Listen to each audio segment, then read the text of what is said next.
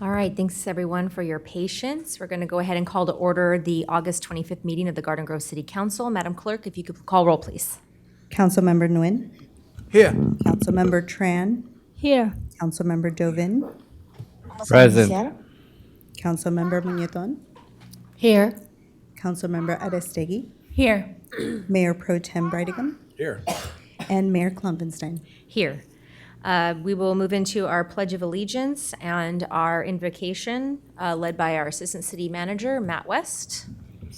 And our Pledge of Allegiance will be led by Councilmember Joe Dobin this evening. Yes, please prepare yourself according to your faith. Dear Lord, as we gather this evening, may our discussions be guided by wisdom, respect, and a shared commitment to the common good. May we strive to build a safe, welcoming, and thriving city where every voice is heard and valued. And Lord, bless those in need and protect all who dedicate their time to serving and safeguarding our community each day. Guide us in our work, and may our efforts strengthen our community with compassion, unity, and hope. We ask this in your name. Amen. Amen. Please face our flag, hand over heart. I pledge allegiance to the flag of the United States of America and to the republic for which it stands, one nation, under God, indivisible, with liberty and justice for all. Thank you. Take your seat.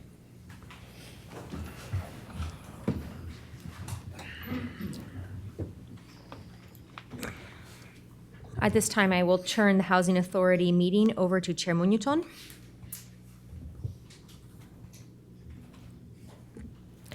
I will now call the Housing Authority meeting to order. Will the clerk please take roll? Commissioner Aristegui, Here. Commissioner Beckles, Here. Commissioner Brightingham, Here. Commissioner Jovin, Present. Commissioner Klumpenstein, Here. Commissioner Philip Nguyen, Here. Commissioner Tan Nguyen, Yeah. Vice Chair Tran, Here. and Chair Muñetón. Here.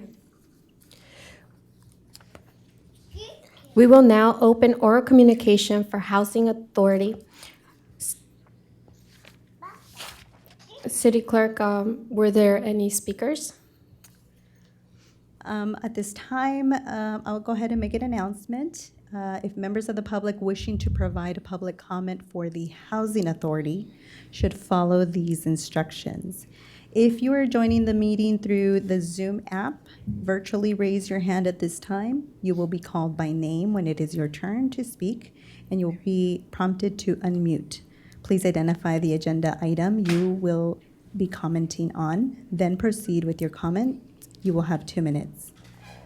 If you are joining the meeting by telephone, you may request to speak by dialing *9 from your phone. You will be called by either the last 3 digits of your phone number or your caller ID. You must dial *6 to unmute. Please state your name and the agenda item you're commenting on, then proceed with your comment. You will have 2 minutes. We ask that you keep your public comments respectful and limited to the matters under consideration. Please note at this time, we will start with in public, but I do not have any in public speakers for the Housing Authority. And let me double check if we have anyone doing remote. I do see one hand raised. Speaker ending in 238. If you are speaking on the Housing Authority agenda, you can go ahead and unmute.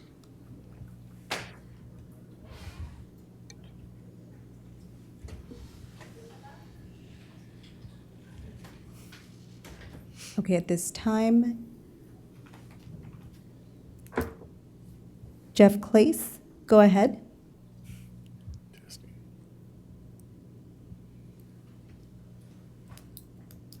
not working. Good evening again, Mayor and members of City Council. This is another check that our remote audio is working properly. Hopefully you can hear me okay.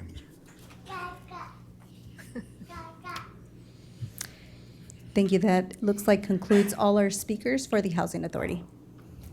We will now close oral communications and move on to consent calendar, agenda items 1 through 3. Move it. Can I get a motion?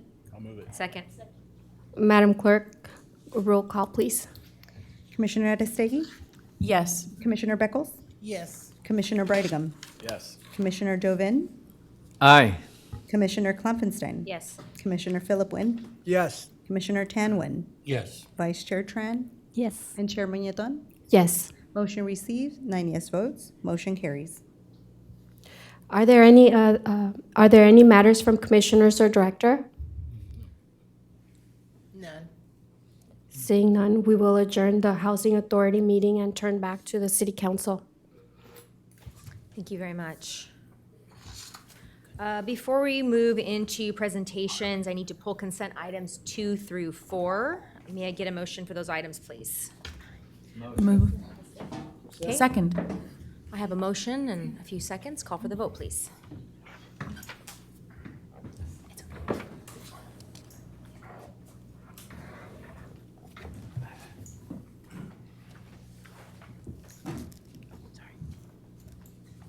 Motion received, 7 yes votes.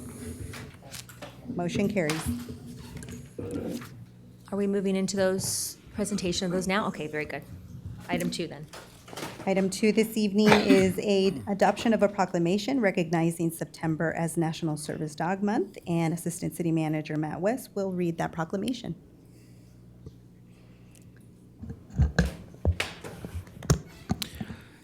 Yes, I will read the proclamation. I would like to invite up Debbie Pavello and those that came with her to receive this proclamation. September is National Service Dog Month. Whereas the City of Garden Grove is committed to fostering an inclusive, accessible, and welcoming community where all individuals are valued and supported. Whereas an estimated 70 million adults in the United States live with a disability, while only approximately 16,000 service dogs from accredited training programs are currently available nationwide, highlighting a significant and growing need. Whereas in 1975, Canine Companions pioneered the concept of the service dog for individuals with physical disabilities, transforming opportunities for greater independence and quality of life. Whereas Canine Companions is a nonprofit organization dedicated to enhancing the lives of people with disabilities by providing expertly trained service dogs and lifelong support at no cost to recipients. Whereas service dogs help empower children, adults, and veterans with disabilities to live more independently by providing skilled assistance, confidence, companionship, and greater access to everyday life. Whereas National Service Dog Month raises awareness of the important role service dogs play, promotes understanding of the rights of service dog handlers under the law, and encourages respect and inclusion throughout our community. Whereas the City of Garden Grove remains committed to creating a community where individuals with disabilities and their trained dogs are welcome, respected, and able to fully participate in civic and community life.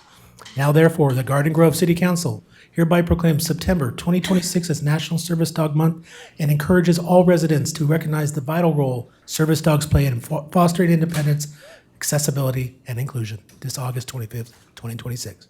Please come up.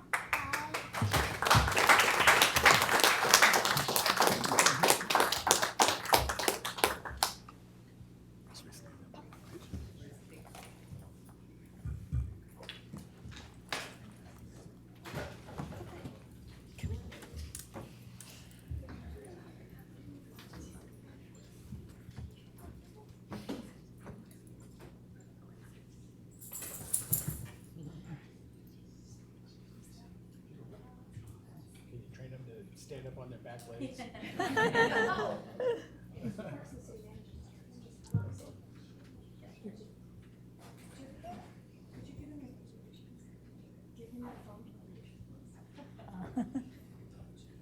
It'll be on the city website tomorrow.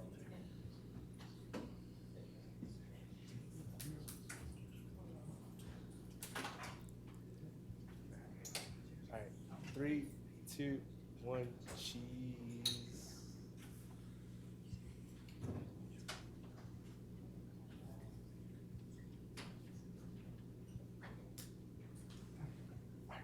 Thank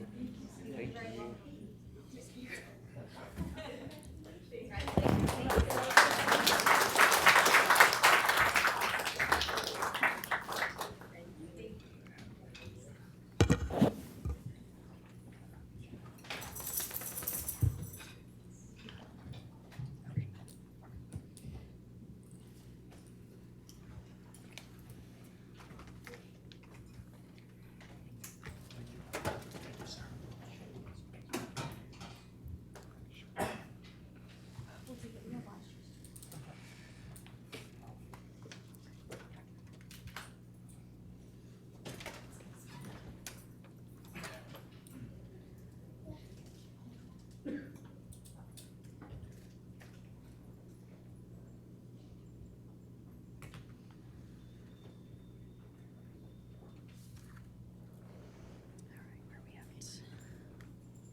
All right, I think we're on to item 3. Item 3 is the adoption of a proclamation recognizing September as Service Clubs Month, and Assistant City Manager Ursula Luna Reynosa will read that proclamation. Prior to reading the proclamation, I'd like to invite from Garden Grove Lodge number 351 the following individuals to please come forward. Bud Ribel, past master, Ramon Gaviola, Jag Giotina, Albert Rivera, Carlos Flores, Victor Pena, and Roger Luna. Whereas service clubs in Garden Grove have been an integral part of the community for more than 60 years, providing opportunities for residents to come together through volunteerism, charitable service, fundraising, and civic engagement.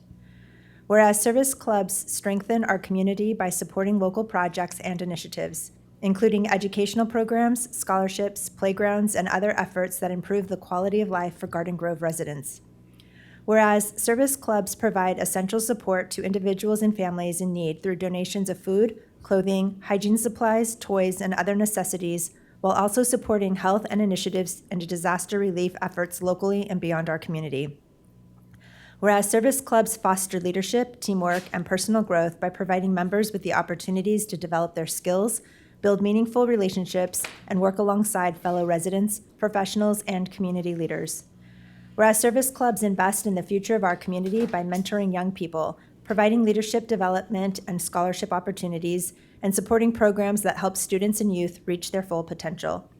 Whereas through volunteerism and community involvement, service clubs encourage civic participation and inspire individuals to make a positive and lasting difference in the communities they call home. Whereas the Masonic Lodge has demonstrated a longstanding commitment to service and community involvement, contributing time, resources, and support to initiatives that benefit residents and strengthen the Garden Grove community. Now therefore, the Garden Grove City Council hereby proclaims September as Service Clubs Month in Garden Grove, recognizing and celebrating the dedication and contributions of service clubs and their members whose commitment to service helps build a stronger, more caring, and connected community. Thank you.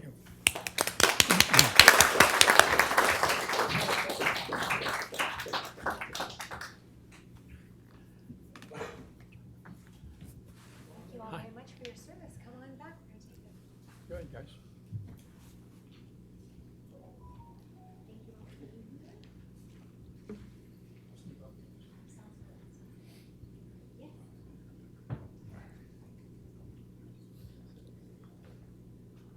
Three, two, one, cheese.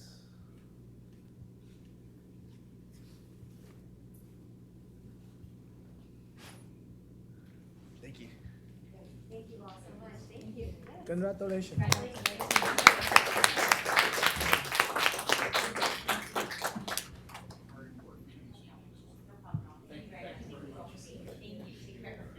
Thank you, gentlemen.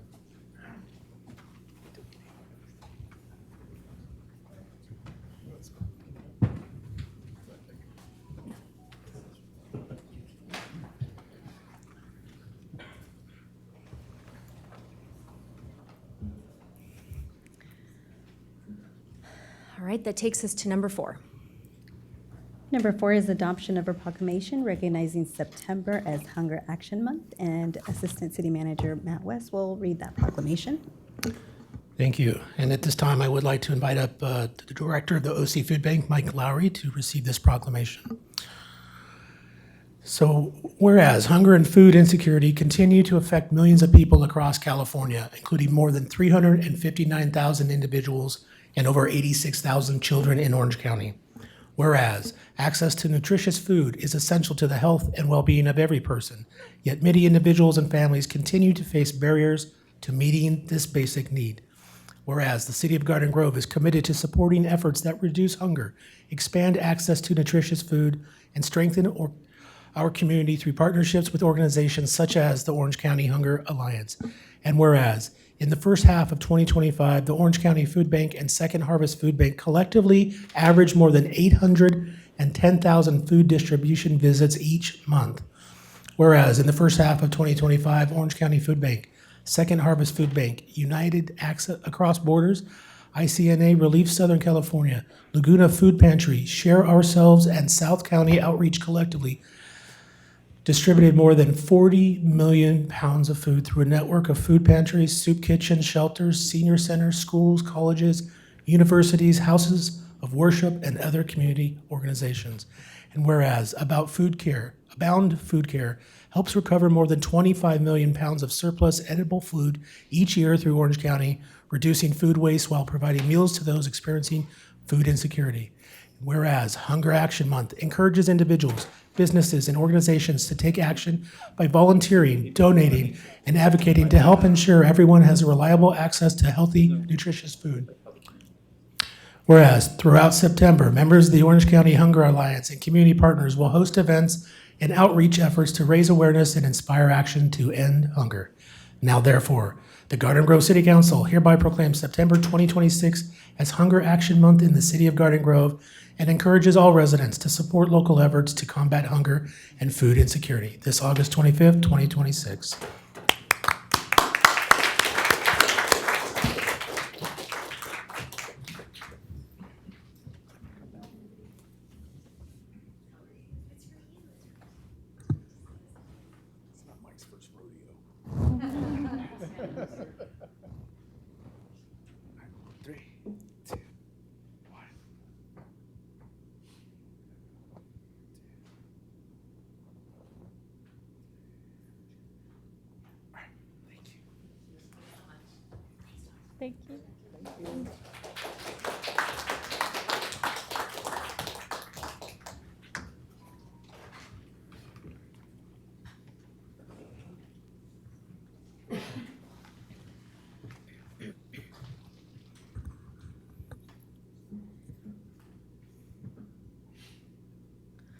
All right, and with that, we'll go back to presentations. Item number 1. Item number 1 is the hazardous materials incident update. Thank you. And City Manager Lisa Kim will introduce that item. Thank you, Madam Clerk. Thank you, Madam Mayor, members of the City Council. This evening, we have representative from GKN, Mr. Steve Carlin, to provide an update to the City Council on the status of the GKN operations. As you may be aware, a recent press release was circulated of an additional claims program that has been recently announced by GKN, and we had invited Mr. Carlin to share a little bit more details and provide and address any questions of the council. Thank you.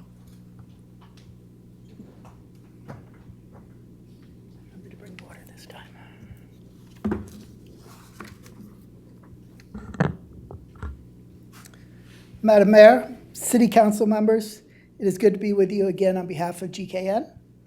Thank you for providing the opportunity to update you on the Garden Grove community. The best place to start is with the announcement yesterday, as City Manager Kim mentioned. GKN is launching a claims program that will provide up to $100 million for eligible residents and businesses seeking to resolve claims for damages connected to the incident in May. This is in line with our commitment that we mentioned the first time to do the right thing, to make things right with our community. This program will include reimbursements for eligible damages like hotel stays, meals, transportation, lost wages, and lost use, and is expected to open for submissions this fall. We are absolutely committed to ensuring it is accessible, straightforward, and easy to navigate. We are going to make sure people know exactly how the program works, what they need to do to file a claim, and when they go, where they can go for help. You've been very patient with us as we've worked to make this announcement and set this claim program up. We are working as quickly as we can to have the program open for claims this fall. As we get closer to program launch, GKN will host a series of community events where people can ask questions and get help with the submission process. We will share additional information as soon as we can. All the latest information on the program and the community events will be posted on our website, gkngg.com. With regard to the plan itself, the vast majority of the facility was not affected by the incident, and our dedicated and highly skilled employees, many of whom are in the room tonight, have been working in those areas for some time. As the site is critical to commercial aviation around the world, as well as U.S. national security, We are eager to continue delivering some of the highest quality aerospace windows in the world. To that end, GKN has been working closely with a wide range of federal, state, and local regulators and third-party industry experts to safely reset the remainder of the facility with the appropriate oversight. That work has included months of inspections by experts, upgrading our safety equipment, and adding monitoring devices to support ongoing and future safe operations. Safety for our employees and the community is the absolute foundation of every step we take.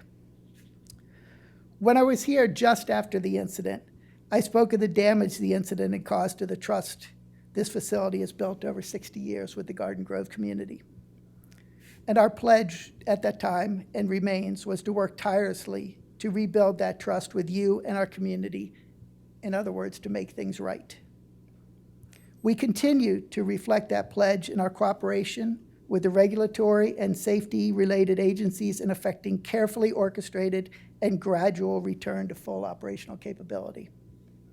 The claims program is another important step and an indicator of our commitment to our community and how seriously we take our responsibility to our neighbors. Thank you for the opportunity to provide the update. I look forward to answering questions.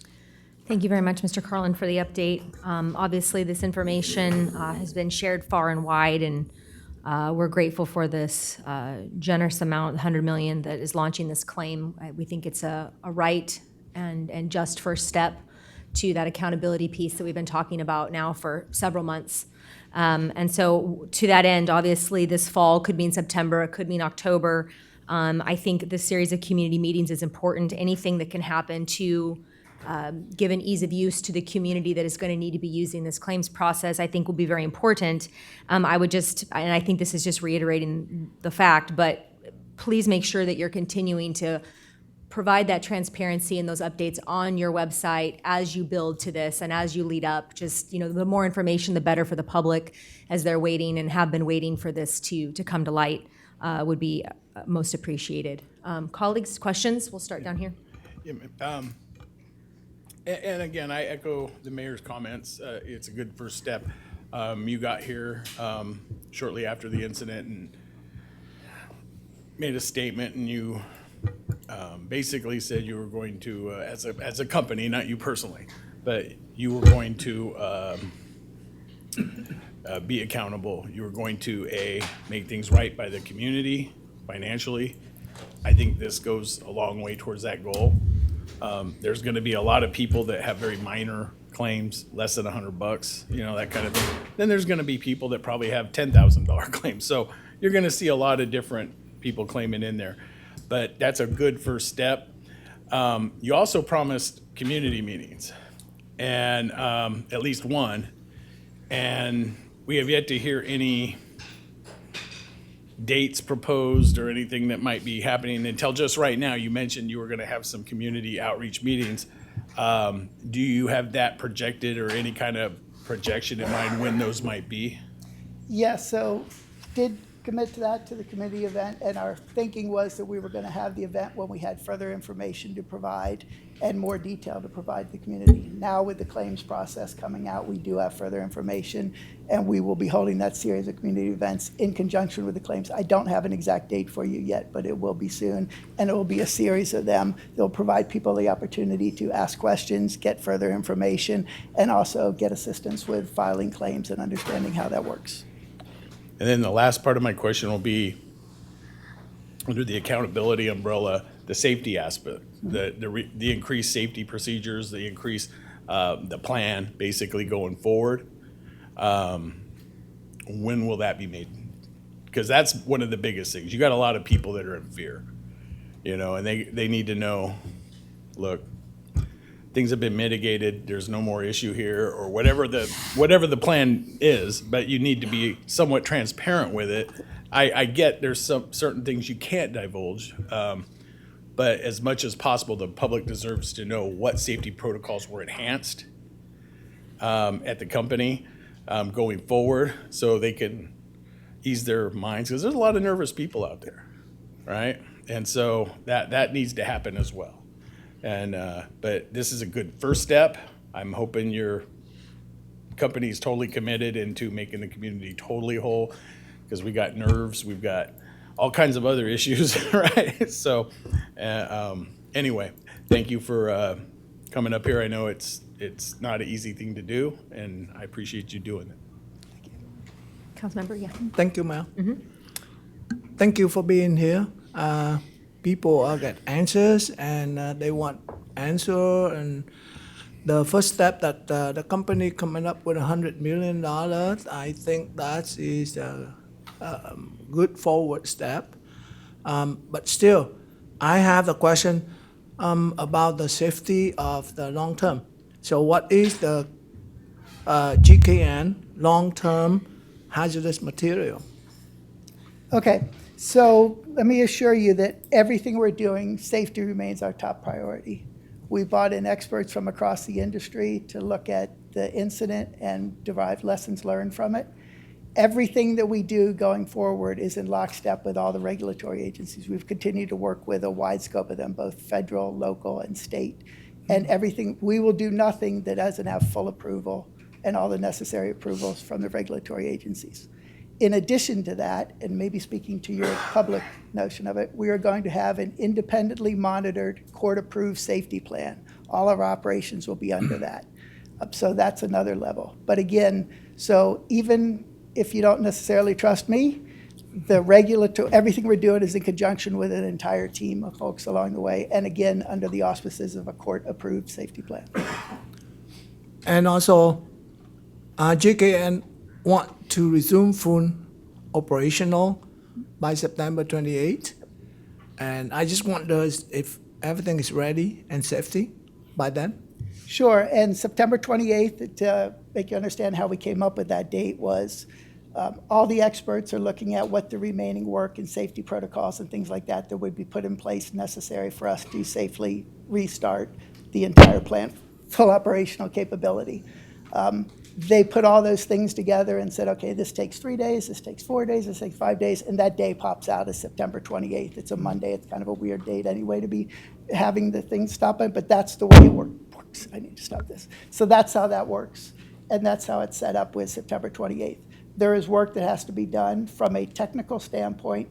That is the date that we think we can be up and operational.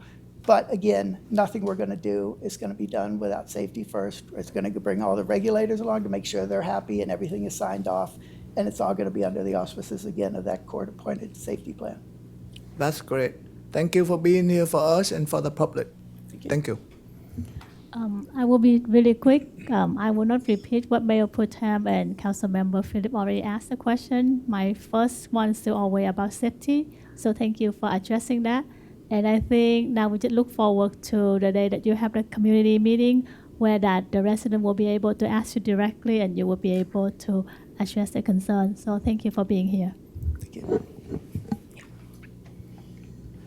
Thank you, Mr. Carlin. I have a couple of comments, a couple of requests, and a couple of questions.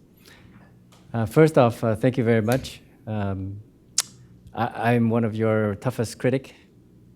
The 3 million or 3 million something that was initially available, I consider that a drop in the bucket. But with the 100 million, that seems to be the bucket. So we hope that we can make our residents whole and businesses in this area. We will need timelines on when the claim process will be available for people. And so please update. I think your press release earlier this week was very effective. And keep putting out those press releases and come to our meetings. Until you have your town hall meeting, this is a town hall meeting. Come here and talk to us. You have this forum. We're here to let the public know any new information you have. You're welcome to come to our meetings every time. So you use us. This is a town hall meeting. And make the process friendly. My request is this. Please screen in, don't screen out. When you have an applicant or a claimant, give them the benefit of the doubt that they had suffered those damages. Screen them in. approve expeditiously and get those checks cut out. That's my request. Please, screen in, don't screen out. Give everyone the benefit of the doubt. And lastly, my question to you is, you have heard your critics, you have heard me loud and clear. Some, not me, some, have asked that GKN cease operations and move beyond the city limits. What are your challenges, and why should we not take the side of those who want you to cease operation and move out? Why? Give us your reasoning, give us your best persuasive argument, and you're going to hear a lot of critics tonight. They'll be coming speaking right after you. So here's your opportunity. Convince us that you're a good corporate citizen, that you belong here, and you'll be a good operator, you comply with all the safety regulations. And one last request. When and if you do decide to open September 28th, I would like to tour your facility. And any leaders here, any officials, or any public person, can you please find a way to assure us that we're safe? We will tour your facility. I will set foot on GKN. I will walk around those tanks, and I will feel like, yeah, you're taking care of business. I'm okay here. And the residents will be okay here. Nobody's at risk. Can you make that happen? Can we tour your facility before you are back in operation producing products with MMA? Yes, the simple answer to your question is yes, and I offer the invite out to anybody of the council members who want to come to tour at any time. We've done over the last 3 months many tours as we're going through, and then obviously we've been working closely in hand with the regulators who are on site all the time. So more than happy to do that, and it's just hot in August, but more than happy to have you go through any tours or anything like that along those lines. As far as the other question, kind of goes back to the statement before. I know when this incident, you can build up 60 years of good trust in a neighborhood, which is what we did. And one incident can trash that 60 years, so we have a long way to go to make that up. I think the very steps that we are taking by having independent monitoring, signing up to even more regulatory oversight than we've had before. And remember, even prior to this, we operated in a confluence of two of the most highly regulated industries in the country, chemicals and aerospace. And we were kind of right in between the two of them for going through.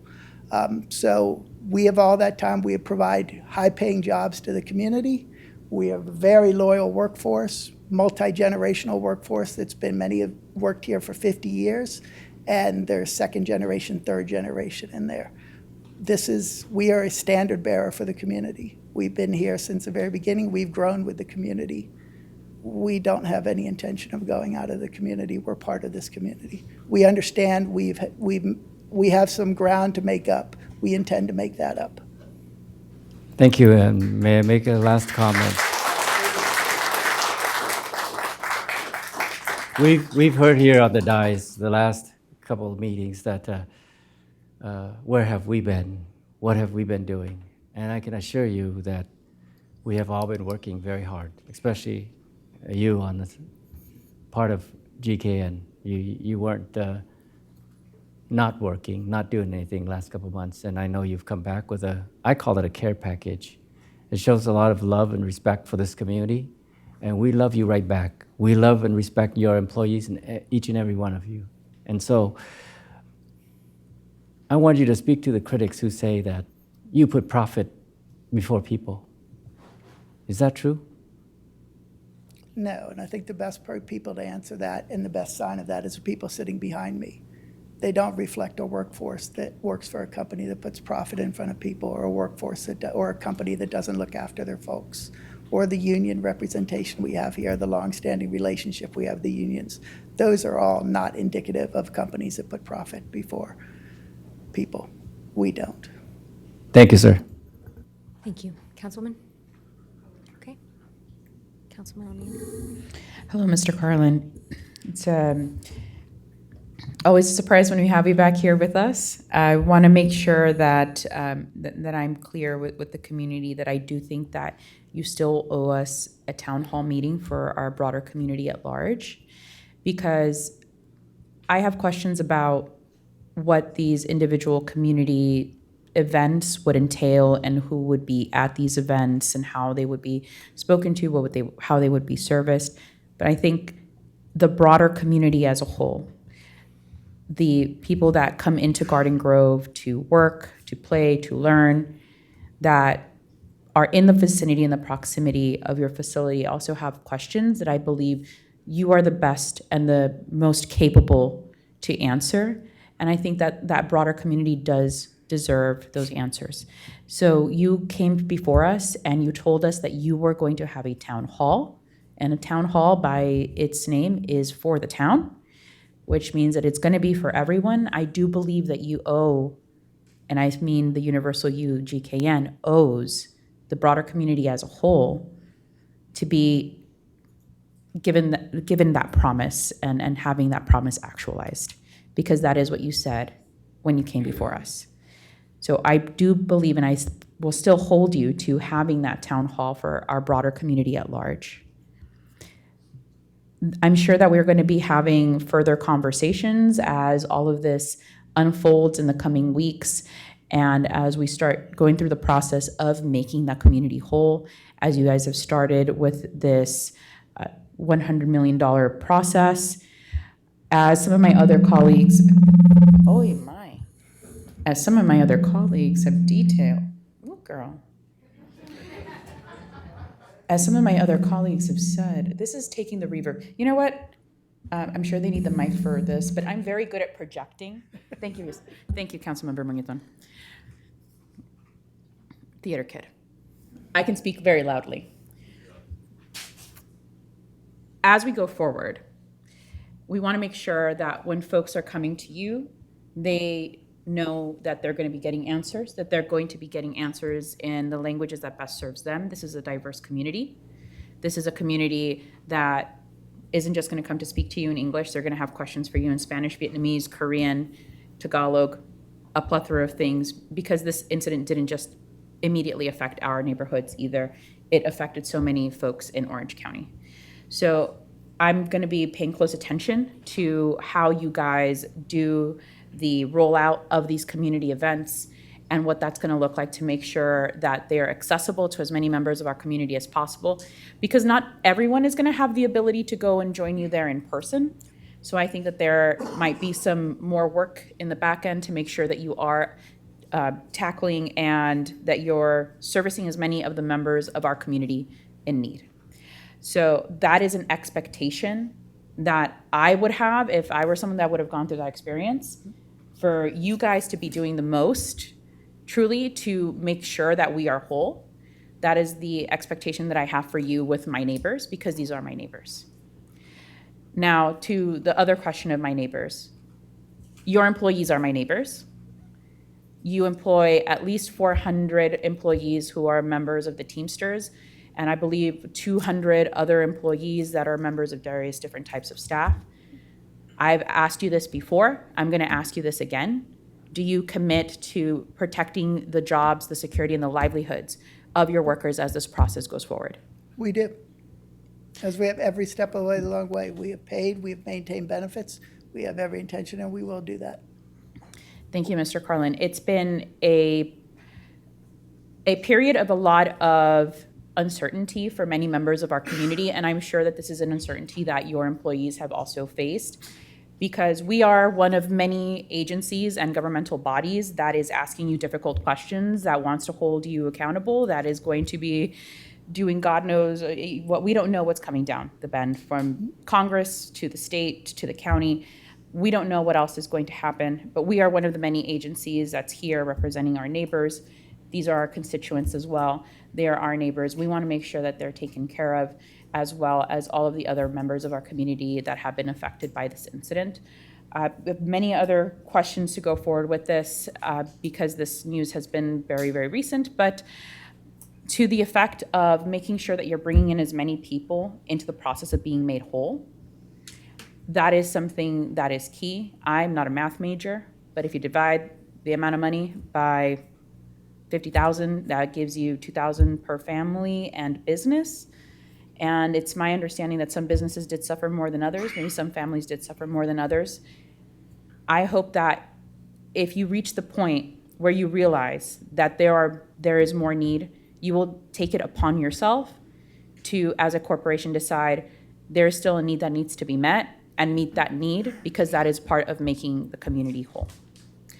So I thank you for your commitment to making sure that your workers are still going to be taken care of, to continue to go through this process. We're going to continue holding you to a town hall, and we are going to continue in conversations because we don't know how long this process is going to take.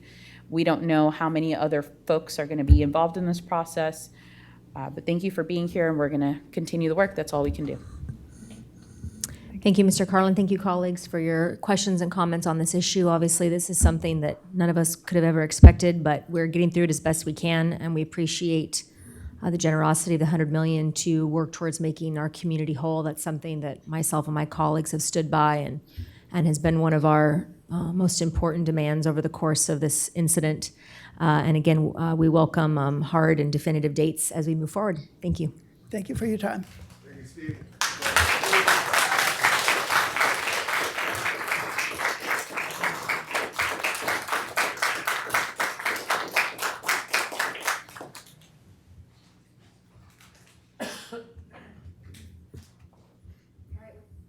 All right, with that, we will head into oral communication. And as we open oral communication, we ask that the public be patient as you wait to be called on, and that you keep your public comments respectful and within a 2-minute time limit. Any person making impertinent, slanderous, or profane remarks, or who becomes boisterous while addressing the city council, will be called to order. If the conduct continues, you'll be barred from addressing the city council any further and removed from the meeting or remote participation. The city clerk will now provide instructions for remote participants. Oral communications is the time for general public comments to address the city council, the successor agency, and the sanitary district, heard simultaneously. If you are joining the meeting through the Zoom app, virtually raise your hand at this time. You will be called by name when it is your turn to speak, and you will be prompted to unmute your microphone on your device. You must click unmute. Please identify the agenda item you are commenting on, then proceed with your comment. You will have 2 minutes. If you are joining the meeting by telephone, you may request to speak by dialing *9 from your phone. You will be called by either the last 3 digits of your phone number or your caller ID. You must dial *6 to unmute. Please state your name and the agenda item you are commenting on, then proceed with your comment. You will have 2 minutes. Please note at this time we will begin with in-person speakers followed by remote participants. And at this time, I'm going to go ahead and queue up our speakers. First, we'll have Dieter Heisen, followed by Sophia A. And after Sophia, we have Rema. Dieter?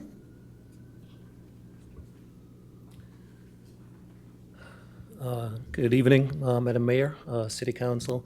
My name is Dieter Hissen. I'm the General Manager of the Marriott Suites Anaheim, as well as the President of the Garden Grove Tourism Promotion Corporation, which represents 10 hotels in Garden Grove, the 10 big hotels in Garden Grove. I have 2 supporters here. I have Christine Hall from the General Manager of the Hyatt Hotel, as well as Diane Blake, General Manager of the Embassy Suites with me. There's a couple of GMs that are on the call right now. We are here to strongly support the agenda item number 15 today. That is going to be the reading of the ordinance for the employee protection within hotels, otherly known as a panic device. So it is a employee protection. One of the biggest concerns that hotel general managers and hotel owners have is the safety and security of your employees as well as of your guests. These devices, which will be implemented if this ordinance will be passed, will ask us to employ these devices that are panic devices. So in case someone is in a room or in an area where they're by themselves, they can activate that, and there will be a safe recovery of such situations, right? I think Garden Grove has a very safe environment. We have some statistics and some data that proves this from the police department as well as ourselves. However, this will take it on a whole new level, a little further than what is required by law and by anything else. And so we strongly support the City Council to consider this and implement it. 2/3 of the hotels in Garden Grove already have these devices in place. Some of them must have it for 3 and 4 years. There's a couple of hotels that still have to implement them, and they're well on the way to do that. So we ask you to support it, and we thank you for your time tonight. Thank you. Sophia A. Sophia A.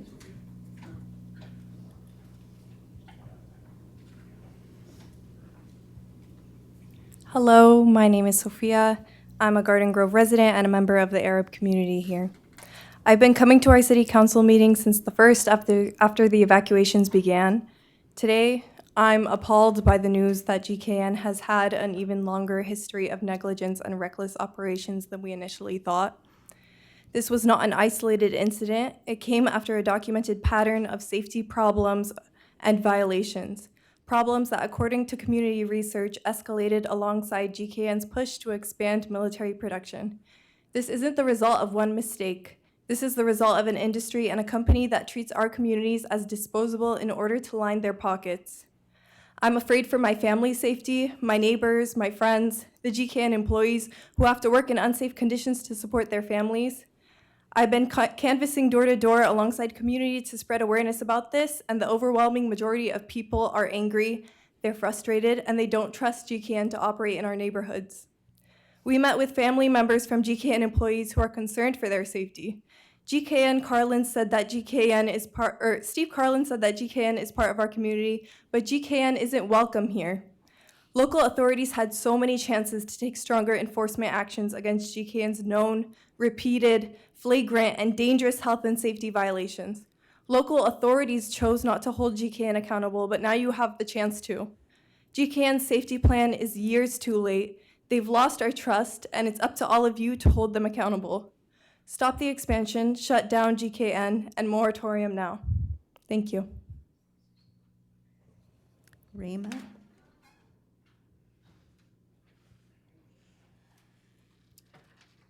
Good evening, City Council members. My name is Rahma, and I'm here to strongly urge the Council to impose an immediate moratorium on GKN. And I want to first address the $100 million compensation program, because I think it's important for us to be really clear about what it does and what it doesn't accomplish. First, financial compensation is not full accountability. And while I agree that it represents an important and necessary first step, there are still a lot of unanswered questions, including the eligibility criteria for the compensation program, and it doesn't also undo the damage that the 50,000 people that had to evacuate were exposed to, nor does it absolve GKN from their complicity in the genocide on Gaza and the war on Iran. Second, this $100 million announcement is being presented as a win primarily for residents, but it's interesting to kind of take a look at who actually benefits from this. GKN's parent company, Melrose, their stock value jumped more than 8% from last night after this announcement. And financial reporting states that this is because they have avoided criminal charges from the DA. It remains unclear whether or not health-related losses will even be covered, and most of the details do not seem to be fleshed out. Third, and most importantly, the council does not need to wait for a number of months before acting. I remember from the last city council meeting, y'all shared with us that you were waiting on the incident reports from various agencies. But a moratorium is exactly what you should impose when a facility has already created an unacceptable public safety risk and the full facts are still being established. You have the authority to stop expansion and prevent business as usual while those investigations happen. You have the power and the responsibility to impose a moratorium now, and I strongly urge you to do so. Thank you. Next three speakers will be Amir, Hanan, and Alex Ramirez. Amir?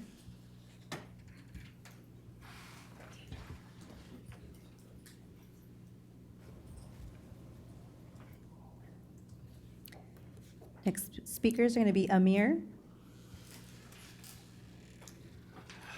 Council members, city leadership, good to see you all. I know many of you from the past have worked with you, former executive director of the Sun Society of Orange County. I'm with Orange County for Justice in Palestine. I'm not going to lie, I'm a little concerned at the council's direction today. It seems to me that $100 million was all it took to change the direction of city leadership's protection of its citizens. Councilman Joe Devin, you said no one wants a bomb next to your school that can go off at any time. And that was a courageous statement because I think we all agree with that. But it seems like $100 million is actually all it took for us to switch sides. I don't understand GKN's logic here. He says they're taking more safety measures and complying with more regulatory procedures. What were they doing before? Were they ignoring safety measures? Were there regulatory procedures that they simply didn't want to pay for? Were there procedures that their company just decided weren't worth it? I think those are the tough questions the council actually needs to dig into. And that is exactly why we've been asking for a moratorium. The council made an honest, smart decision in evacuating 50,000 residents because that was the mitigating risk. You mitigate risk when you're in leadership positions. But now it seems like we've just waited on the company to tell us what their plan is, and we're not mitigating risk. The more responsible position would be to enact a moratorium immediately until the council can confirm themselves that what the billion-dollar corporation is saying. They made $800 million today, $800 million in one day, and $100 million is going supposedly to the residents. We've yet to see any of that to be true, and I'm sure we're going to get notice of all of that. I'll just leave with this for the council. The famous saying, if you fool me once, shame on you. If you fool me twice, shame on me. I would really love to see a moratorium in place with the council. Thank you. Hanan. After Hanan, we Excuse have- me, pardon me. We have a point of order since Councilmember Dovin was personally acknowledged. Thank you, Mayor. Thank you, Council. And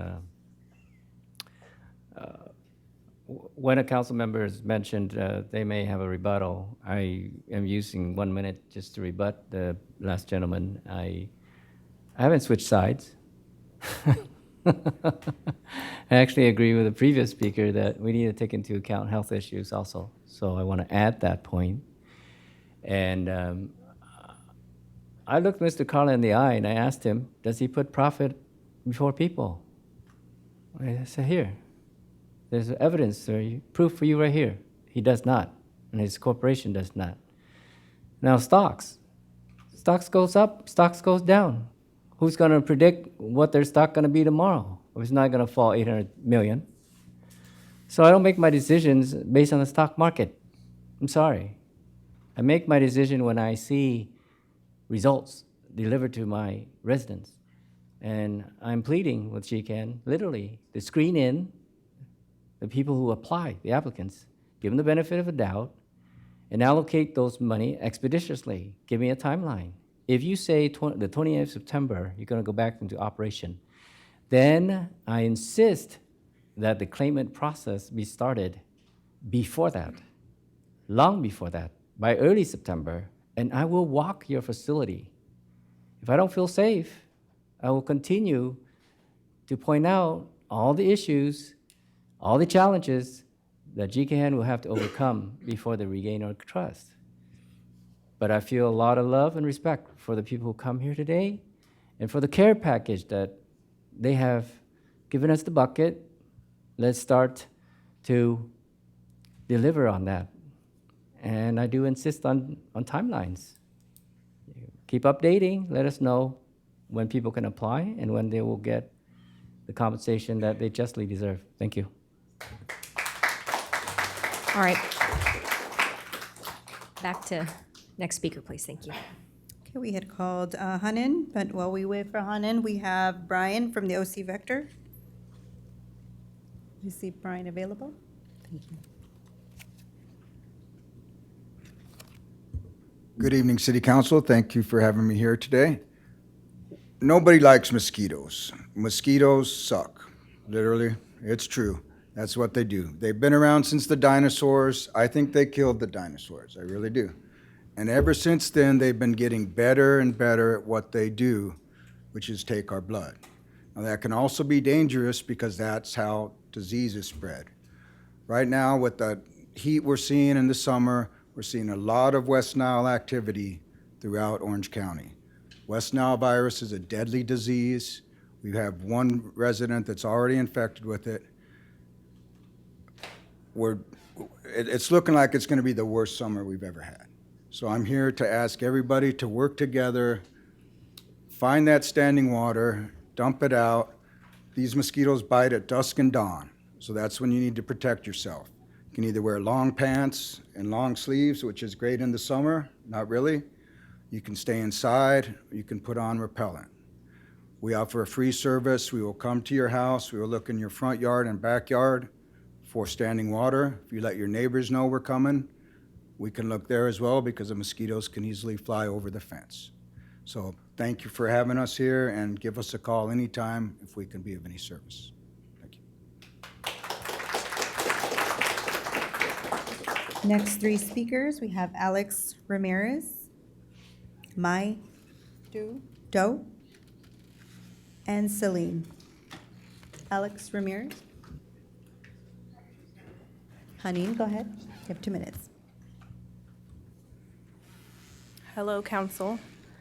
My name is Haneen, and as a resident of Garden Grove for almost 25 years, I come here with my community to hold GKN accountable for their actions of putting the residents of Garden Grove and the neighboring cities like Stanton and Westminster at risk of a chemical and environmental catastrophe back in May.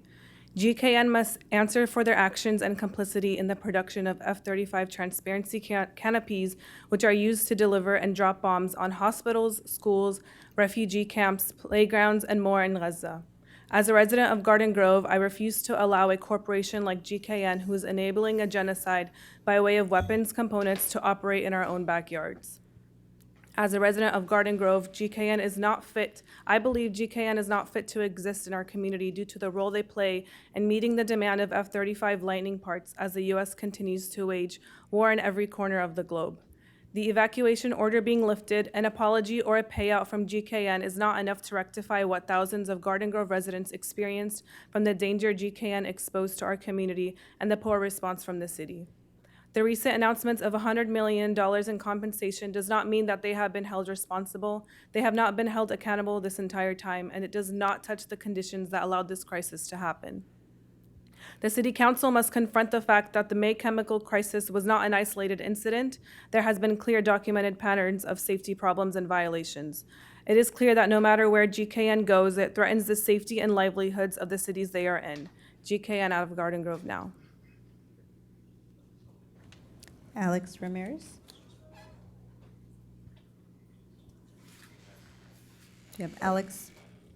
Go ahead. Good evening, council members. I'm Alex Ramirez. I'm a worker at GKN Aerospace. I'm also a shop steward for Teamsters Local 952 for the members of GKN on the shop floor. You guys were asking for a argument to show you guys why we should stay there. I turn around, and if my Teamster brothers can stand up.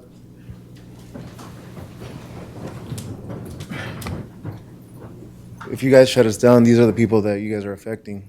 I myself, my wife and I, we both work there at GKN. You guys shut us down, our whole household crumbles. You guys say that they put profit over people, but when the incident happened and they were closed down for a month, they made sure that our health and welfare was paid. They made sure that we had money to eat each week. They still paid us our wages. And even now, any other company would crumble and would start giving layoffs. These guys have ensured that we still have work. They're still making sure that we're still coming into a paycheck. They're still making sure that we still have our health and welfare to provide for our family. All I can ask is just look at these people here that showed up today. They're asking you, we're asking you, we feel safe. You guys are asking if it's safe enough to work there, to have a tour and walk around. This is just 50 people that work there every single day. And there's 400, and you guys said it yourselves, there's 600 people that work there. And we feel safe to be at that facility. So please reconsider it and just let us keep working. We want to just get back to work, continue making windows.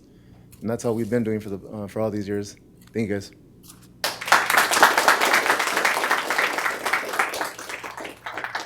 Mai Do.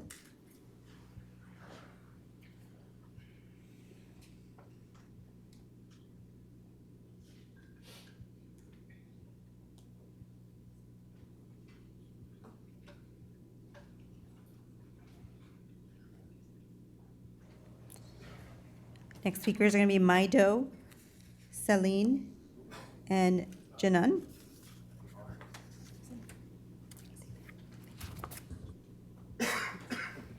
Good evening, council members and mayor. I'm Dr. Mai Nguyen-Do, Research and Policy Manager at the Harbor Institute for Immigrants and Economic Justice. So I have a copy of a document for each of you to look at. Hopefully it's getting passed around. We've compiled a sort of reminder to provide an overview of a handful of the major safety and health violations and risks posed at the GKN facility that have already been widely reported on.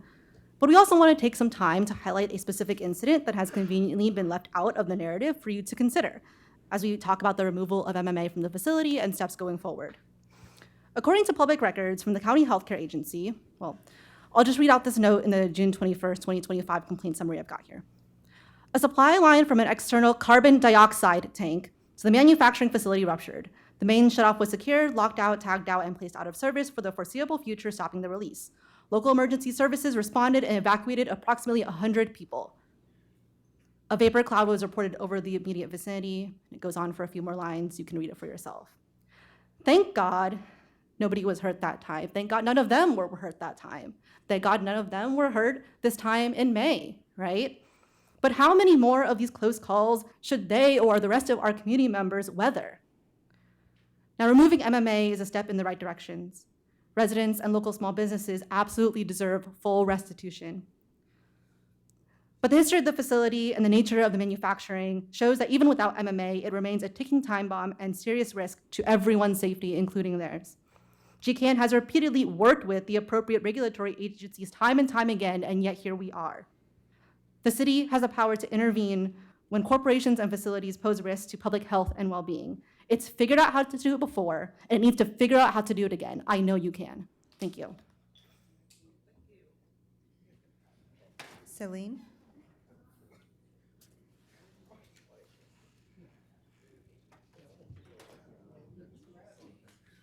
Go ahead. Hi, everyone. My name is Celine, and I'm a member of the local Palestinian and Muslim community.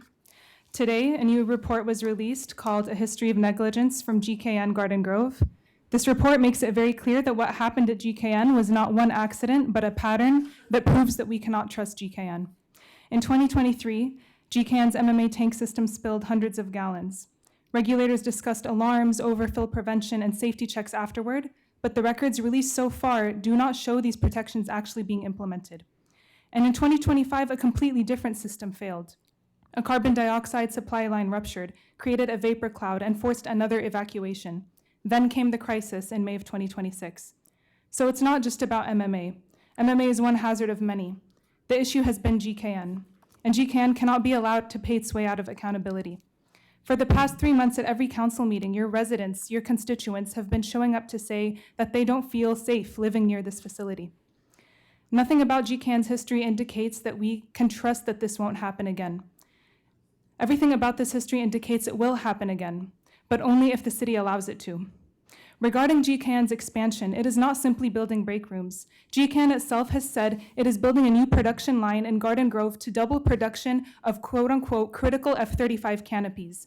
These are not random parts. The F-35 fighter jet cannot be mission capable without this specialized canopy. And our research here has traced Garden Grove canopy contracts to F-35 aircraft specifically destined for the Israeli government. So what is developed here at the Garden Grove facility has been used to drop bombs on the family members of people that were impacted by the crisis right here in Orange County. What is developed here in Garden Grove is used to carry out airstrikes on people in Gaza. So this raises an important question for you all. Will Garden Grove residents continue to face the risks of hazardous military manufacturing so that GKN can produce more military cargo for Israel? The city cannot say today that it needs more information while ignoring the information that was already available when expansion moving forward. Don't allow Garden Grove to become the place where corporations can Next speaker, please. We have Janan. And then we'll have Tang Tran, followed by Sophia Tran. So Janan, go ahead.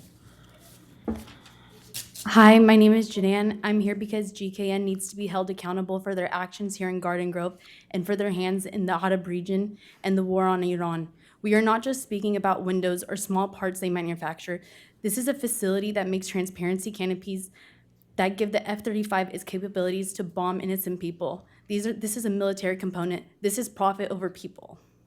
GKN has publicly sought to expand the production.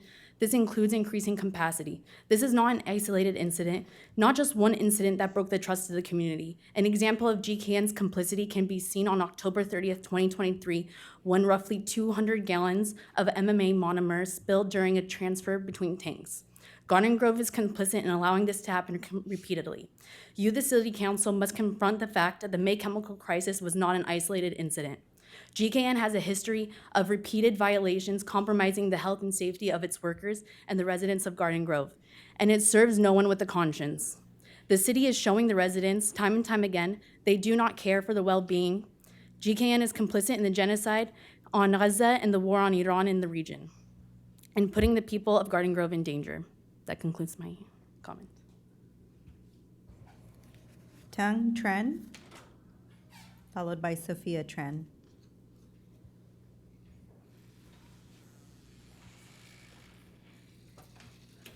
Good evening, City Council. My name is Sophia Tran, and I'm a senior at Bolsa Grande High School and a member of Viet Rise, an organization that works with immigrant and working class Vietnamese communities in Little Saigon to advance racial and economic justice. At first glance, GKN's $100 million offer to residents who have been impacted by the GKN chemical crisis may seem promising, but when taking a second look and breaking down the math, when evenly distributed among the 50,000 residents who, by the way, are still continuing to feel the effects of this chemical crisis, what is the total amount we get? $2,000 per resident, an estimate that does not take into account impacted businesses nor reimbursements to emergency responders during the crisis. Is this GKN's price tag on the safety of our community? The truth is that no matter the amount of money GKN commits to publicly, the safety of our neighbors and loved ones should be paramount. Certain council members may feel satisfied with GKN's promises, hoping that outrage over GKN's presence in our backyards will blow over. It will not.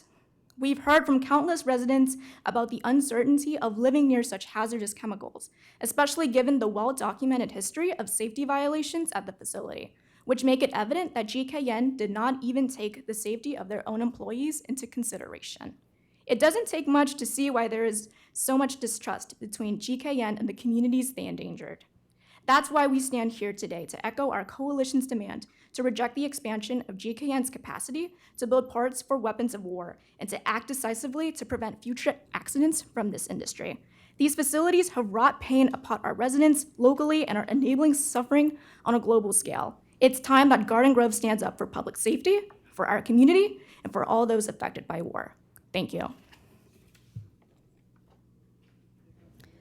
Next three speakers will be Kevin Diaz, Alyssa Sarpi, do we have Kevin Diaz? Yeah. Go ahead. Hi. Good evening, Mayor and members of the City Council. My name is Kevin Diaz, and I am a resident of Garden Grove, speaking on behalf of item number 16.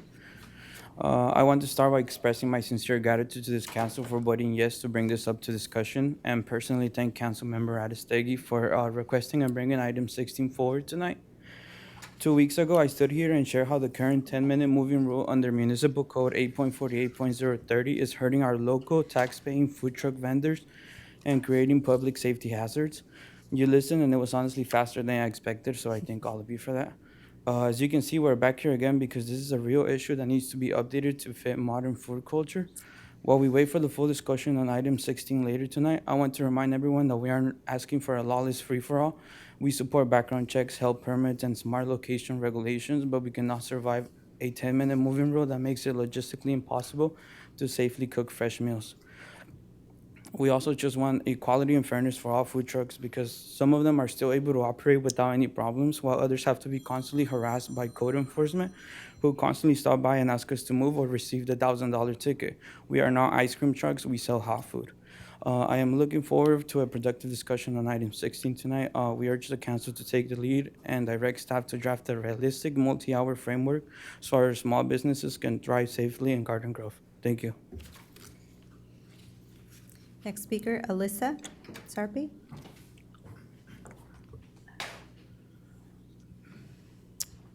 Good evening, Mayor and council members. My name is Alyssa, and I work at GKN. I am here tonight not just as an employee, but as a mother who depends on this job to provide for her daughter. She's right there. At GKN, okay, my job at GKN gives me stability and allows me to take care of my family. For many of us, this isn't a temporary job, it's a career. I work alongside people who have been here for over 35 years, and I have dedicated a big part of their lives to this company. At GKN, we make windows, and we take a lot of pride in the work that we do. I understand that the city and the residents have concerns, and we want our community to be safe too. I also think that it can be easy to judge GKN from the outside when you aren't physically inside the facility every day, seeing the changes that are being made and the work being done to make our facility safer. As employees, we see those efforts firsthand. We see the changes, the precautions, and the work being done to address the concerns that have been raised. I'm asking the city and the community to please work with GKN to find a solution that keeps everyone safe, while also allowing us to continue doing the work that we take pride in.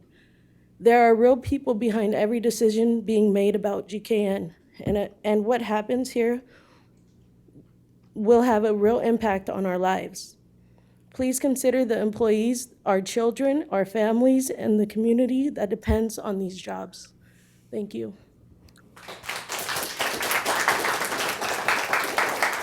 Next speaker, Maria Betancourt. And followed by Maria, we have Carmen Boyas and David.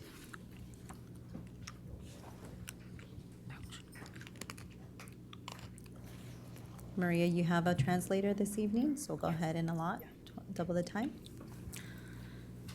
Buenas noches, señor alcalde y miembros del Consejo Municipal. Me llamo María Betancourt y estoy aquí esta noche como abuela, pero también como miembro de la comunidad de Garden Grove. Intervengo porque me propongo al consumo de tabaco en nuestros parques y el efecto que ésta tiene en nuestros niños y familias. Como abuela, una de las cosas que más disfruto es pasar el tiempo con mi nieta en el parque.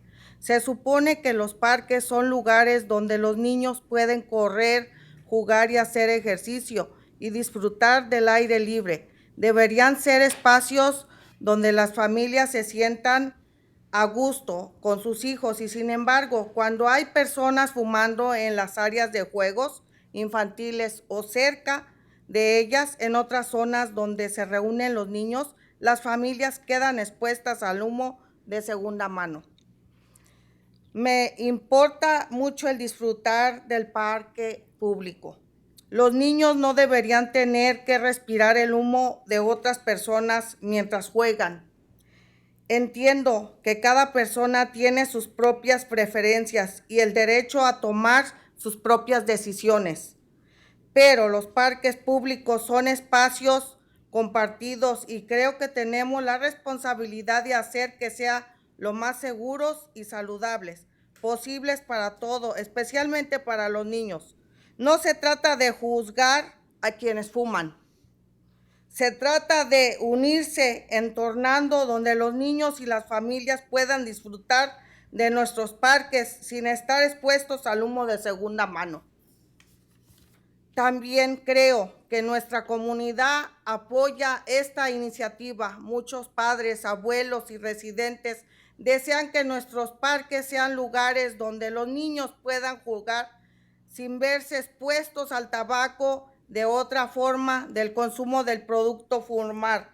Solicitamos al Consejo Municipal que considere de declarar los parques de Garden Grove libres de humo. Incluye las áreas de juegos infantiles, las canchas deportivas, las zonas de picnic y otros espacios donde se reúnan las familias y niños. Sé que modificar una política municipal requiere un análisis detenido y respecto al trabajo que conlleva tomar estas decisiones, pero le pido que escuchen a las familias y a los residentes que solicitan este cambio. Como abuela, quiero que mi nieta crezca disfrutando de nuestros parques, jugando con otros niños, teniendo la libertad y de no respirar el humo de segunda mano. Nuestros parques pertenecen a toda la comunidad. Deben ser lugares acogedores y saludables para todo. Por favor, ayúdenos a lograr los parques de Garden Grove estén libres de humo. Gracias por escucharme esta noche y tomar en cuenta las inquietudes de toda la comunidad de Garden Grove. Buenas noches. Gracias. I have her statement written in English, and hopefully I could read it with the passion that she has right now. Good evening, Mayor and member of the City Council. My name is Maria Betancourt, and I'm here tonight as a grandmother, but also as a member of the Garden Grove community.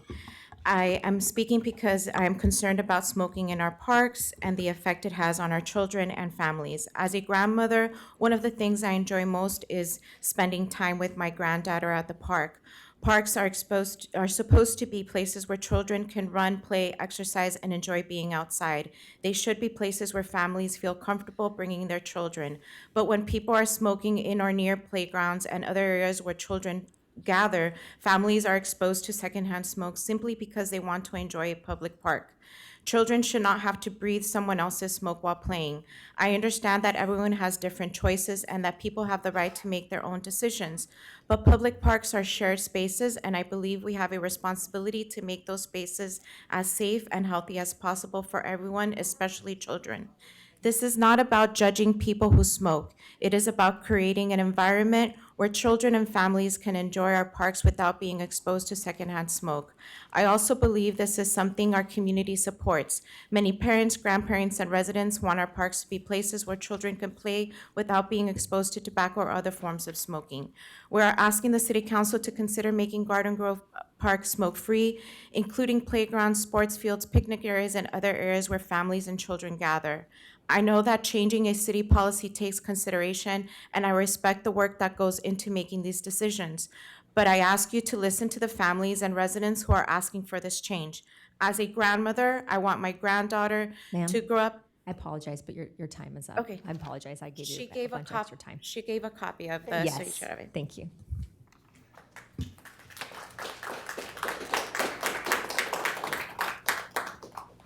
Next speaker, we have Carmen Boyas. Was that Carmen? I thought it was Benacorte. Carmen also has a translator. Speaking time is 2 minutes, and you get 4 minutes total with the translator. Can I just have She a, doesn't have it written this time, so I'm gonna have to do it back and forth. this okay, so will it be 4 minutes placed up there, or is it Yes, 2 I will minutes? and- reset it to the 4 minutes. Okay, perfect. Thank you. Buenas noches y gracias por recibirnos. Good night, and thank you for receiving us. La vez pasada vine como mamá Last time I came as a mother, y ahora vengo como futura abuela and now I'm coming as a future grandmother. y vengo porque tengo la ansiedad que mi futuro nieto vaya a tener también asma por segunda mano del tabaco. And I come here with fear that my future grandchild may also have asthma because of secondhand smoke exposure. Esta vez a mí me tocó ir al parque a recoger colillas de tabaco y fue algo impresionante.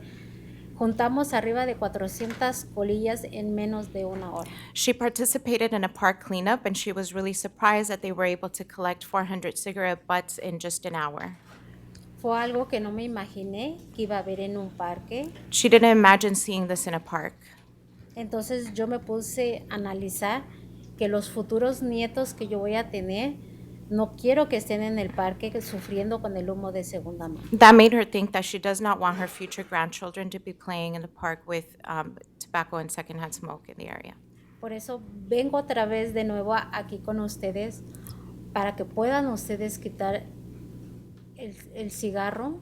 So she comes here Hacen en urging los you parques. to take away tobacco from the parks. Sí, porque es algo que uno no puede ver, ustedes no lo pueden ver, pero es algo que yo me quedé impresionada en menos de una hora juntar tantísimas colillas de cigarro. Es algo impactante. You may not have seen that or have experienced it, but being at a cleanup where you pick up 400 cigarette butts in 1 hour, it's really impactful.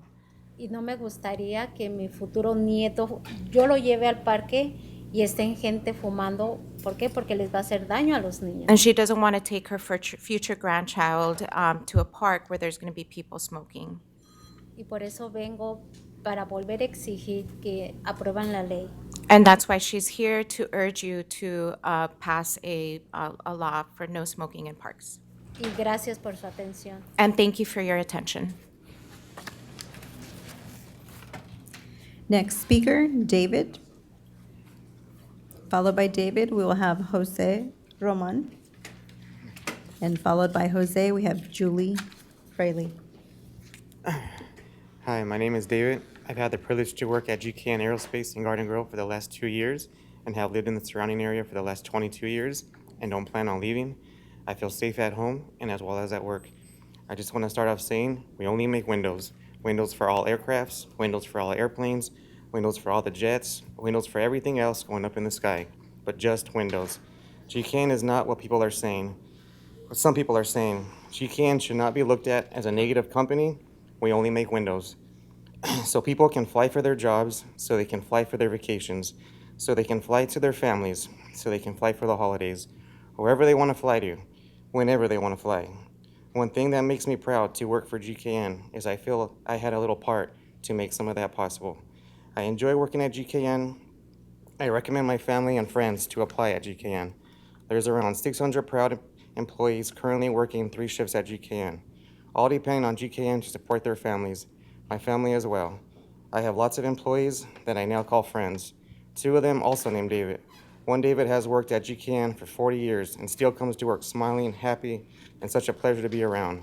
The other David is 72 and refuses to retire because he takes pride in everything he does and loves reminiscing about all the good times he's had throughout the years working for GKN. I hope that we can keep GKN doors open and keep everyone working and keep everyone in the air because you can't fly without a window. Thank you. Jose Roman.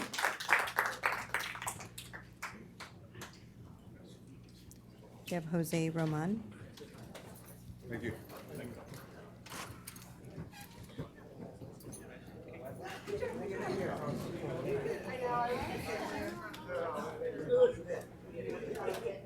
I think this is a good time to have a next speaker. Good evening. My name is Jose. I'm here to speak regarding the food truck vendors that have been fined and removed out of Garden Grove, including my father's family-owned truck. Our first 2 years in business here in Garden Grove, we had no issue selling, but last year we were fined over $7,000 in tickets, and this year over $5,000. We pay these fines to continue to work in the city of Garden Grove in hopes that we don't lose our customers that took us over 4 years to build. Unfortunately, these fines got out of hand. We're getting out of hand, and we had no choice but to leave and look elsewhere. What we don't understand, and also looks bad on the city management, is despite us being removed, there is now 2 food trucks operating and running with no issue at the same spot we used to sell out of.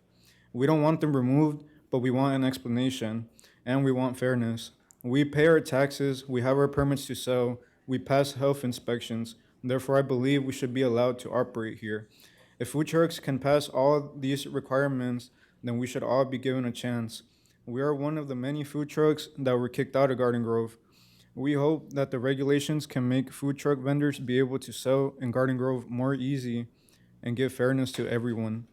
Because we have asked other food trucks in Garden Grove if they had fines or issues with the city, and they said no.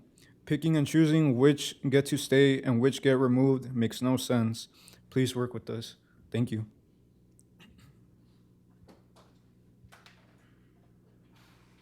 We have next speakers, Julie Fraley, Elena Hernandez, and then Zenor. Julie? Julie Fraley, followed by Elena Hernandez and Zainor.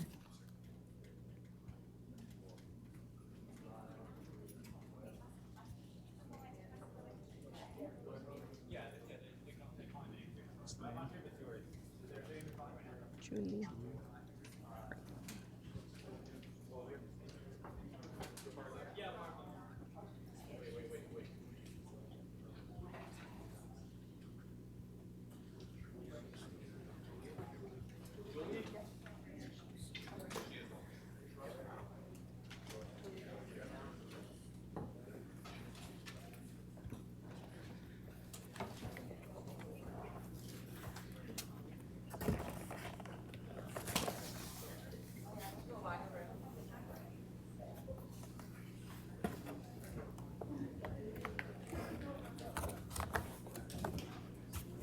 Hi, my name is Julie Fraley, and these are all the people that are affected in Garnet Grove that spoke on this card for you guys.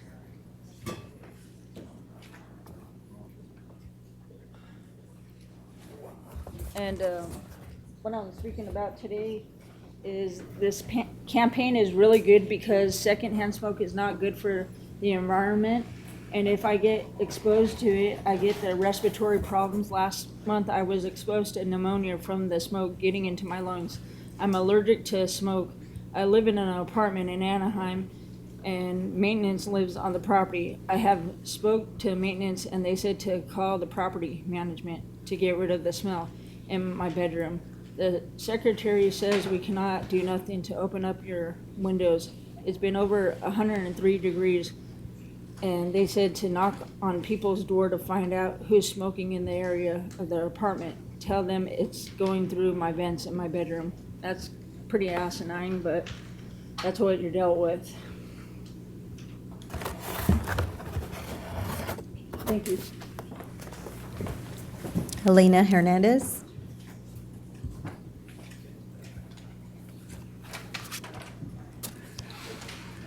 Good evening, Mayor and council members and all the audience that came tonight to support whatever group that, they want to speak up on. This is about the third time that I've come down here, and I would like to share with you something about why I'm against the non-smoking in the parks, because I'm a widow twice, and both of my husbands smoked. Okay, and so my children have never smoked because they also were affected when their fathers were living, with the smoking inside the apartment. So I think that we need to really be more aware of what's happening because that secondhand smoke is bad. My sons were very blessed that they didn't have anything affecting their health because I made sure that he went outside to smoke. But I hope that all of you will remember that there's the generations coming up, and we need to keep our parks nice and clean. And thank you very much for all the time that you have listened to our comments. God bless you. Next speaker, Zenor. After Zenor, we have Leonard De La Rosa, followed by Marco Alcala and Mohsen Ahmed. Zenor? No, never. Zenor? No. No? Okay, go ahead. Go ahead, Leonard.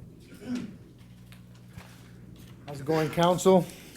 Mayor, thank you guys for having us here tonight. I'm here to speak to you regarding item number 13. So as you know, I'm a union representative for the carpenters here in Orange County. I represent hardworking men and women in construction. I do represent contractors that are signatory, such as Tiger Construction. Just to give you guys a little background on my experience, I did 19 years in concrete, to which I was blessed to be able to go through the carpenter apprenticeship program, learn how to do form work from the very basics, curb and gutter, water drain inlets, all the way to water treatment plants, freeways, Metrolink stations, And every single one of those stations, every single one of those parking structures, and every single one of those high-rise buildings that I was a part of had curbs, hanging forms. So I'm here to just make sure that you guys take into consideration, Tiger Construction is signatory. Growing up as a carpenter, I went through the apprenticeship program, graduated as a journeyman, continued on my career as a foreman, became a general foreman, later a superintendent, such as a lot of these members behind me. Creating those opportunities is a blessing. It's a blessing to be able to be up here and tell you guys my story, right? And behind me and throughout the community, we have multiple stories such as mine, right? I just want to make sure that you guys are well aware that CT&T, although they do perform concrete formwork, they are not signatory to the carpenters or the trades. I just wanted to run that by you guys. I hope you guys consider the motion you guys will be doing for item number 13. And thank you guys for your time. Marco Alcala. Good evening, Mayor and Council members. My name is Marco Alcala, and I am a member with Unite Here Local 11. So I was part of the original effort to pass the hotel workers. Oh, sorry. So I forgot to mention that I'm here to speak on item 15. So so I was part of the original effort to pass the Hotel Workers Protection Ordinance in Los Angeles, where my coworkers and I were thankful about the elements our law containing. Tonight, I want to raise something simple before item 15 was placed on tonight's agenda. Our knowledge not to a single hotel worker was contacted about it. No one. Thousands of your constituents have already signed an initiative on this exact subject. Informed by the workers it affects. And still, city staff move forward on the competing version without ever picking up the phone to ask workers a single question. That alone should give you pause about why this item is in front of you. I'll ask you to reject item 15. Thank you. Next speaker, Mohsen Ahmed, followed by Matthew Richard and Andrew Seymour. Mohsen, go ahead. Mayor, City Council, CEO of Tiger Construction, and I'm here to talk about item 13. And, we have a pretty extraordinary set of events that happened. Last time I was here, I brought up how we were on contract for 1 day. And now item 13 is looking to terminate said contract and move it to another contractor. That contractor came in $500,000 above us. And, if the problem was our price was too cheap, we'll charge more, right? If you guys want a more expensive product, we'll give you that. But we're here to work with you guys. And I'll be here through item 13 if you guys have any questions and want to ask me anything about the events. I'd gladly answer. Thank you for your time and consideration. Matthew Richard.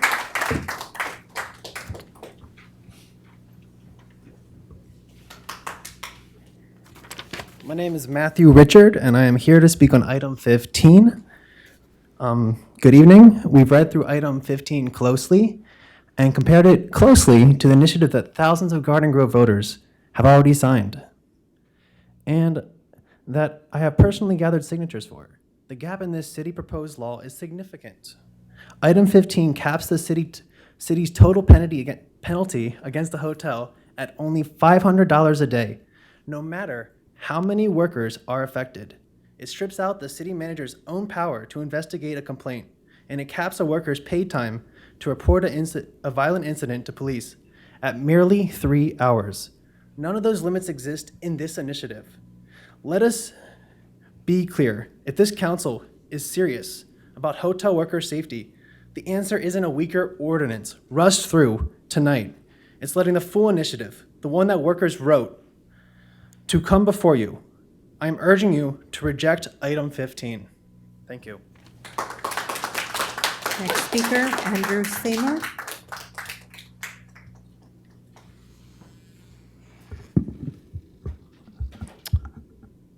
Okay, hi, Andrew Seymour speaking on item 15. So good evening, Mayor and City Council. My name is Andy Seymour. I'm here tonight because item 15 asks you to do something that sounds simple but isn't. So Unite Here, together with community allies, are currently circulating the Hotel Worker Protection Initiative in Garden Grove, which thousands of voters here have already signed.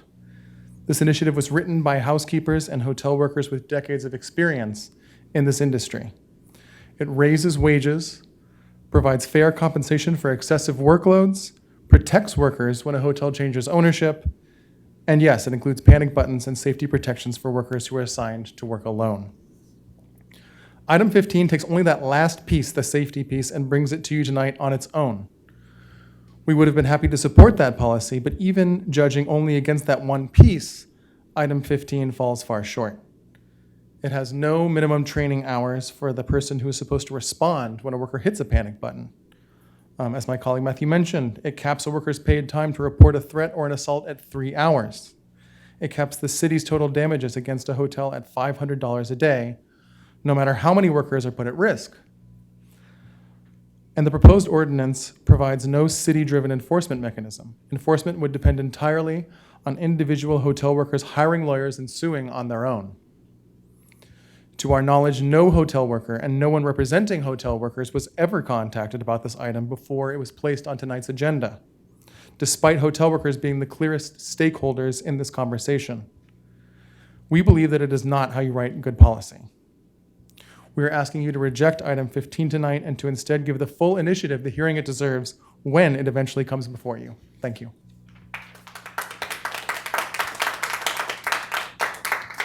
Next speaker, we have Nathan Delgadillo, followed by Dalal.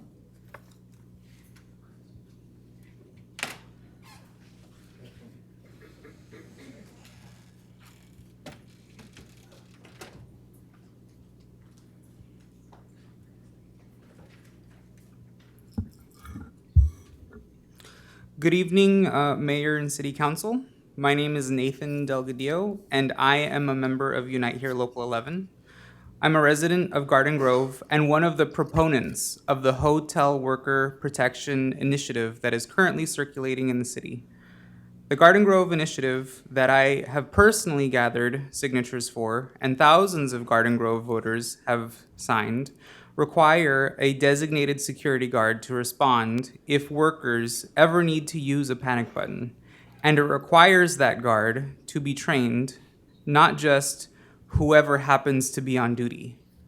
Item 15 doesn't require any of that.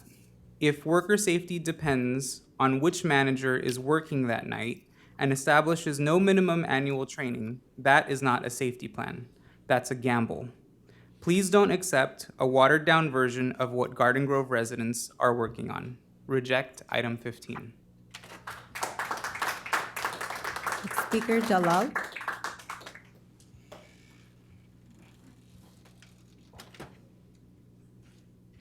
Hello, my name is Dalal, and I'm a member of the Palestinian community in Orange County, and I'm also a teacher.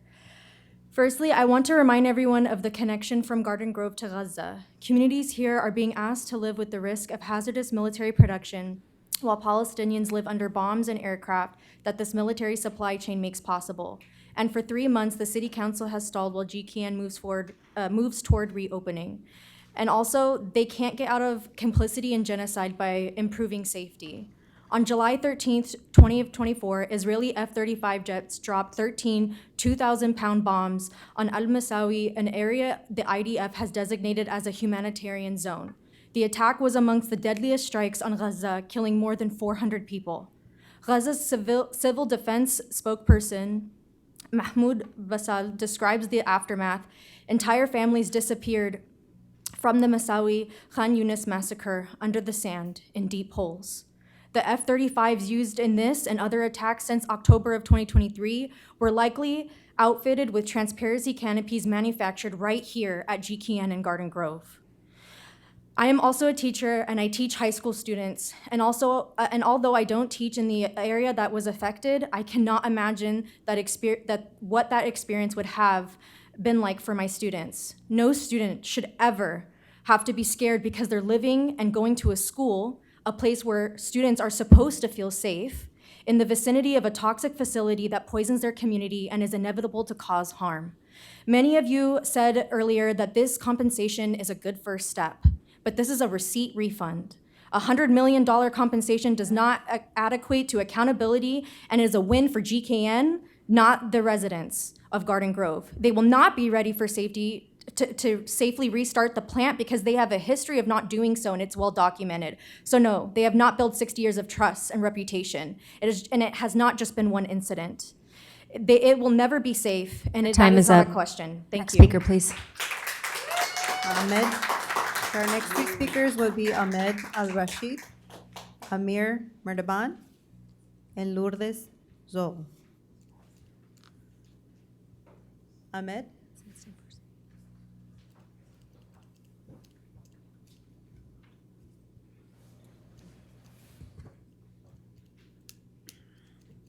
Hi everyone, my name is Ahmed. I'm an OC resident, and I'm here to express my dissent towards GKN's treatment of its workers and Garden Grove residents to the people and to the City Council. Let's go through a timeline of GKN at Garden Grove.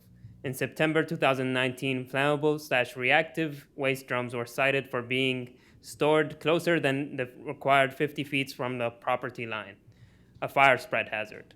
On November 1st, 2023, the county conducted routine inspections under 2 programs at the site. Under the emergency response program, the facility could not show that employees had been trained to respond to a hazardous material release. In the same inspection, the inspection logs of hazard containers were not available. And in the same inspection, MMA was observed being disposed of in the facility trash bin. The idea that GKN can do things like this and claim that they care about their employees is absurd. These are the same workers who came out here today. The same lovely workers who came out here today are the same workers who are at the forefront of these chemical crises, just like the one that happened in May 2026. The job of the City Council and companies in Garden Grove is to provide safe jobs for these workers, not jobs where they're exposed to MMA and are at the forefront of potential explosions and fire hazards. Loving GKN back simply means the City Council doesn't care about the safety of these workers or the safety of the Garden Grove residents. The real equation is that you cannot love GKN back and love the residents of the city because GKN is a ticking time bomb.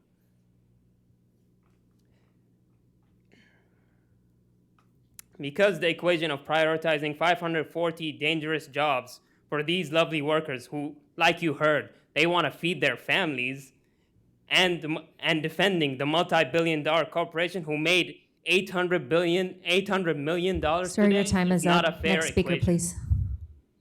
Next speaker, Amir Mertaban. Amir. Lourdes Zol? Yes. Go ahead. You have a translator as well?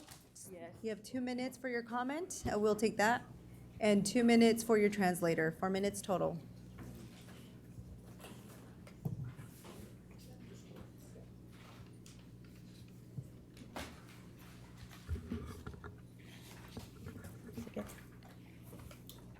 Buenas noches, Good evening. Mayor Stephanie Clifton y todo el board y aquí la audiencia presente. Es mi tercera vez hoy representando como madre líder a mi comunidad, multicultural en Garden Grove. El tema es parques libres de humo. Les entregué en mi primera reunión una carpeta con mucha información hecha por los padres líderes de mi comunidad. Y tengo una pregunta para ustedes como board esta noche. ¿Se han tomado el tiempo de checarlo? Actualmente estamos trabajando con la comunidad en las áreas de los apartamentos, librerías y siguiendo estando en los parques, colectando colillas de cigarro, haciendo más conciencia a nuestra comunidad sobre este gran proyecto. He mirado en sus redes sociales como Facebook, Instagram, que tienen ustedes como City Hall, cada parque que están inaugurando. Es mucho dinero que están invirtiendo. Es un buen proyecto, pero se han puesto a pensar como board, ¿quiénes lo van a usar? Mientras ustedes no hagan nada con la ordenanza que nosotros estamos presentando aquí esta noche nuevamente, los parques pronto serán abandonados por el alto volumen de personas que fuman en los parques. Recuerden que estamos en tiempos de elecciones. Miro muchos nombres de ustedes reeligiéndose en diferentes distritos. Recuerden también que tenemos voz y voto como comunidad. Así como ustedes el día de hoy, está en sus manos decidir y votar por el bienestar de su inversión y el bienestar de la comunidad. Y también les hice entrega de una carta que viene de la Asociación de Cáncer. Espero que se tomen el tiempo también de leerlo, porque es un arduo trabajo que estamos haciendo en equipo con la comunidad. Que tengan buenas noches. Okay, she asked if you guys even looked at the letter there where it says how much you're going to invest in the parks. And she wants to know, who is going to enjoy, these parks once people, begin to continue to smoke and all of this, will get out of hand.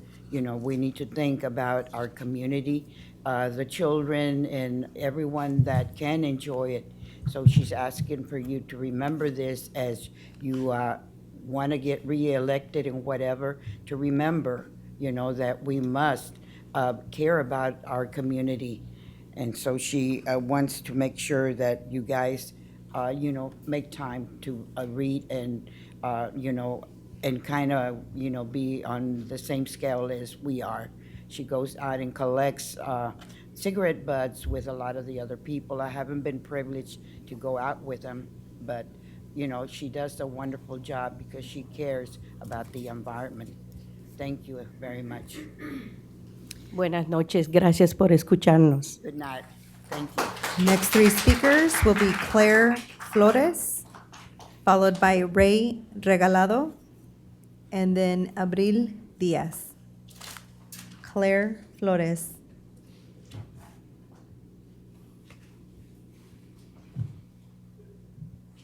Good evening. My name is Claire Flores, and I'm here to share my thoughts on item 17. I originally had planned on touching on the public health aspect of it, but it's already been discussed a lot. I think we're all aware of, that smoke-free parks mean lower risk of our children and youth athletes from our local sports teams.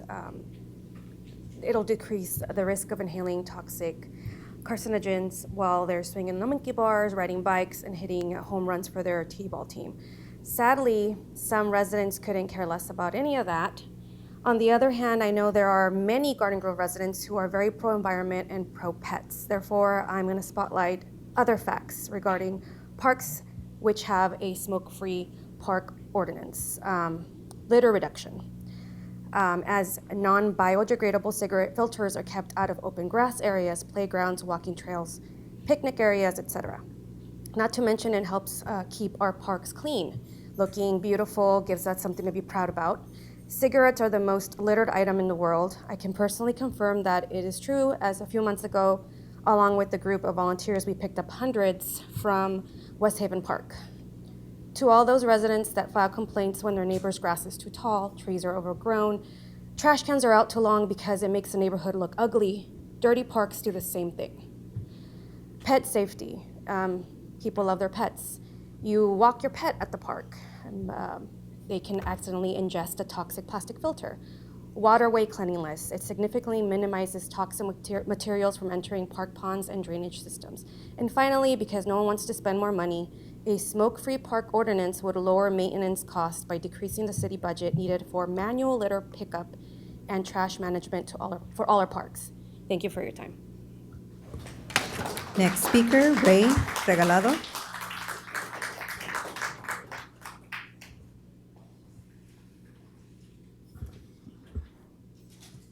Hello, my name is Ray Regalado, and I'm a community member here at Garden Grove. I live by Miles Square Park, in between where most of the evacuation centers were set up for evacuees of GKN's chemical leak. I interfaced and provided mutual aid to several of Garden Grove's evacuated residents. To be clear, these are my personal views. Running a city that is built off the revenues of companies that kill civilians, children, families abroad is nothing short of garbage. In a region that is largely comprised of immigrants who have had their home countries torn apart by war and genocides enacted by imperial states. A city with people from all over Southeast Asia, from Laos to Vietnam to the Philippines, to all over Central and South America to Western Asia, complicit in the genocide of Palestinians and ongoing bombing of Lebanon, Iraq, Iran, etc. The city takes money off the manufacture of parts for weapons of war and genocide. Furthermore, GKN has proven to be a company that only pays its way out of local, state, and federal code violations. GKN literally pays its way to remain open. I have a laundry list of GKN's violations over a multi-year period, which 2 minutes cannot cover. While GKN was brought under city compliance, GKN also displayed a pattern of falling behind when it comes to federal and state regulations, from the California Code of Regulations to the Federal Clean Air Act. These violations and settlements occurred over a multi-year period preceding the May 2026 event. This is a pattern of misbehavior and negligence. Continuing to allow GKN to operate irresponsibly and settle through paying settlements and citations only effectively guarantees more violations and severe public health and distrust and severe public risk in the future. Again, this goes far beyond worker, public, and community safety. GKN profits off the manufacture of parts that only go to bomb and blow up schools, universities, churches, mosques, and civilians and families abroad, as well as partnering with companies. Sir, I'm sorry, your time is up. Next speaker, please. Next speaker, Abril Diaz.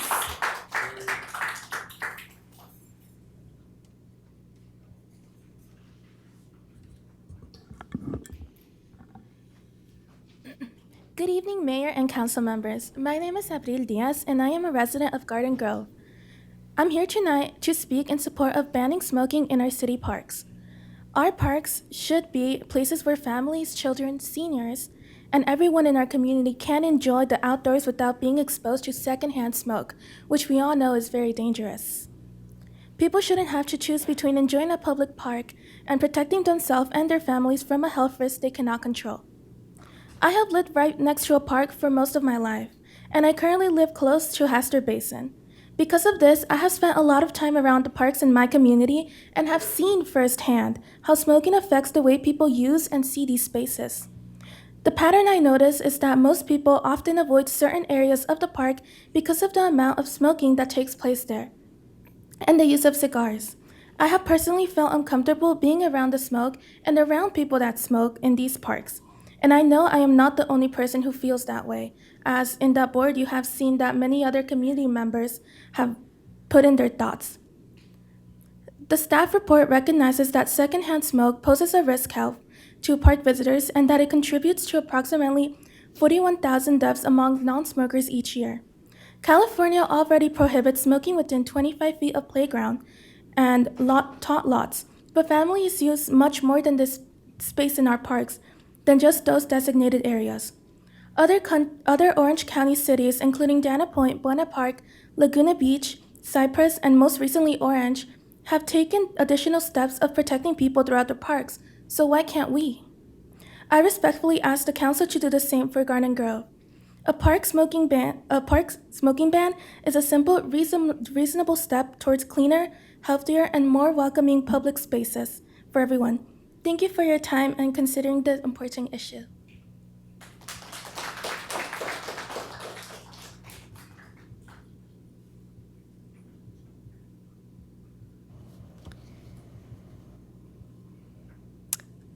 Can we go ahead and take a 5-minute break, please? Thank you.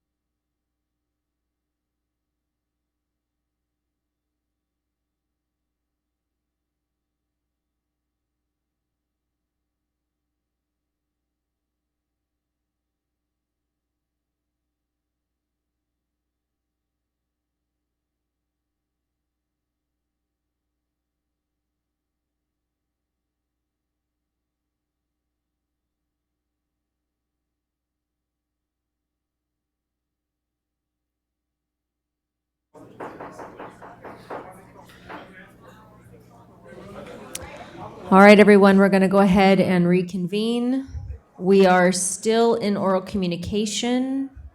Madam Clerk, let's proceed. Our next three speakers will be Joel Silverthorne, followed by Yasir, followed by Remo. Joel Silverthorne.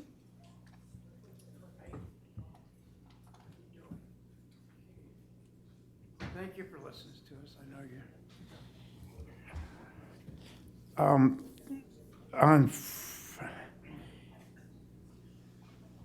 Yes, on 14, if it'll help the community, much needed. 15, the safety and security for hotel workers, I don't think that went far enough. I'd say no on that.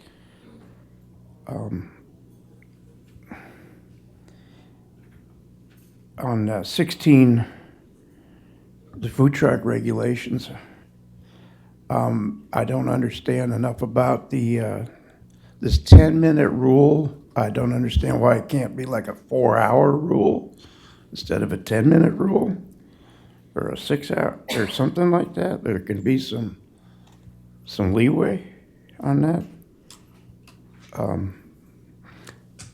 And comparing, and I know that renting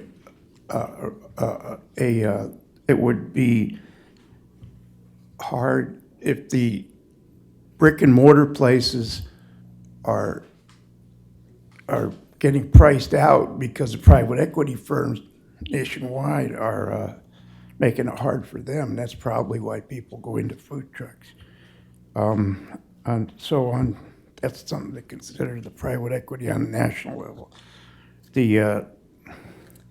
On 17, the smoking in city parks, most largest cities have banned it.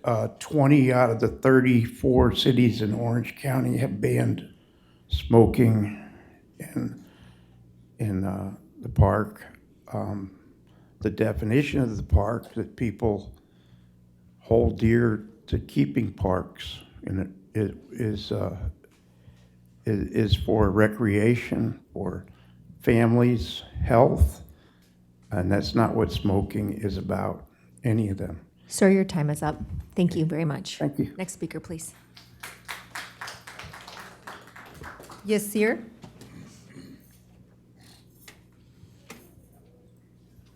Hello, my name is Yasser Al-Sharif, and I'm a Palestinian American, and my family has called Garden Grove their home since before I was born. And I'm disappointed in my council members. I'm disappointed in how you guys are failing to protect your community from a company that's complicit in genocide around the world. This tells me that you guys care about the profit of war manufacturers over the safety of your residents. GKN, you did not spend 60 years of good standing with the community. On June 21st, 2025, a supply line from the external carbon dioxide tank ruptured, producing a vapor cloud and forcing an evacuation of about 100 residents.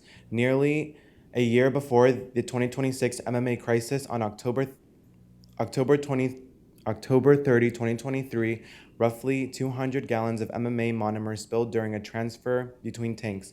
How is that being in good standing with the community? These are serious discrepancies. Our communities should not be continuously put at risk so that Israel can get more military cargo. On September 10th, 2024, Israeli F-35 jets dropped 2,000-pound Mk-84 bombs on El-Mawasi refugee camp, an area that was designated as a humanitarian zone by the IDF. This was one of the single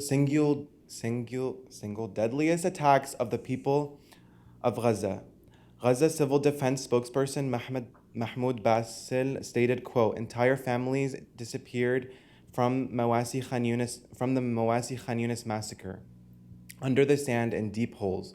That massacre and many others that the IDF has perpetuated since would very likely literally not have been possible to commit using F-35 if it was not for GKN and Garden Grove. So no, GKN does not just make windows.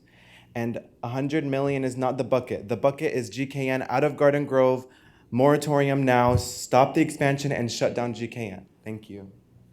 Next speaker, Remo.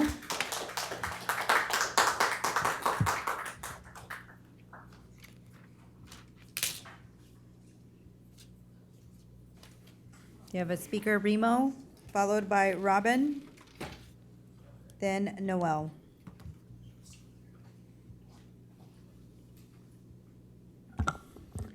Hi, my name is Remo. I'm a member of the Palestinian Youth Movement, and I work in Garden Grove.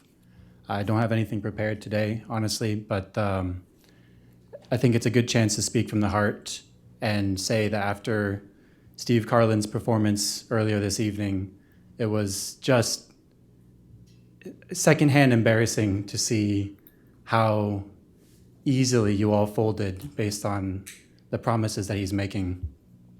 Carlin said something about 60 years of building trust in the community, and I just wonder if you all are aware that he shouldn't be taken at face value on comments like this, especially given that we've just released a brief today documenting a history of negligence at the Garden Grove facility, and that goes back several years, and that has to do with some very similar tank malfunctions, and it has to do with a pattern of disregard for the Garden Grove community that Steve Carlin can just wave his hands and say that he'll promise to make things better, and you all tell him that you love him, you know? It was embarrassing for me to witness, but I wanted to come back and say, like, we've been doing the research. You know, you can look at the brief. I encourage you all to read it. There's a lot of solid information that maybe you weren't even made aware of if you've been taking him at face value.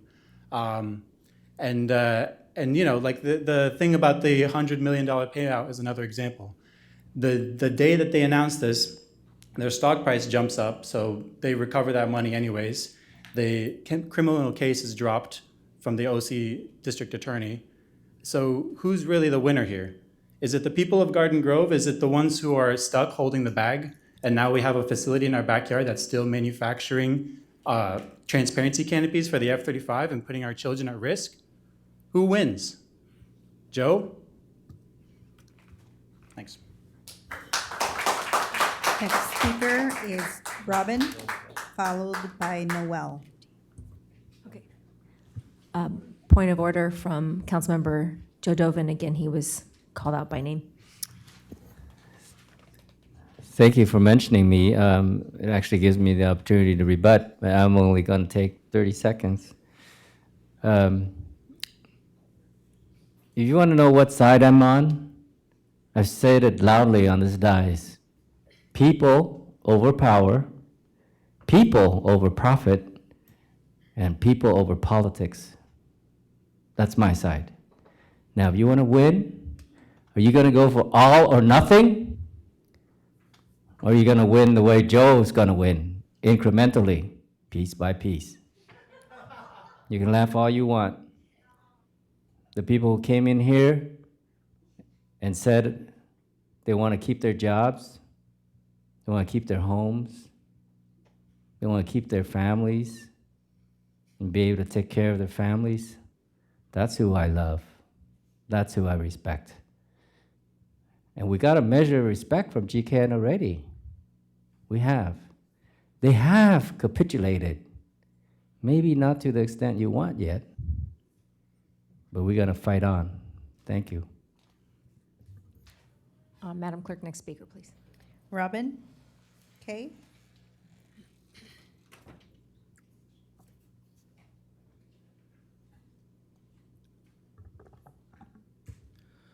Hello, my name is Robin. I'm a resident in Whittier and a worker in Orange County.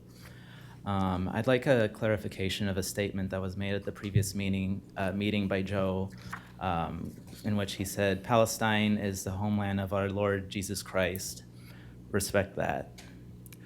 The whole world has been seeing a genocide live streamed from Gaza, and we have receipts to show that GKN is contributing to this violence that is transpiring here in the global south. For the past 500 years, Jesus has been appropriated as a symbol by the West to assert dominance on the colonized world. For as long as this country has existed, Jesus has been plastered across every reason for civilizing BIPOC people, including my Cherokee ancestors, into boarding schools. How can a council that's wealth is tied to this war manufacturer be in a position to tell us to respect Jesus Christ as our Lord and Savior during a time when the Trump administration is inflaming a right-wing white Christian nationalist movement. Regardless of our faiths, we want this violence to cease. And yet, your facility will open up and continue to supply F-35s with these canopies. Why can't your city just invest in infrastructure that contributes to the medical field or in construction and not in this blatant industry of violence against the third world? Why can't you do justice towards the community who are having health issues because of this facility? I ask that you enforce a moratorium, focus on listening to the demands of the impacted community. We have heard from them the stress that they have been through, and that is what they want. They want compensation for the losses they face. We know that GCAN makes billions of dollars every year. Free Palestine and liberation to the third world. Next speaker, Noel.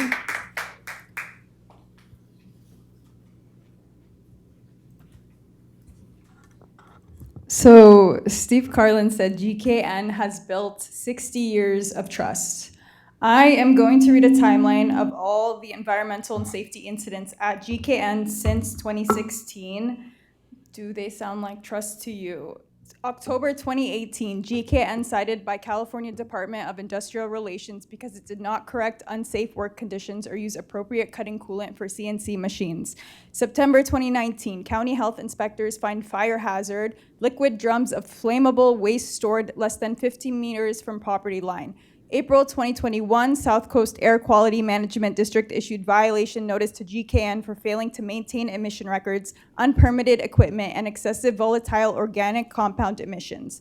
February 2022, federal OSHA issued 2 workplace safety citations to GKN for not providing proper protective equipment and testing during onset of the COVID-19 pandemic. October 2023, about 200 gallons of MMA spilled during a tank transfer after a facility operator may have left a valve open.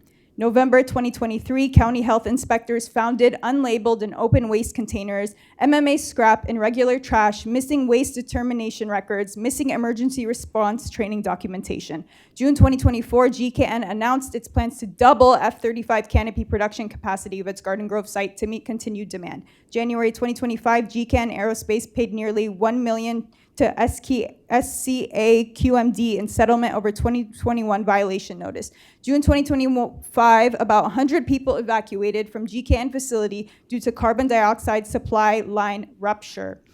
May 2026, as you all know, approximately 50,000 residents evacuated due to 35,000 gallon tank with about 7,000 gallons of MMA overheating and off-gassing that emergency crews could not drain due to faulty valve. June 2026, MMA removal operation delayed until July due to backup in delivery of seal trucks required to safely I'm sorry, your time transport is up. Thank chemicals. you. Next speaker, please. Next 3 speakers will be Masag, followed by Christine Edis and Andres Rubio. Masag?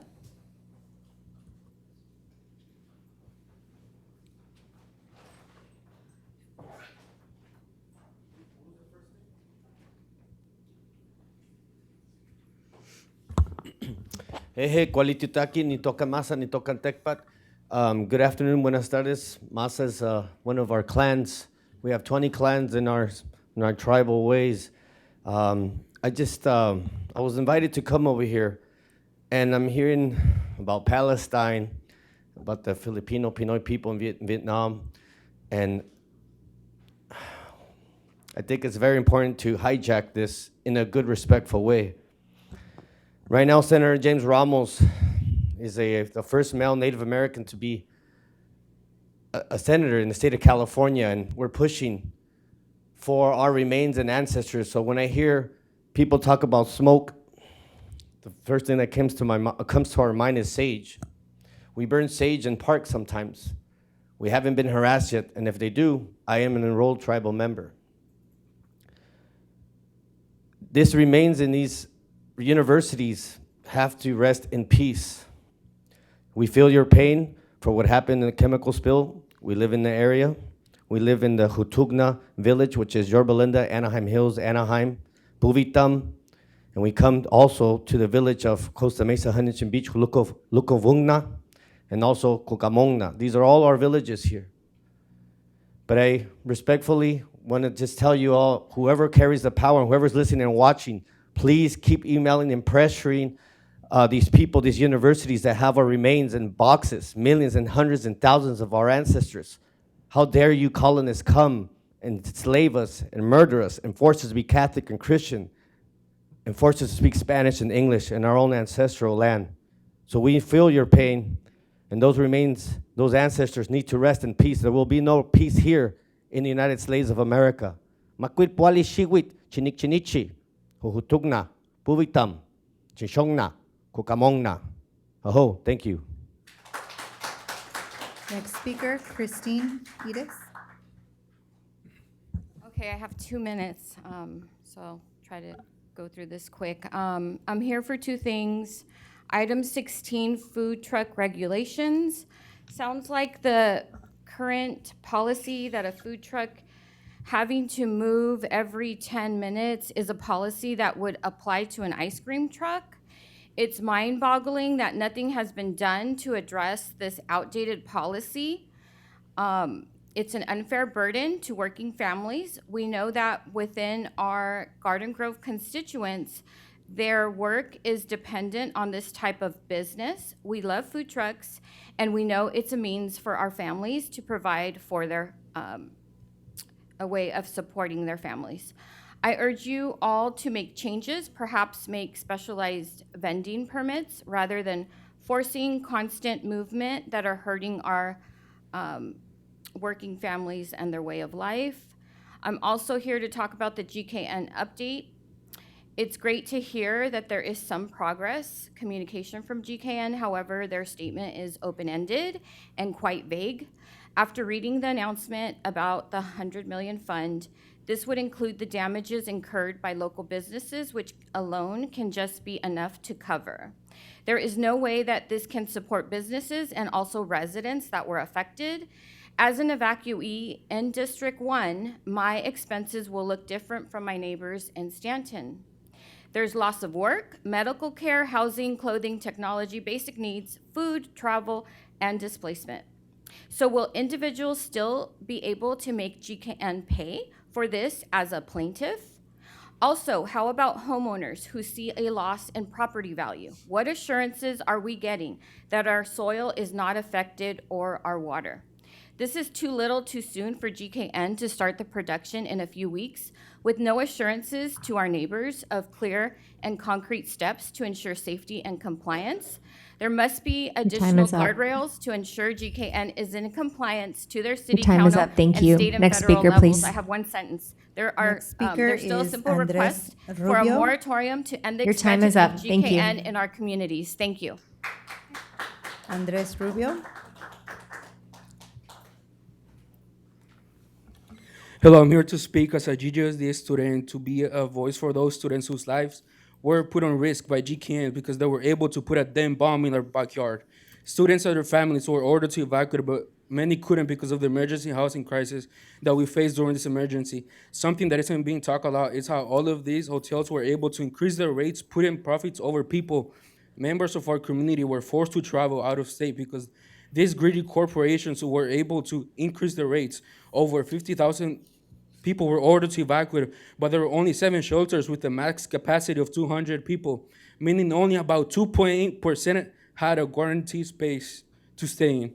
And I ask all of you guys, it's a company that forces its community to evacuate out of state should be allowed to operate freely in our community. I don't remember who said last time that GKN is a multinational corporation and we should be careful, but we're not scared of any greedy corporation who puts our lives on risk.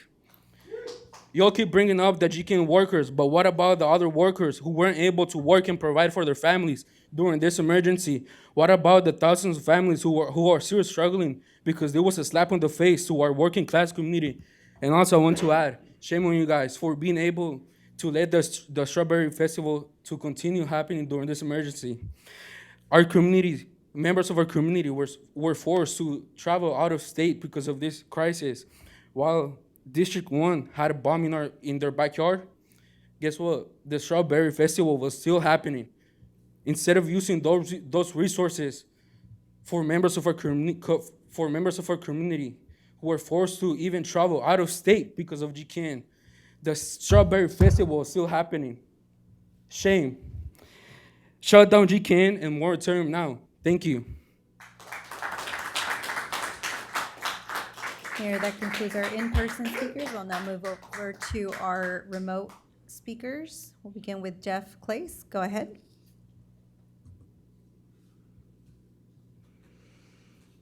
Yes, good evening again. Before taking calls, we wanted to do one last check that the remote audio is working properly, so hopefully you can hear this okay. Thank you and have a good night. Thank you, Jeff. We'll now move on to our next speaker with a phone number ending in 238. Go ahead. You have 2 minutes.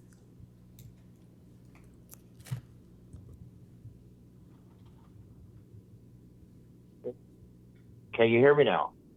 Yes, we can hear you. Go ahead. Mayor, Stephanie, and council, I would speak on housing, but you had staff difficulties. So when you want to be generous, I will speak on the housing. But I want to touch on, at least I have the time, and want to encourage the council that I didn't mention the bill clearly, but it's SB 932, General Circulation Element of Bicycle Pedestrian Plan and Traffic Calming Plan 21. I encourage you to put on the agenda. I encourage you in a resolution with the city of Garden Grove USD to start planting trees.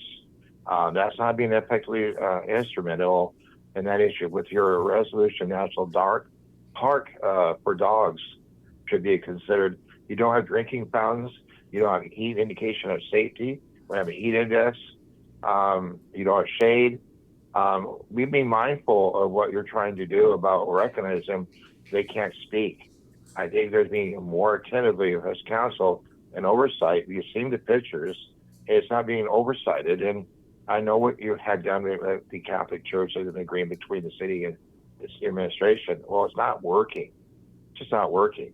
And I assume that you understand that GUSD refuses to e-bike safety. Now there's a law with Davis that's going to make them all do that. And they don't have a record of safe routes in school. So when you award them a plaque of education, it comes around a burden on law enforcement when we don't have school cooperation and education. I'm really surprised. Our city has been surrounded to said in Channel 11 News. It's an old city. I hope, Mayor, that you and OCTA, that you heard me, that you'll do some things to readjust our city to current needs. Thank you. Next speaker, Kayla Asato. Go ahead. You have 2 minutes. Hello, can you hear me okay? Yes, we can hear you. Go ahead.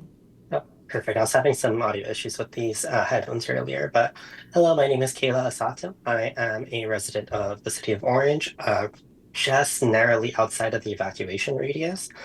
So my roommate is born and raised in Garden Grove, and her dad was in the evacuation radius. I am calling today because I am very concerned about the GKN site, as are many people across the county, and have some concerns about the constant reports that don't feel like they line up with the lived realities of people in the area. The smells during the leak were a concern. The constant CEQA exemptions by this and previous councils are a concern. How are we supposed to know what kind of chemicals the site is emitting and causing harm to residents if we do not have those information available to the public?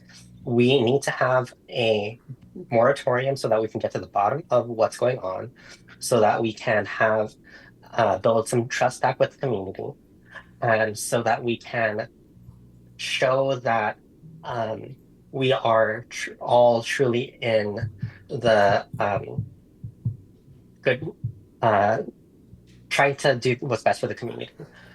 The amount that is being allocated to people is a start, but I don't think it is anywhere near enough, as previous comments have said. But also, I think we need to really address the actual harms that have been done to the community. And we can't really tell everyone that everything is okay. We're still doing some information while we are still in the business of doing construction. Just like the fires in Altadena and the Palisades, we need to make sure that the harm is stopped before we start to tell people that things are okay. So in short, Speaker, your time is up. moratorium now. Thank you so much. Your time is up. Thank you. Yeah. Mayor, and that concludes all our public comments. Thank you very much. All right, that ends oral communication. We will now recess to other legislative bodies. All right, that takes us into successor agency. Please call roll. Member Brightigam? Here. Member Nguyen? Here. Member Tran? Here. Member Dovin? Present. Member Aristegui? Here. Vice Chair Muñetón? Here. And Chair Klopfenstein? Here. We held oral communication with already, so we'll move on to our consent. We have one item. Moved. Second. All right, I have a motion and a second. Call for the vote, please.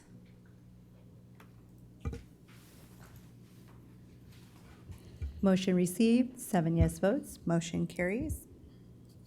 Any matters from members? Seeing none, we will adjourn and move to the sanitary district. Please call roll. Member Brightigam? Here. Member Nguyen? Here. Member Dovin? Present. Member Muñetón? Member Aristegui? Here. Vice President Tran? Here. And President Klopfenstein? Here. Again, we've already held oral communication. We move on to consent. One item, receive and file the minutes. Move it. Okay. Second. I have a motion and a second. Call for the vote, please.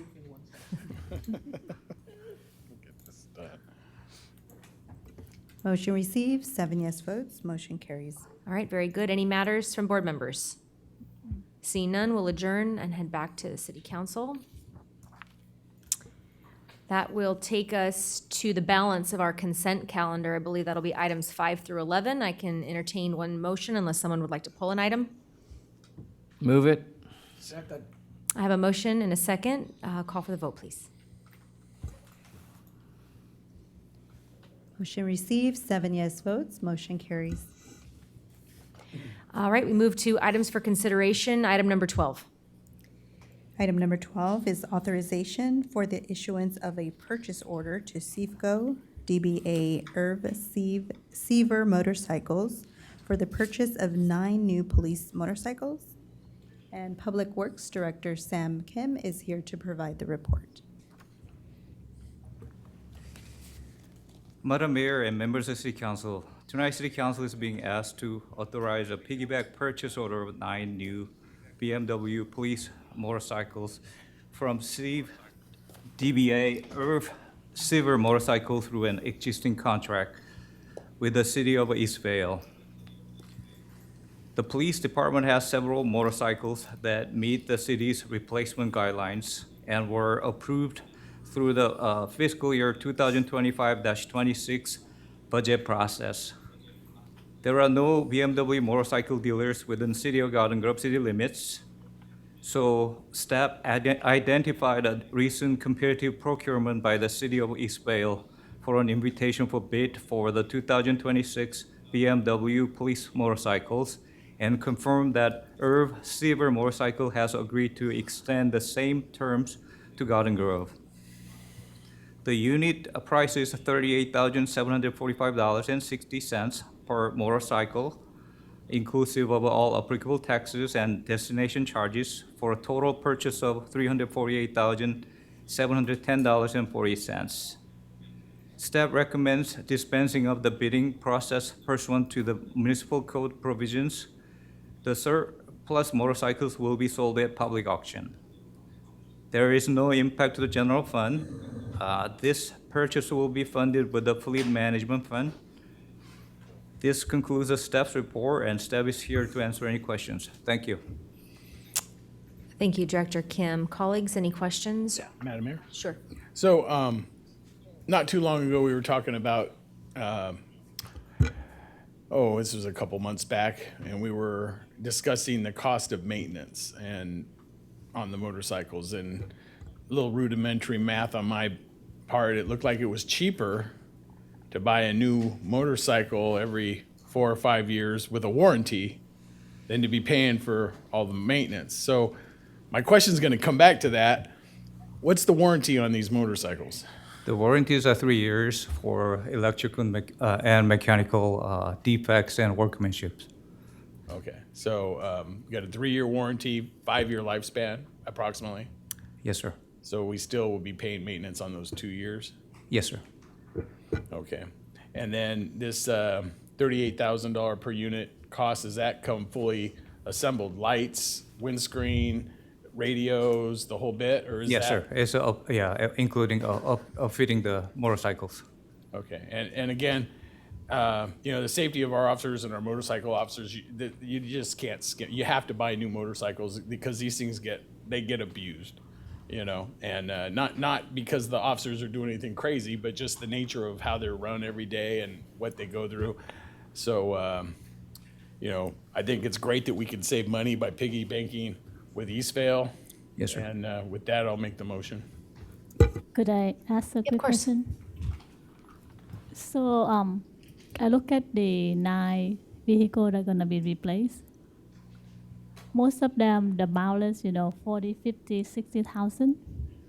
One is 16,000. Could you tell us why that you have to replace that one? It depends on the recommendation is based on mileage is like a 45 to 75,000 miles, but also even though it doesn't reach the mileage, the recommendation is between 4 to 7 years to replace motorcycles. So even if this one have the mileage probably only 1/3 or 1/4 of the recommendation, but you still Either mileage or the years of use. okay. So I was just curious if you have some like history of maintenance or damage or something that why you have to replace. But in this case, I don't see any other problem or issue beside that it's just gonna be replaced because of the year. Well, it's going to start have issues once that reaches or past the recommended life cycles. That's why we try to replace it during the recommended years to prevent any costly maintenance and fees and stuff. So I understand that part, but I would like to see that if there was some issue or something, but I trust your assessment, and so I just want to see why that is, but thank you. Thank you. All right, we have a motion. Any other comments, questions, or I'll take a second? Second. All right, motion and a second. Call for the vote, please.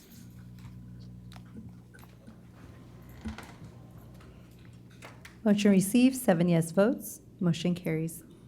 All right, on to item 13. Item 13 is confirmation of the contract termination with Tiger Construction LLC and subsequent award of contract to CT&T Concrete Paving, Inc. for on-call concrete construction services, IFB number S-1389, and Public Works Director Sam Kim is here to provide that report.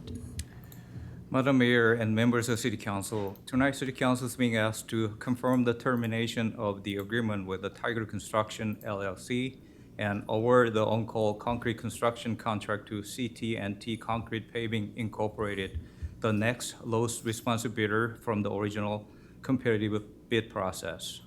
Following the competitive bid process for invitation for bid number S-1389, Tiger Construction was awarded the contract on June 23rd of this year.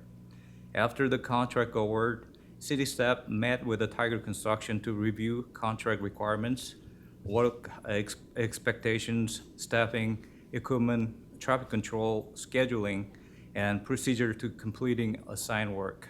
However, staff determined that coordinating the city's work program with the contractor would be difficult and elected to terminate the contract for convenience per section 4.18.1 of the agreement.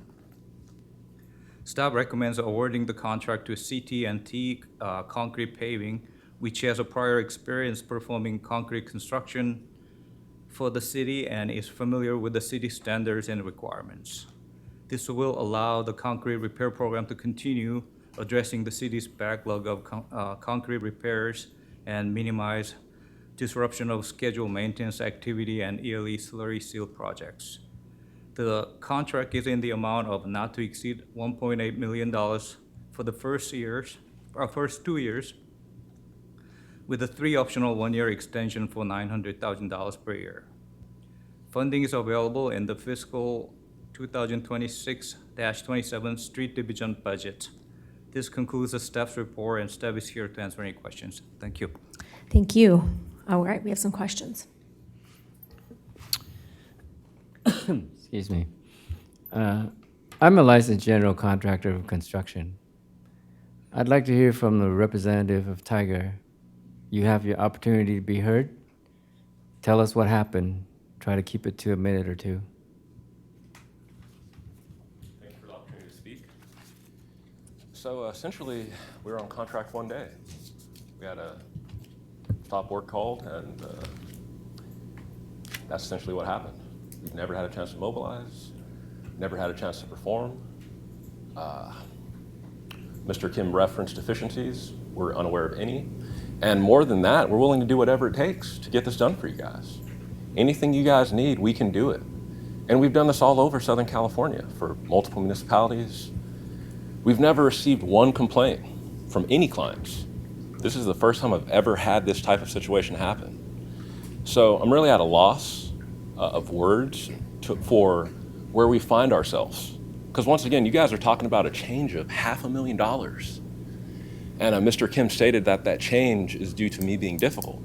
Now, when I came here last time, I said I'm willing to meet with anybody, and I still am. Anyone, including Mr. Kim, anyone that wants to speak and talk and figure out how we can do this productively, I'm more than willing to have it done. Union carpenters are the best carpenters in the world, in my opinion. We do great work, and we can do this for you. We can do it at a price, once again, $500,000 lower than the proposed change. Do you have any questions, sir? Yes, I do have a couple of follow-ups. Okay. Where are you headquartered? Where are you based out of? La Jolla. La Jolla in San Diego. Okay. Does the distance make it an issue to service our city in Garden Grove? Not at all. We've done work in Santa Monica. We've done work in the city of Los Angeles. They were all happy clients. So you never actually deployed to service the contract at all? No, and that is why I'm at a loss for words almost, right? So we never received an NTP, right? A contract begins with the notice to proceed. We never received an NTP.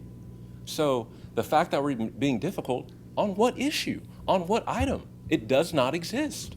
We haven't had a chance to deploy. And we submitted a 21-page concrete work plan. Now, sir, if you have gone through that work plan, there is no way you can say that Tiger Construction cannot do this work. And then from the contract world, right? Because I'm a guy that's done work with Special Naval Warfare, the Marines, Navy SEALs. There's nothing easier than a sidewalk, right? It doesn't get easier than this. So the fact that we're at termination, once again, for $500,000, and that's the minimum. That's the minimum, is $500,000 you guys are out. And we never got an NTP, right? So obviously I have my own concerns about that and the injustice I feel that's happened in this circumstance, right? But also just from a practical standpoint, that's $500,000 from the people of this place. Stand by for a minute. I have a couple questions for our city attorney, and then I'll circle back to you. The amount that's allocated for this contract, there's a cap, right? Just because we allocate so much doesn't mean we have to spend all of it. It's on a pay per service. Is that true? Yes, this is an on-call contract, so it's not for a specific project. It's for multiple tasks during the whole year, during the whole fiscal year, and it's capped at $900,000 per year. Well, I find it a little awkward because we're terminating one contractor and voting up a second, so I would have liked two different agenda items, but that's okay. the new contractor, they're qualified, they can do everything that Tiger do. They've been through the process that we've qualified them, correct? So the contractor that's being considered was a bidder in the original contract. So what happened is that the contract went out to bid. The first lowest bidder withdrew their contract, and so the second was Tiger Construction. We had issues with starting the project with Tiger Construction, and so we're here before you to ask to let the contract to the third low bidder, basically, is their request. Final question. I'm hearing that this contract's for 2 years with the option to renew the Yes. year after that Correct. and after that. So there is no bar from Tiger putting in after that 2 years expire. They can come right back and bid again. Is that true? No, so the contract is let for 2 years, and then it has 3 one-year extensions. So the next time we go to bid is year 6. So 5 or 6 years out. Yes, But there's no bar on Tiger bidding again, correct? correct. They're not barred. They can Nope. compete like everybody else in the next round when it's up for contracting again. True? Yes, true. Thank you. Thank you for your explanation. Go ahead, respond to that quickly, and I'll yield to my time to the rest of the council. So just to that point, if Tiger comes in low again, maybe it's not 500,000 this time, maybe it's 200,000. What would stop another termination from convenience happening? What would stop that? If the bar is, I think Mr. Kim said I was difficult. I don't want to put words in his mouth, but if the bar to terminate for convenience is that subjective, then can Tiger Construction, can Union Carpenters, can we ever do work in Garden Grove? Can I just add Please, information please do. for the council to consider? So Mr. Ahmed has admitted that he had no chance to work. We issued a notice to stop work 1 day after the contract was signed. And that's because the council approved the contract in June to begin July, but the contract was not signed until the 14th due to the bonds not being approved yet. So once the bonds were submitted, because those are part of a construction contract, then we started the internal signature. In the meantime, staff was trying to get the pre-construction meetings to not lose time once we start, the process. So 1 day of work, stop work, and as a closeout, we get a bill on the 18th for $242,771 for 1 day of work. That's about a quarter of the $900,000 that's allocated for this fiscal year. We responded by saying, you need to justify these amounts. The response was, okay, I have $32,000 I can justify, but we need to go through $202,000 of dispute resolution in order to settle this case. So every time you have a dispute, you have to stop working. You cannot continue working on any contract when you have a dispute. I think that this is a situation, and it's an example of only one of the items that we're dealing with. Can I please respond to that, sir? Quickly, I don't want a longer discussion because we're not litigating this issue. We're just clarification, giving you an opportunity to be heard and maybe to come back in the next round. Go ahead and answer. Yeah, so to the notice of change, right? So that came by an extra contract item being asked. So when we bid the work, there was no request for a detailed work plan or a submittal process in the bid. So when you ask us to do something that's not in the contract, we have to send you a notice of change, right? And the way that contract is written, you have a 15-day period to submit that notice of change, or you waive your rights. We waited the 15-day period. We heard nothing from anyone. We had to submit that. Any contractor would do that. If you move this to CT&T or any other contractor, if you give them a change that was not in the original bid item, any contractor will submit a change. Now, that being said, that amount is meant to be negotiated. That's how a change process happens. You do the change, the parties confer, and then you find an agreeable amount. Our contract stipulates that there is no change until both parties agree and sign. That's when we have a meeting of the minds and we can move forward. I understand that point. Thank you, Attorney. I see there's not a meeting of a mind. I'm trying to go for some information for the edification of the rest of the council. I'm going to ask you straightforwardly, and this is more for the council to make their decision. Would it make a difference if he withdraws the entire bill in its entirety?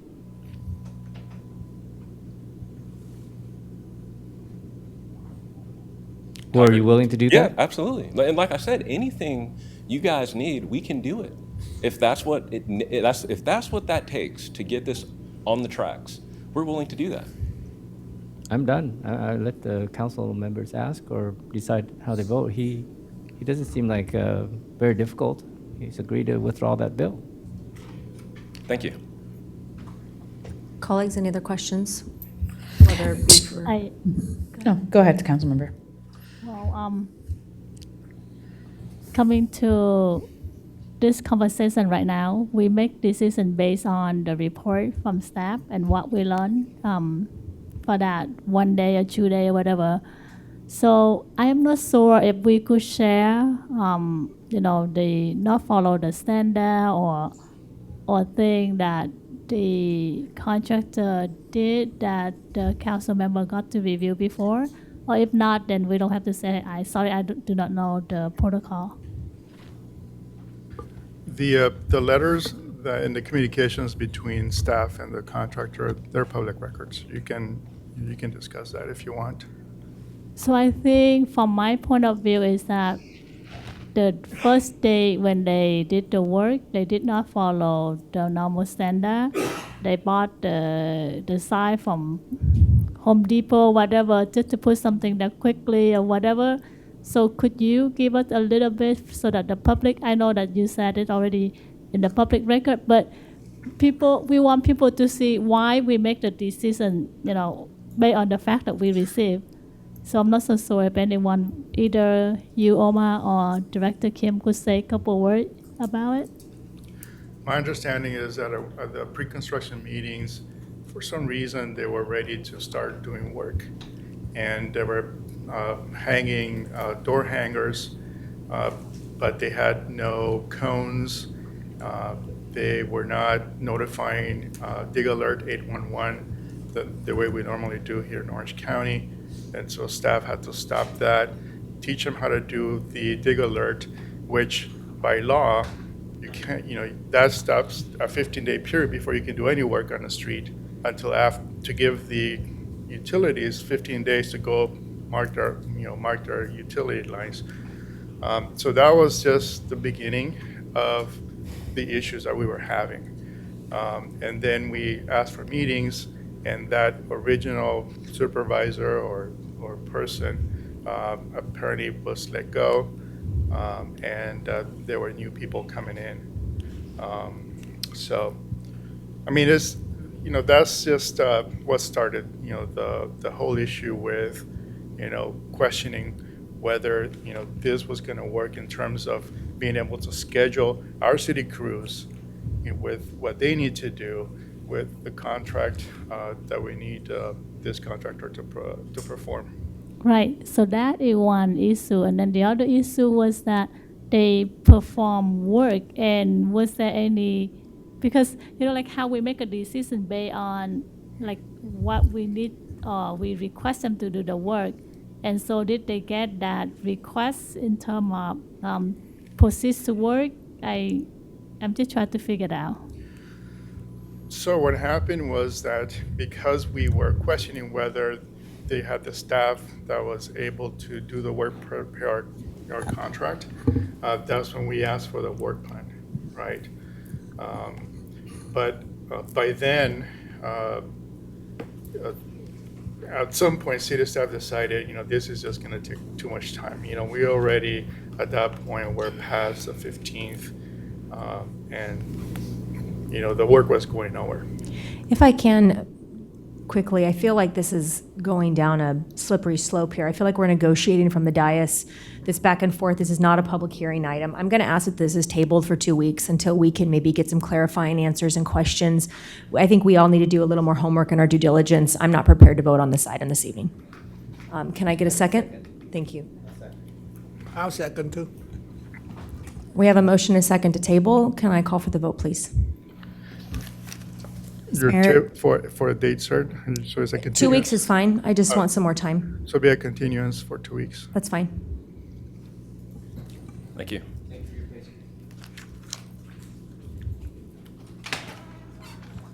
Go ahead and do a roll call vote. Please.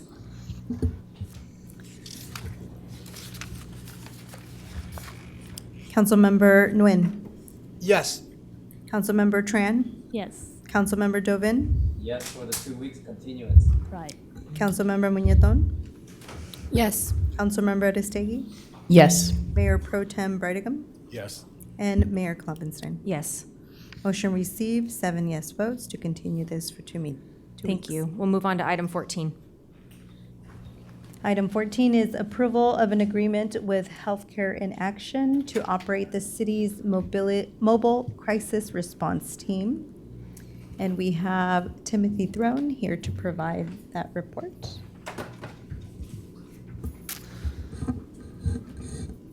Good evening, council members. Do you happen to see the presentation on the slide before I get started? Oh, there we go.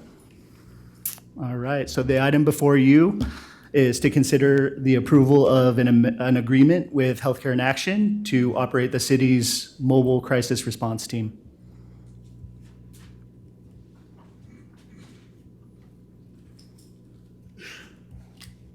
One second while I get the clicker to work.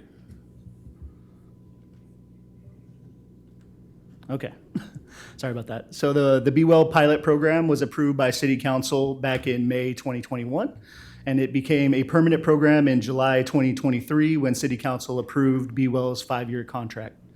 The program has become a key component of the city's continuum of care by providing behavioral health crisis intervention and de-escalation services, homeless outreach and welfare checks, and case management and referrals to shelter and other services.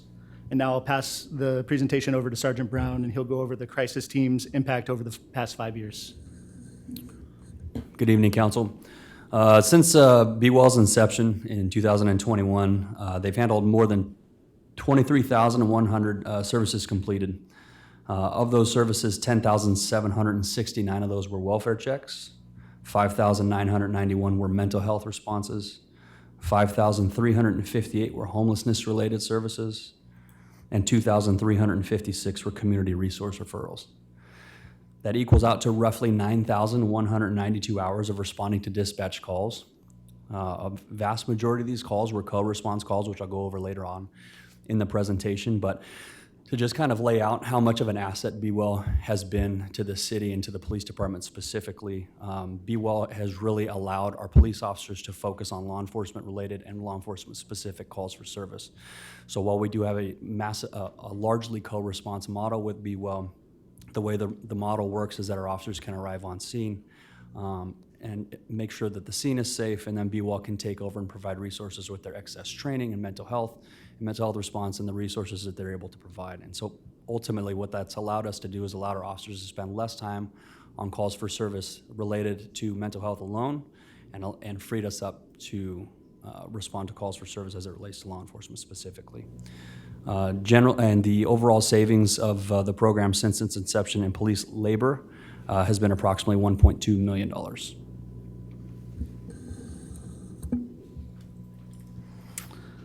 All right, so in May, Be Well terminated the long-term agreement due to internal financial constraints and long-term operational sustainability. And I just want to note that the decision was not related to the city, the program quality, or the partnership as a whole.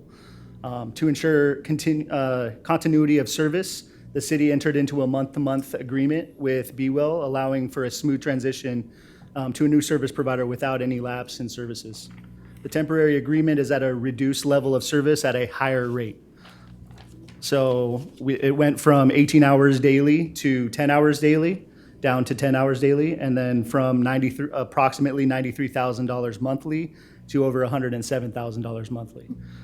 The proposal from Healthcare in Action has a reduction in the level of service compared to the month-to-month BWell agreement, so it goes down to 8 hours compared to the 10 hours, but at a reduced rate of just over $100,000 monthly.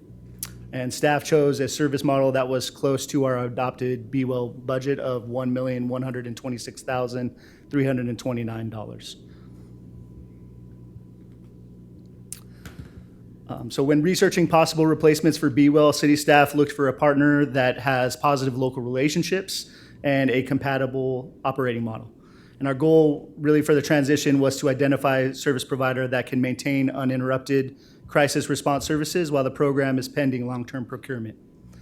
Healthcare in Action has an existing partnership with the city by serving as the service provider for Cal Optima's street medicine program.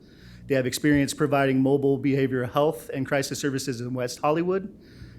They also have an operational presence in Orange County with established relationships with the county's healthcare agency and crisis assessment team, otherwise known as CAT. They also have the ability to support a coordinated transition with minimal disruption to services. And I'll just add that the Healthcare in Action team has been amazing partners through discussions and have been flexible in regard to building upon the existing model with the police department. So we are planning a phased transition to protect program continuity and to test the new model. So from September 1st to November 30th, BWell and Healthcare in Action will operate simultaneously. During this time, police department-led training, ride-alongs, dispatch integration, documentation procedures, supervised field operations, and performance monitoring will be taking place. BWell will also be helping with the training, so they'll be training Healthcare in Action during that time on ride-alongs and various trainings to assist with the transition. And full Healthcare in Action operations is anticipated to begin on December 1st. The remainder of the fiscal year will be used as a pilot implementation period, and during that time, staff in Garden Grove Police Department will monitor performance, operational effectiveness, response times, service outcomes, reporting, and public safety coordination. Staff will conduct an RFP in April 2027 for a long-term service provider contract and will return back to City Council in June 2027 with a long-term recommendation. So next, I'm going to discuss the Healthcare in Action service model, and that model will include 8 hours per day, 7 days per week of resources provided. The plan is to have a continued co-response with the Garden Grove Police Department. And so to elaborate a little bit on the co-response as I spoke earlier, it is obviously imperative from a law enforcement perspective to make sure that the safety of the people that we are serving, the safety of the staff with Healthcare in Action, the safety of our officers are paramount. We want to make sure that everybody is safe. And so we will continue the co-response model and co-respond with Healthcare in Action as they're providing those services initially to make sure that the scene is safe and then essentially get out of the way and let them do their jobs. The model will be consisting of 2 associate clinical social workers and 2 emergency medical technicians that will comprise of 2 crews. Crew A will work Monday to Friday from 9 a.m. to 5 p.m. Crew B will work Wednesday to Sunday during the same time frame, with Wednesday, Thursday, and Friday having overlap with both crews. The team will be supported by a licensed clinical social worker supervisor, physician oversight, operations management, and data analytics. Healthcare in Action plans to expand coordination with the Orange County Healthcare Agency, Crisis Assessment Team, federally qualified health centers, and the street medicine program. Now, the fiscal year 26-27 total program cost is anticipated to be approximately $1,531,455, and that's broken down with approximately $539,000 going to BWell services from July 1 through November 30th, approximately $291,000 in Healthcare in Action startup costs, and then approximately $700,000 in Healthcare in Action services from December 1st to the end of the fiscal year, June 30th. The adopted general fund budget for BWell is $1.1 million. The The identified funding gap is approximately $431,455. And the additional $450,000 appropriation that staff is requesting will be coming from the National Opioid Settlement Funds, and the $450,000 would be the one-time startup costs, as well as approximately $140,000 in operational gap and $18,000 for contingency. Staff recommends that City Council dispense with the bidding process pursuant to Municipal Code Section 2.50.060, Section G. Approve the professional services agreement with Healthcare in Action for an amount not to exceed $1 million. Approve an additional appropriation of $450,000 and authorize the city manager to execute the agreement and make minor modifications as appropriate. And that concludes our report, and Sergeant Brown and I are happy to answer any questions that council may have. And also, I'd like to bring up to the dais Ben Casca and Robert Horner from Healthcare in Action to introduce themselves and answer any questions you may have about their proposal. Thank you. Thank you all very much. Appreciate the presentation. We obviously know the important work that we've seen. The data doesn't lie, and obviously this is something very important to the community and also a wonderful tool for our police department as well. I hope that we'll be able to utilize and see that same form of data as we move forward through the pilot and so forth, just because I think it helps us be able to wrap our heads around the work and what is needed in the community, and then to be able to share that with our residents as well. And then obviously I'm assuming that there'll be upgrades and potentially a different wrap on the vehicles and so forth. And so hopefully there can be sort of a rollout for the community to say, this is what you should be looking for, this is what who we're now partnering with, and just giving the community that opportunity to sort of interface with you and to understand who they should be looking for in the community when they see them following around with the police vehicle or so forth. They're out in the neighborhoods and so forth. So thank you for being here and your willingness to answer questions this evening. Colleagues, I'll open it up, please. Madam Mayor, I do have some questions. Can you go back to the slide that shows the working together timeframes, 9 to 5? Here we go. And my question is, so 9 to 5, I'm assuming that's the peak hours but we do know these incidents don't always fall in the peak hours, right? Wouldn't it, during this transition, be prudent to have one of the units starting at 3 p.m. and going to 11 to give the PM watch guys some support as well? Because it looks like this is predominantly the day watch support. Wouldn't it be better to give them at least 3 days of support instead of trying to have everybody there at the same time, 9 to 5? So ultimately, we chose an 8-hour model based on the current budget, and so we had several different models to choose from based on the amount it was going to essentially cost the city. And so we tried to mirror an 8-hour model based on the actual budget it was gonna take. So it would still be an 8-hour model. You're just going to adjust the times for one of the companies. Yeah, we were using peak data from the BeWell team. They provide us monthly reports showing what the peak hour times are. So the main peak hour times were 9 to 5, and it even sometimes brushed up to 6 p.m. So we were contemplating either a 9 to 5 or a 10 to 6 time frame. Just a suggestion. Yeah. You know, it looks to me like this is a simple thing to do that could even help more of our police officers instead of just the guys here from 9 to 5 p.m. There's officers working 24 hours a day.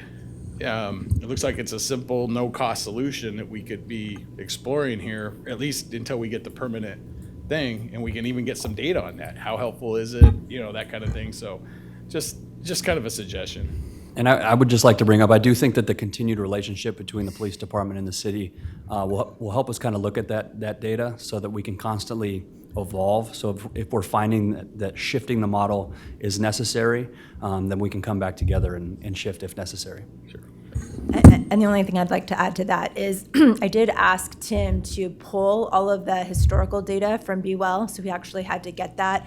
And so we coordinated with the police department to really identify, based on the historical data, when were the calls happening. So ultimately, these times were selected by the police department based on historical data, but we can definitely adjust moving forward.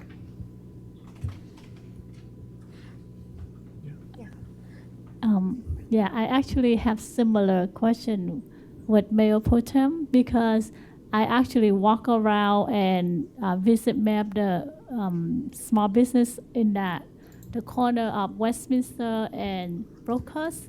And a lot of them said that in the morning when they open their shop, and that way, they found all this issue, or at nighttime when they close the shop and then people, doing thing or sleeping or whatever. And then sometimes I call the, our team, SRT, and then they said we have to wait until the next day or something like that. I love the idea Mayor Potem mentioned about, we stack and just check in to see, what data we're gonna get from. What was it before the Be Well? Did they have any shift that overlap like that, whether they do it later or early in the morning? Or did they have similar model? So historically, they've had an 18-hour model which stretched all the way to midnight. But the caller data showed that really beyond 6 p.m., there weren't that many calls to dispatch in regard to homeless-related calls or even crisis calls. So that's really what necessitated this schedule, is because really the peak hours are, again, between 9 and 5, and they slowly go. I think it's higher in the afternoon, essentially. So like 2 to 5 is really the peak times to where they're seeing a lot of call volume. So I think we can, like Sergeant Brown said, we can be flexible in regard to that, and we'll constantly adapt based on what the data is telling us. Thank you. That's it. Yeah, go ahead. I have a couple questions for staff, and then I'll be asking the gentlemen from HIA. First, the National Opioid Settlement Fund, the $450,000 that make up the difference. Do we have anything left after we use that fund? Is there a balance? Yes, we have approximately $700,000 in the opioid funds, and we're set to get those funds for the next approximately 8 to 10 years. Okay, so if we don't use it, we lose it anyway, right? Correct, and we've been allocating it specifically for the crisis unit because they handle drug use and drug treatment services. So they're really a perfect fit for those funds. Excellent, really good news. And we're not tapping into general funds or any other resources. We're gonna have. Not with the additional appropriation that we're requesting, no. Right, and we still have some 300,000 left, even after the 450. Approximately, yes. Approximately, to the end of the fiscal year, and then that funds is renewed yearly. Correct. So that's the best part. I'm really excited about that part. I did have a conversation with our director, Ursula, and she gave me a lot of answers before this agenda come. We do that in agenda review. So I only have a couple questions. Is that Sergeant Brown, good to see you. Haven't seen you for a while. I know you're on the SR team, the captain and so on. And as a co-responder, you vetted HIA. You're very comfortable with them as a partner, and that they will take a lot of the workload of our SRT. Is that correct? Yes, absolutely. I was very deeply involved in their standing up of the Healthcare in Action and the Mobile Medicine on Wheels. And they've been amazing. We worked hand in hand with them. And I've been extremely impressed with everything that they've done, and I'm really looking forward to this as well. Excellent. So I'm very comfortable with waiving the competitive bid process, at least till next year. In a fiscal year, we can put in for it, we can renew it. But if we have other contenders who can also want to put in, it's an open at that point. So I'm very comfortable waiving that, and the funds are there. We want you to hit the street running, but as you know, that we have a extension for the Be Well OC. They're still servicing during their contract, and so there's a little bit of overlapping for your startup, and they're going to be phased out. And then you're coming in and you're billing just about the same amount as they are for the same period of time. So I'm also very comfortable with your rates. Just question to you is, what cities are you in right now presently? Healthcare in Action is currently in Anaheim and Garden Grove for the Cal Optimus Street Medicine program.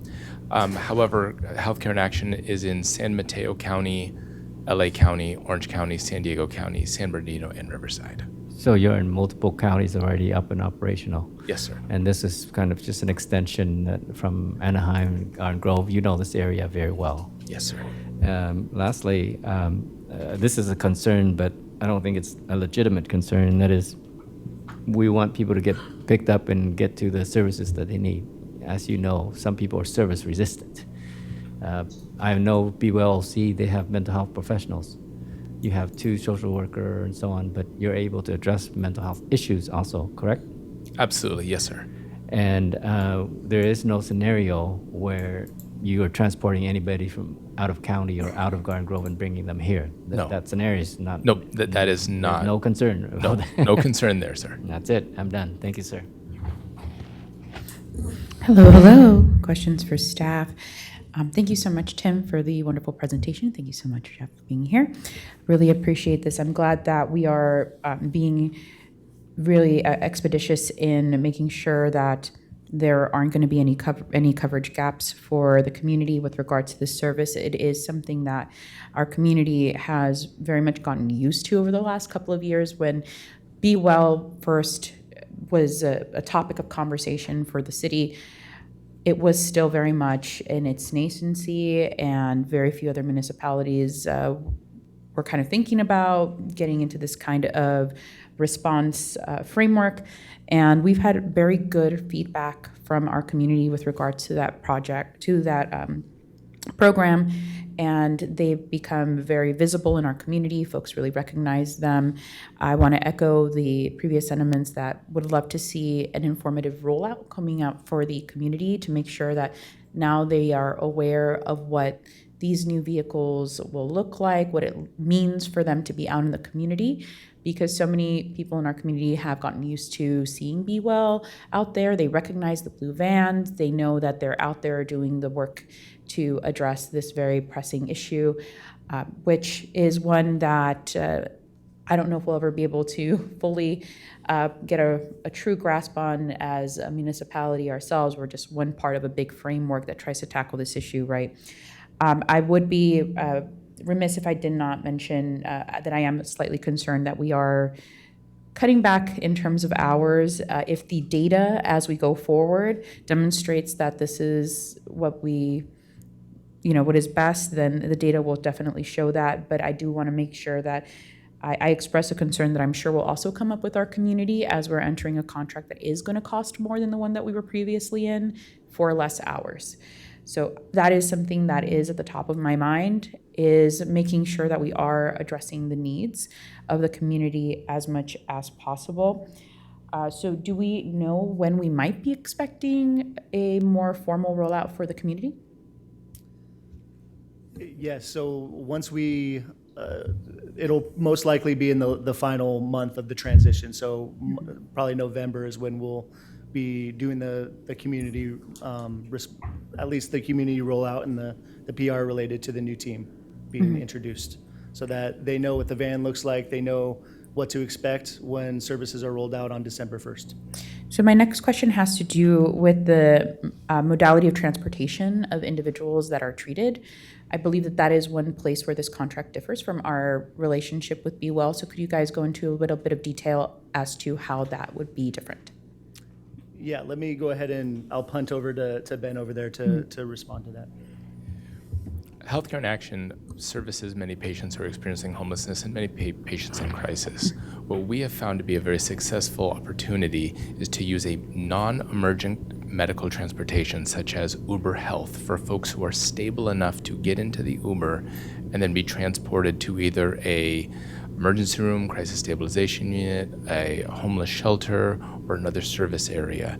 The EMT or the ACSW would go from that location where the patient was found and then arrive at the location where that person is being discharged to ensure the patient has the services in the continuum.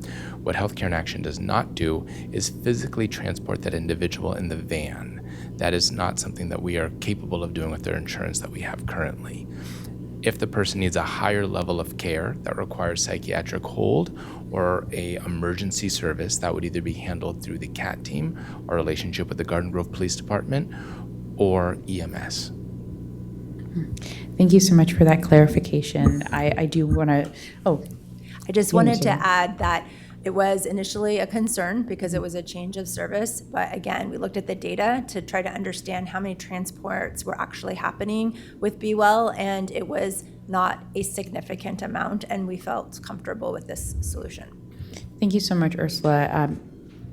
When we first started this relationship with Be Well and now with Healthcare in Action, right, one of the main reasons why we entered into these relationships is because we're also concerned about our law enforcement officers having to, split this double duty of having to triage mental health care emergencies, substance use emergencies, when we know that they want to be out there solving crimes and keeping people safe from violent attacks and et cetera. So I do have that just small bit of concern if we're now going to expect them to also take part in that again. I want to make sure that our folks feel like they're also ready to be able to handle those issues and those circumstances as they arise.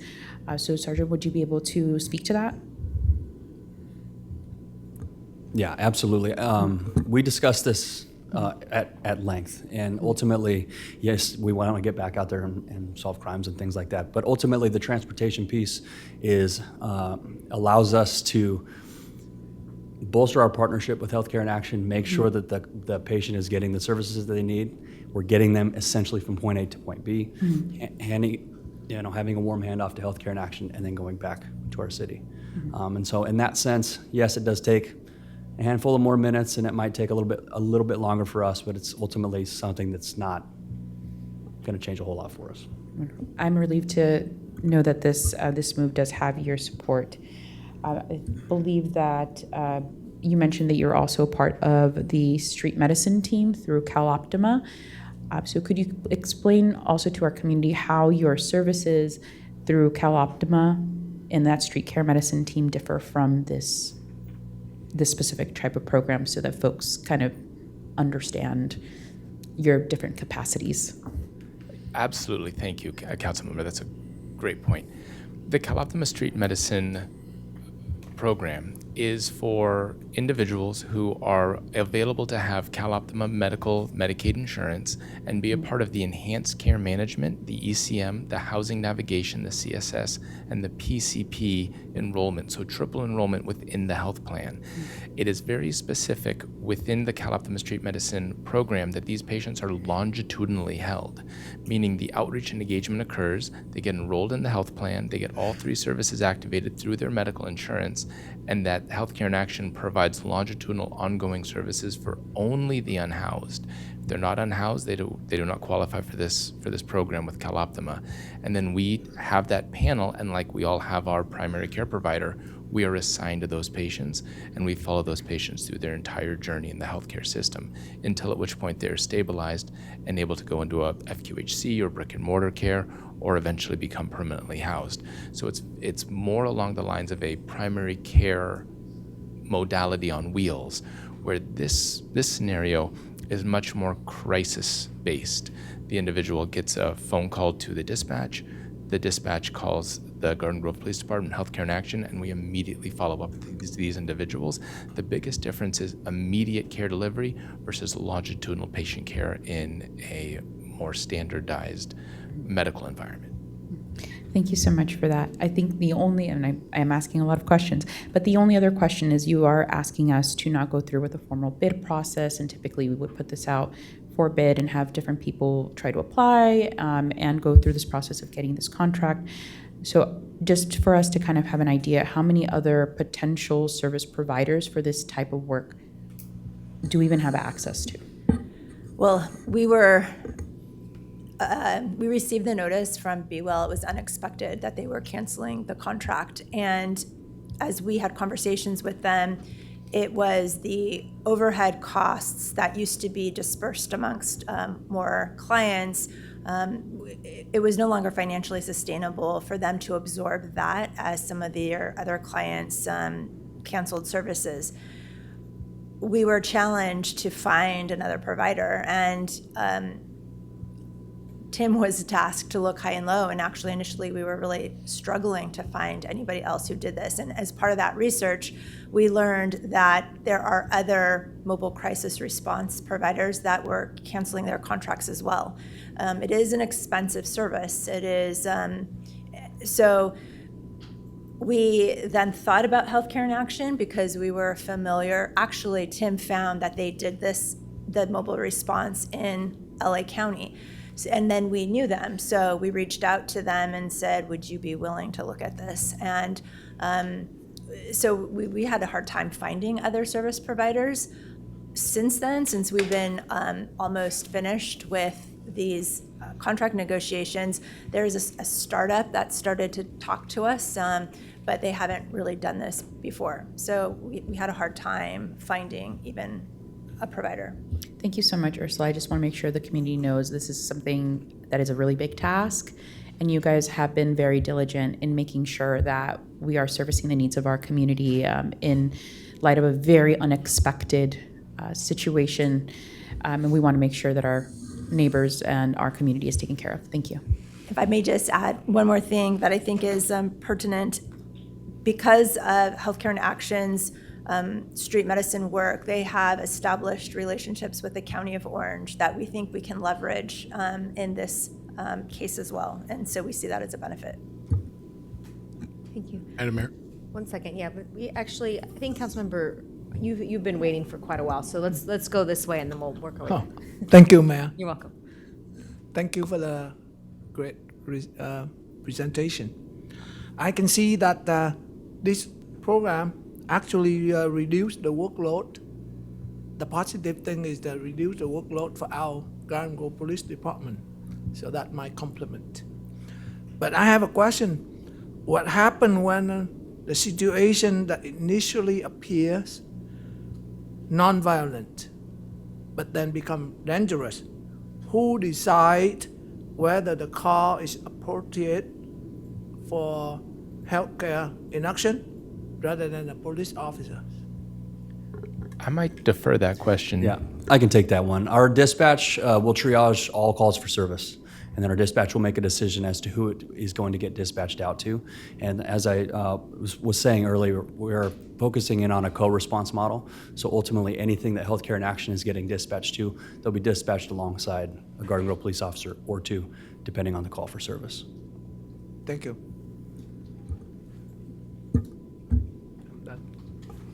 Yeah, the change in transportation is, okay, I get it.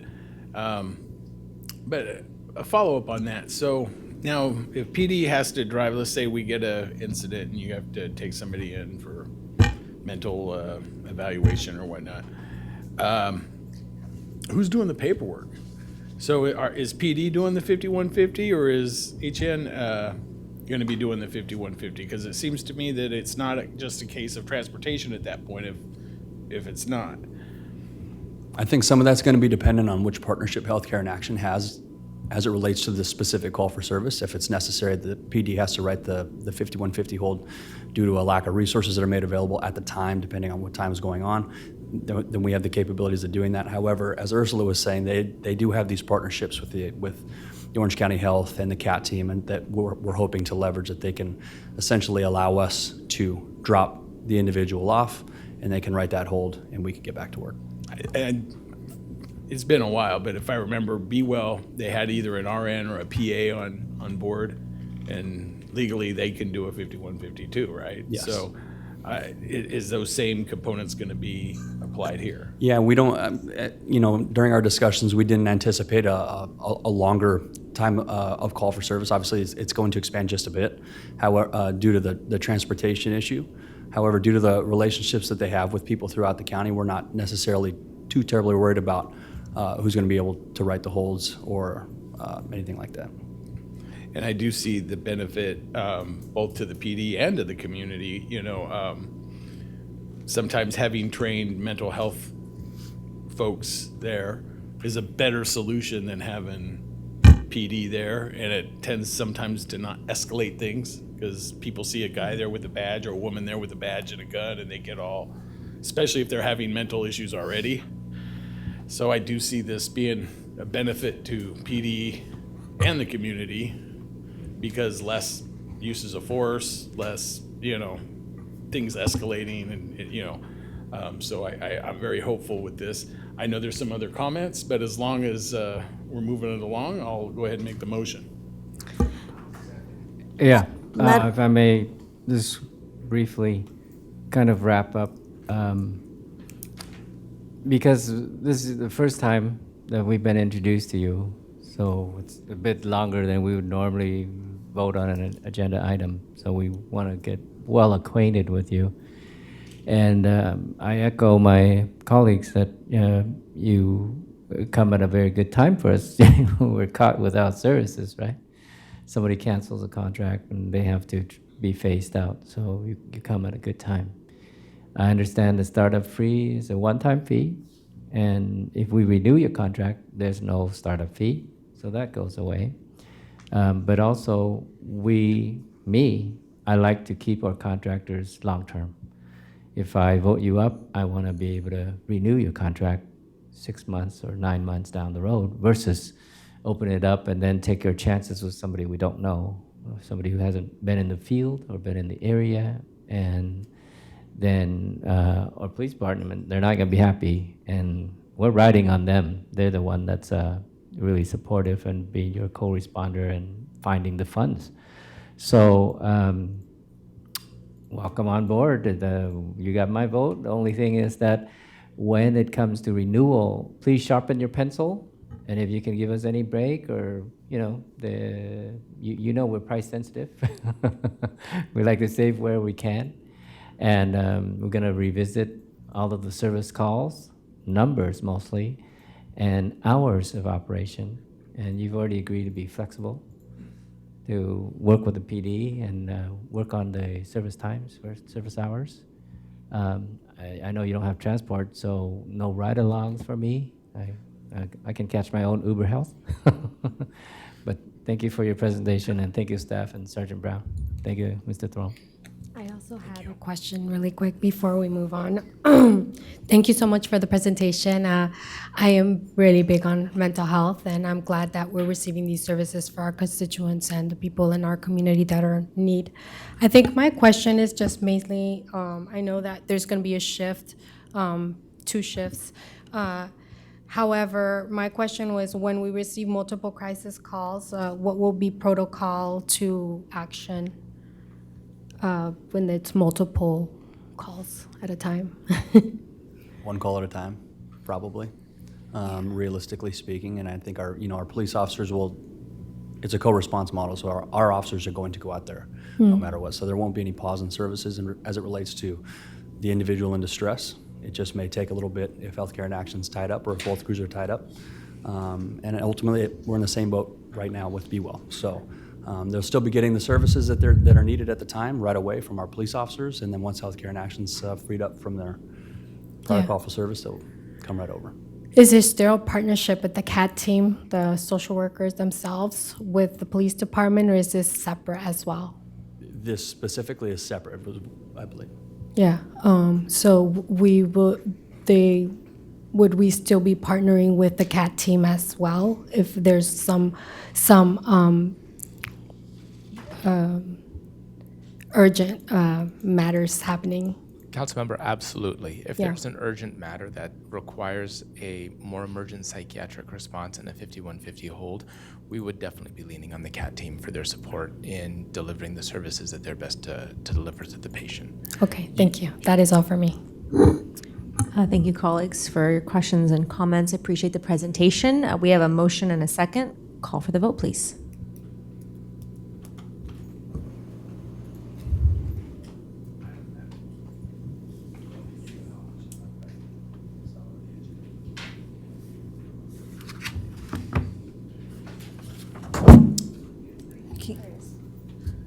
Oh, there it is.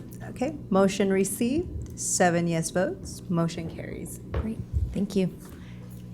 Thank you Thank you very much. much.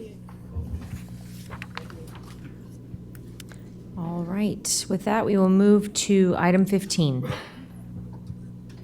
Item 15 is the introduction and first reading of an ordinance adding Chapter 8.72 to Title 8 of the Garden Grove Municipal Code to establish safety and security requirements for hotel workers.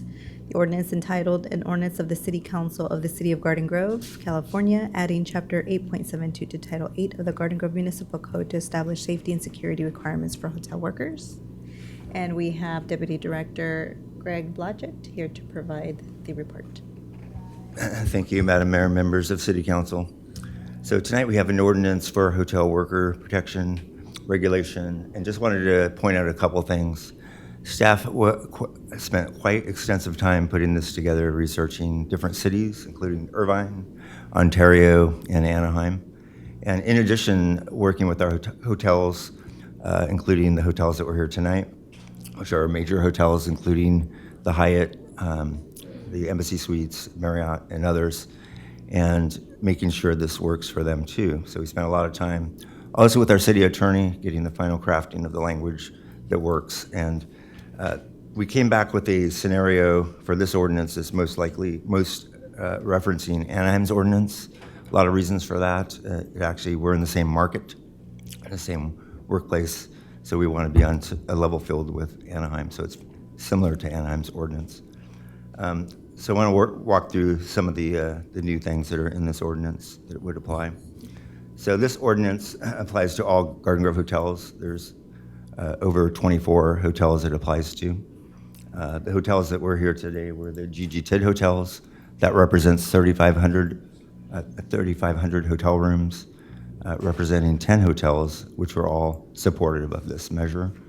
And that represents all hotels, $28 million to the City General Fund, which is very important to preserve that and have this worker ordinance in place.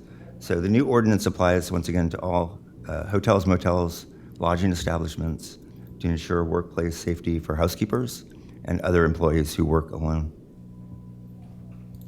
So a quick summary of the ordinance. It establishes new safety, security requirements for hotel workers, those working in isolated areas and alone.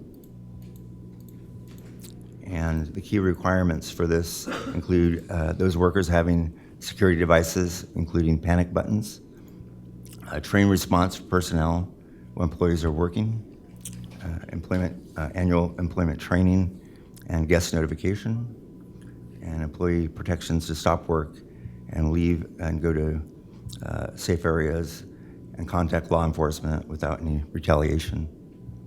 And then also, as we mentioned, I think 3 hours of paid time following a threatening violent incident, and then also ongoing incident training equipment records maintained for at least 3 years. It also includes enforcement for penalties, damages, attorney's fees. It gives the city manager authority to implement the program, and applies to all hotel owners, operators, contractors, and also subcontractors. We put an effective date of this ordinance, although this is the first reading. We'd have a subsequent second reading of this ordinance in 2 weeks, but the effective date would be January 1st, 2027, to give us time to implement the program. I think we mentioned, as our GMs were here earlier, a lot of franchise agreements for major hotels already require some of these provisions, but a lot of our smaller hotels are unaware. We need to meet with them directly and set up meetings with them to go over the new program to make sure they're compliant. And then overall impact of this enhances hotel worker safety while creating additional operation training, record keeping, and liability requirements for hotel employers. That concludes my presentation, and we open it to questions. Thank you so much for the presentation. We have a question. Yes, hi Greg. Thanks for coming, waiting very patiently to give us our presentation. It's a first reading, so I don't know if there's much to discuss, but I don't see any numbers. Are there financial consequences? Have we done, what are the costs, and where's those funds coming from? Obviously, if we pass this, the implementation is going to come at a cost, right?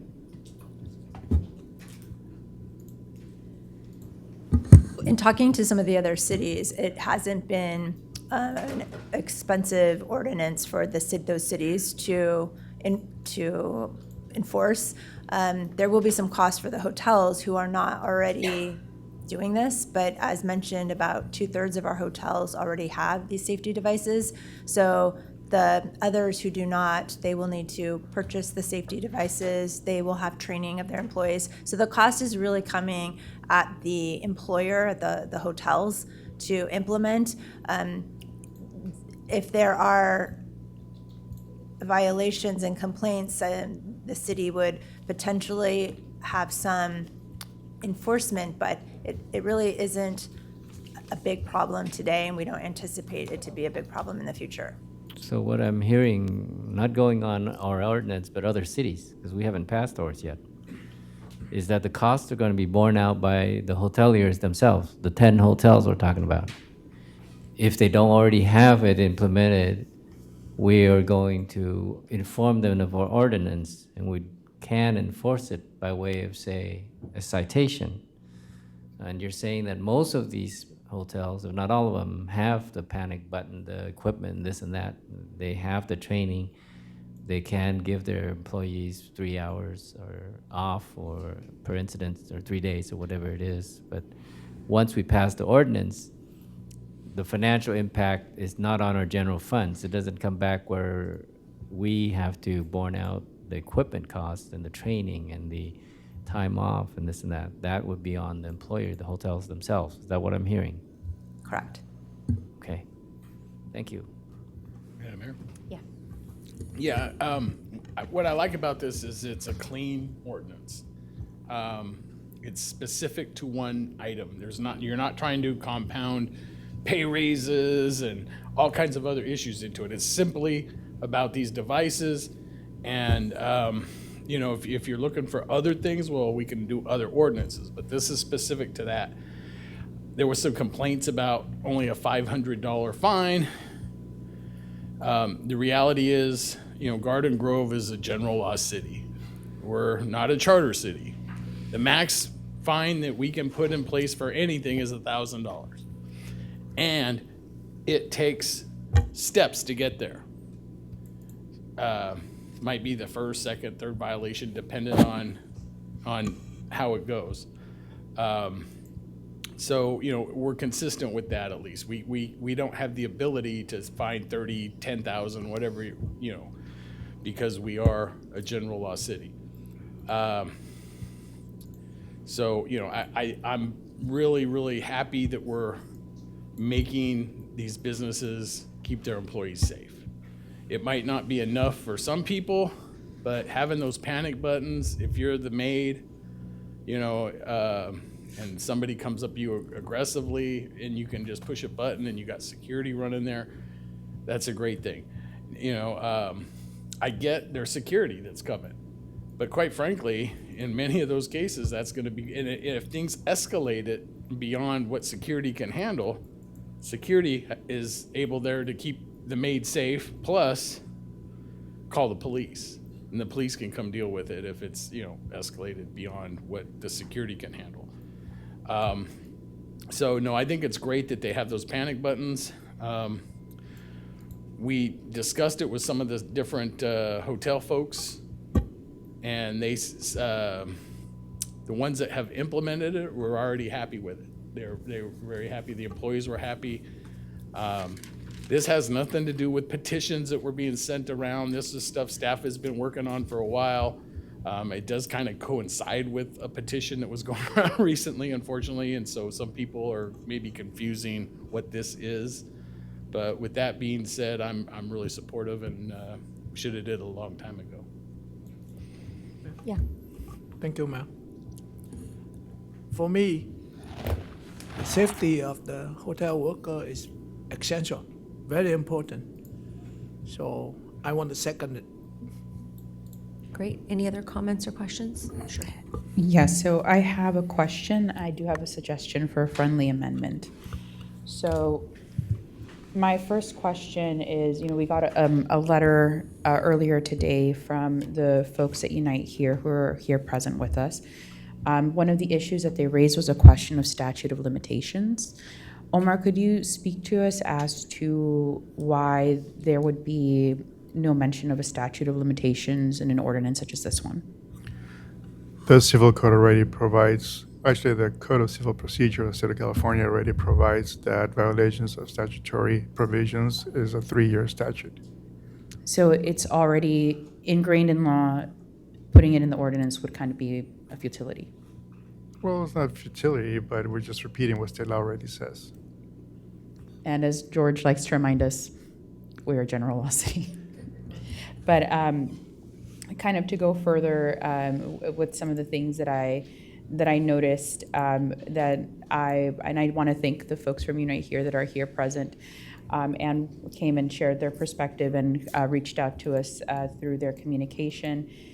I do want to express that I am concerned about the 3-hour max for workers when they have to report an incident involving a violent action or threatening conduct to a law enforcement agency.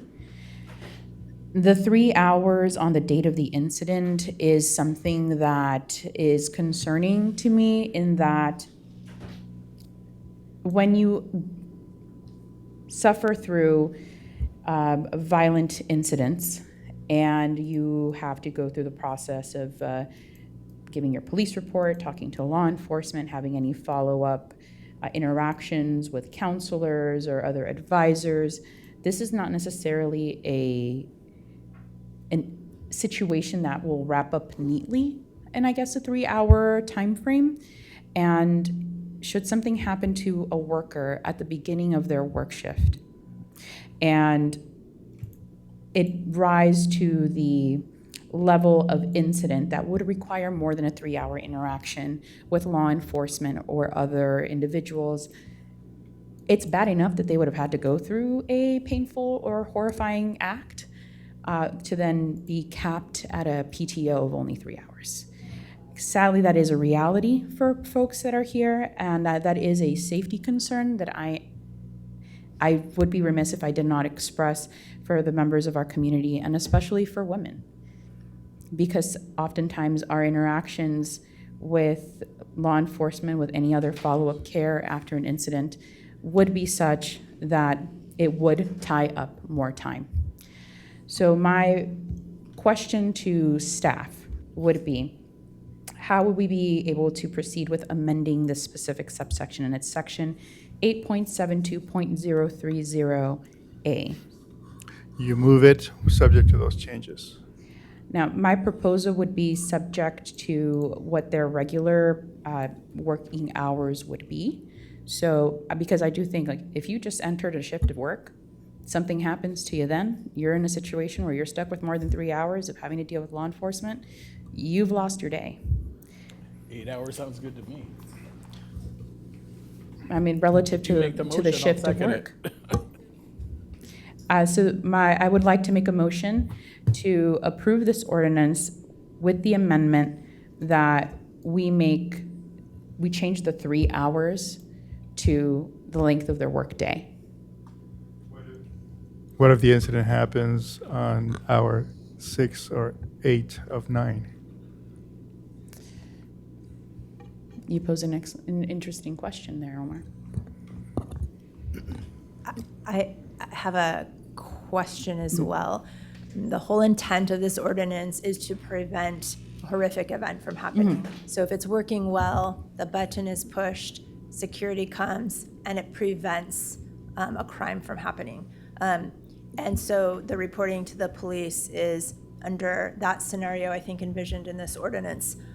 If a crime's actually committed, which means the button was not effective, I think it's a different scenario. And I don't know what sort of protections are available to somebody who suffers a crime at work, but I guess I wanted to understand that distinction. Because the point of this is they're taking time off of their workday to have to report something that happened to them in the workplace.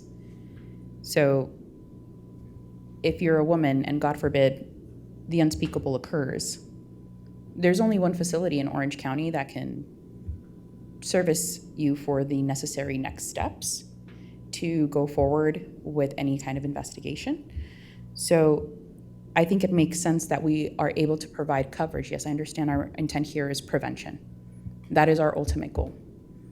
But we cannot prevent everything, so we must be ready for the situations where that does not occur, and be as fair as we can be in the spirit of this for the situations where we're gonna need more than the 3 hours because something happened when they just clocked in. And to me, that just seems fair. May I ask, so what's the methodology, or how did we get to the 3 hours to begin with? Is this something that hoteliers, is this standard? Yes, and- Across all, like, so there's parity across multiple cities doing this? Yes, correct. Our other cities and our hotels were in agreement with the 3 hours, and the hotel attorneys had looked at the language too, and we're okay with that too.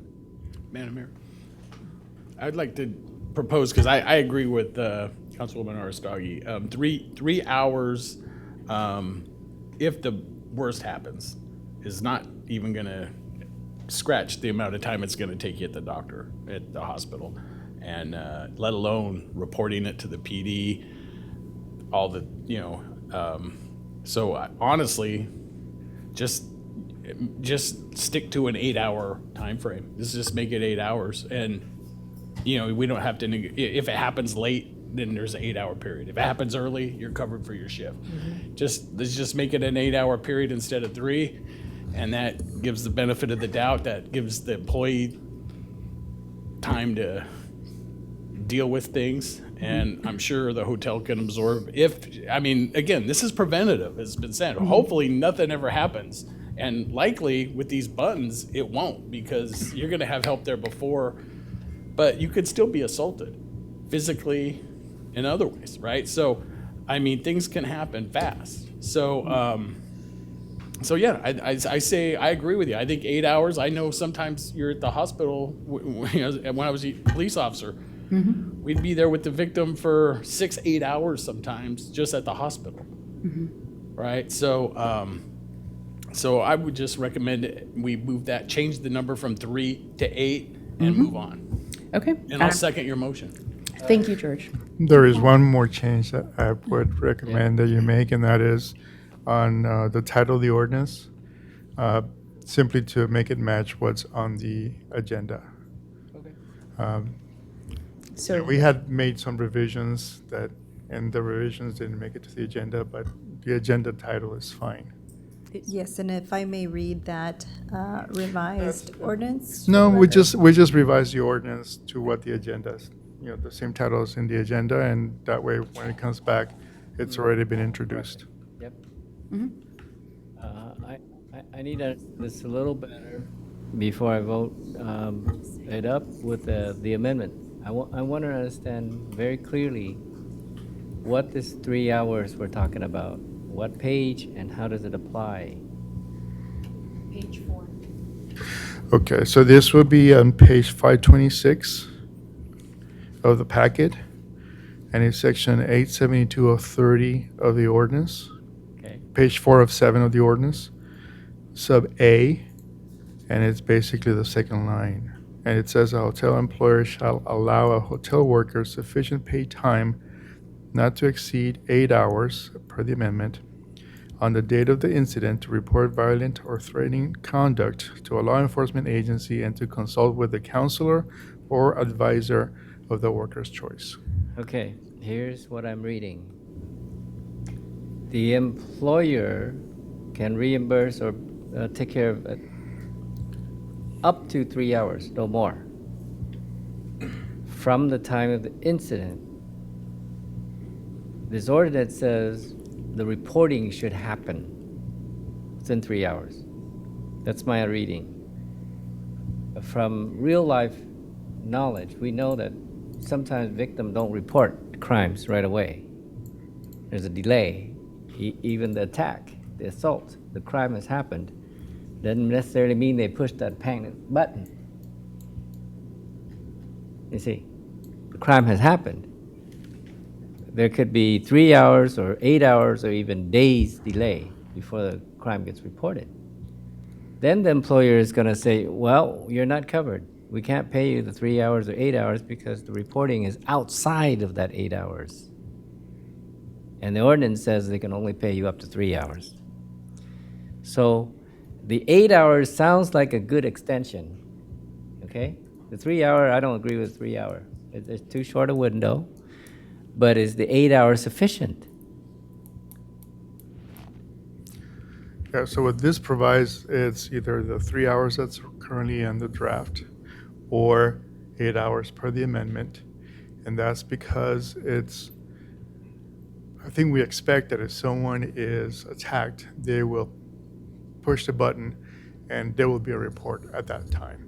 Okay. You know, if someone doesn't report something, then, you know, the ability of police or anybody to gather enough evidence to get Okay. a jury, you know, beyond reasonable doubt to. Last question, and then Yes. I will either amend with my colleague or propose a different number. What is a typical shift? Is it 8 hours or 10 hours or 12 hours? Do people work 10-hour shifts? If they do, I want a 10-hour. I don't want 8 hours.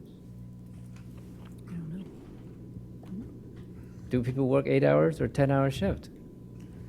Typically, why? If we're going to extend it from 3 to 8, I'm more comfortable with 3 to 10.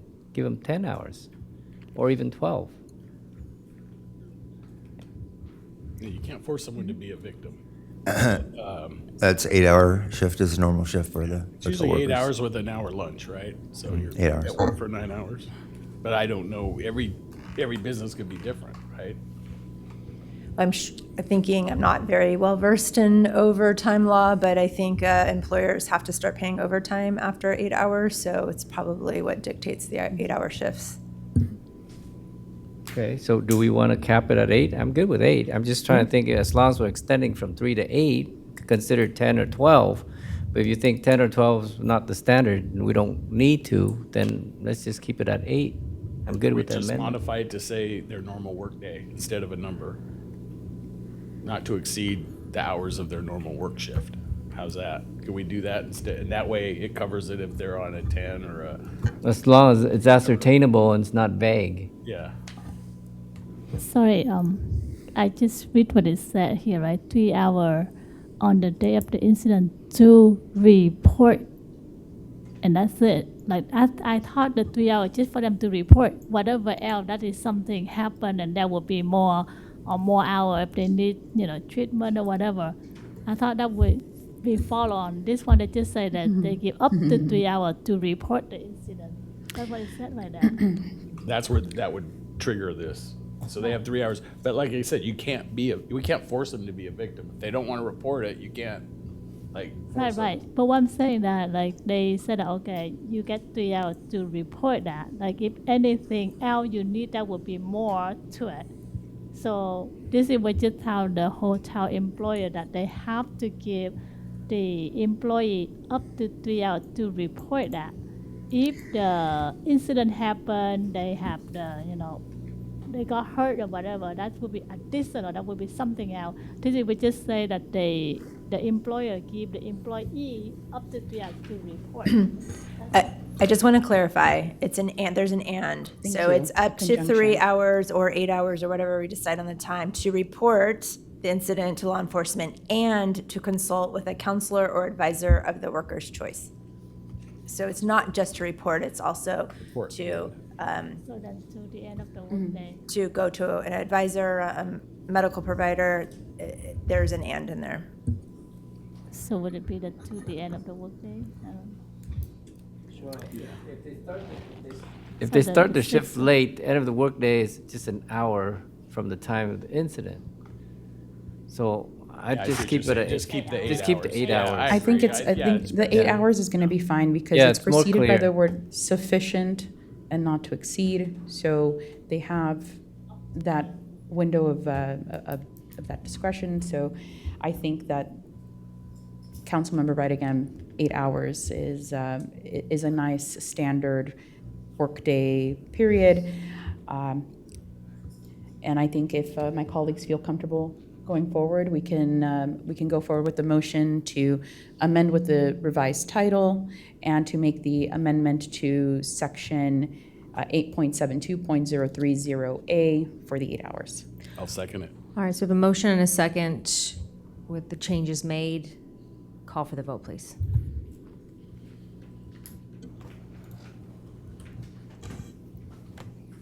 Motion received, 7 yes votes. Motion carries. Thank you. All right, that takes us on to matters. Item 16. Item 16 is the discussion on food truck regulations as requested by Councilmember Aristegui. Hello again, everybody. I want to thank everyone that came here today and spoke on this issue, all of the food truck owners that have been reaching out to us over the year, really, and letting us know what they've been feeling and experiencing through the regular course of business. I would like to really say that as we've been having these discussions and listening to our residents, it seems that the biggest pain points have been this issue of time, of what is a reasonable time for our trucks to be out and stationed while they're conducting their work and producing fresh hot foods. And the other issue seems to be the issue of location. And I have some subsections of the codes that our staff has shared with us that I would like to tackle. And but I'm curious to hear from staff what their perspective is on the oversight on food truck regulations. Just from a high level, so food trucks are allowed in all our zones on private property. There are some restrictions on some mixed-use areas, but they're allowed on all of these zones in the city except for the open space and except for public right-of-way and parks. Okay.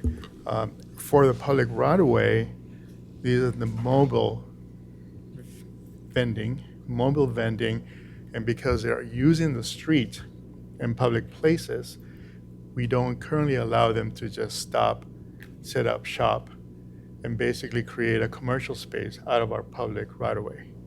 So that's what the regulations do, and that's why if you're a truck, like an ice cream truck that can use the public right-of-way, you make a safe stop because you also have to comply with the vehicle code.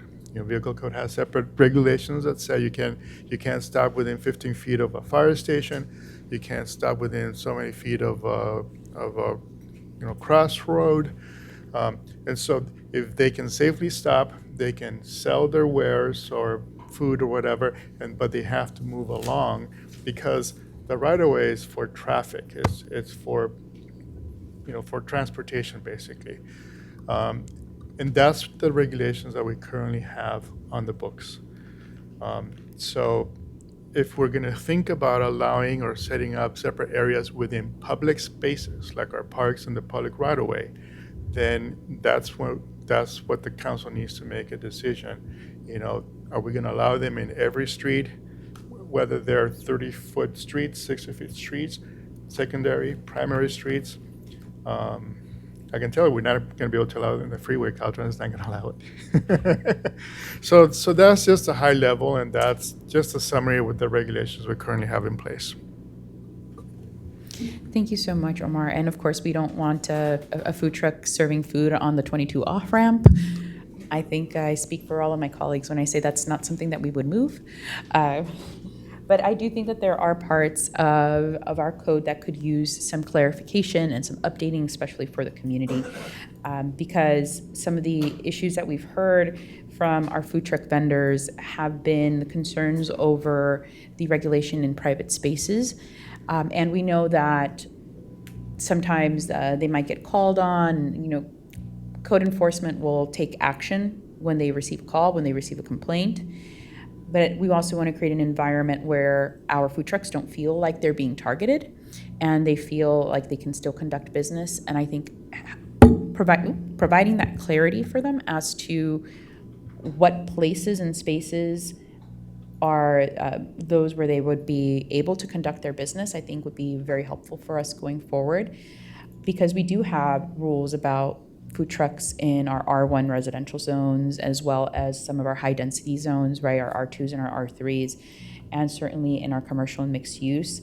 But I do think that we need to have some clarification with regards to some of the redundancies in terms of the location, because our code says that vehicular vending, it will be allowed in these spaces, and then says that it will be unlawful if that vehicle is either parked or stopped or standing upon public or private schools or private or any property zoned for parks within those specific areas. And I think to what some of our schools would like to do, like I would hope that our schools, when they're doing games and things like that, aren't acting unlawfully if they want to invite a food truck to, come and, serve tacos during the football game or something like that, right? Or now that we have our Civic Center Park that's going to be opening up soon, which is designed and intentionally has platforms on it for us to be able to activate them for food truck use, that we also wouldn't be violating our own laws by having them there. And having clarity as to when them being there will require permitting, so that we make sure that our partners in the district are in compliance, and we make sure that our folks that are in, church parking lots, when they want to do their farmers markets and do all the things like that, understand what it is that they need to do and what steps they need to go through to be able to have these vendors there. I think we need to really look at the way we're doing things as far as food trucks go. Like I said last meeting, it's a new world. One qualification, Omar said that on private property they're legal. That's not necessarily true, because there's laws that businesses have to maintain so many parking spots in their parking lots. And when you have a food truck come in and take up 5 or 6 of those spots, they're no longer having adequate parking. So that's partially true, but they are also violating the parking laws on, like the one I spoke of last week, where they were very under limited parking and they have a food truck in there and the city's giving them the okay to do it. Yeah, and there are other regulations too. Obviously, they have to comply with the health department regulations. Yeah. There's also certain regulations that we applied, like for fire safety. It's pulling electricity without permits. I mean, there's other regulations that would apply once you have a stationary, truck. But with that being said, there's a lot of things that get nuanced into this, and this is a big bite. This is not something we're going to sit here and discuss tonight. And for sure not. get it. And I really like what I did with the tree ordinance. I met with staff personally. I met with you guys, get input. I sat home on my home computer, typed the damn thing up myself, brought it to the, get input from everybody that way. I think that's one of the best ways to walk forward, to move this forward.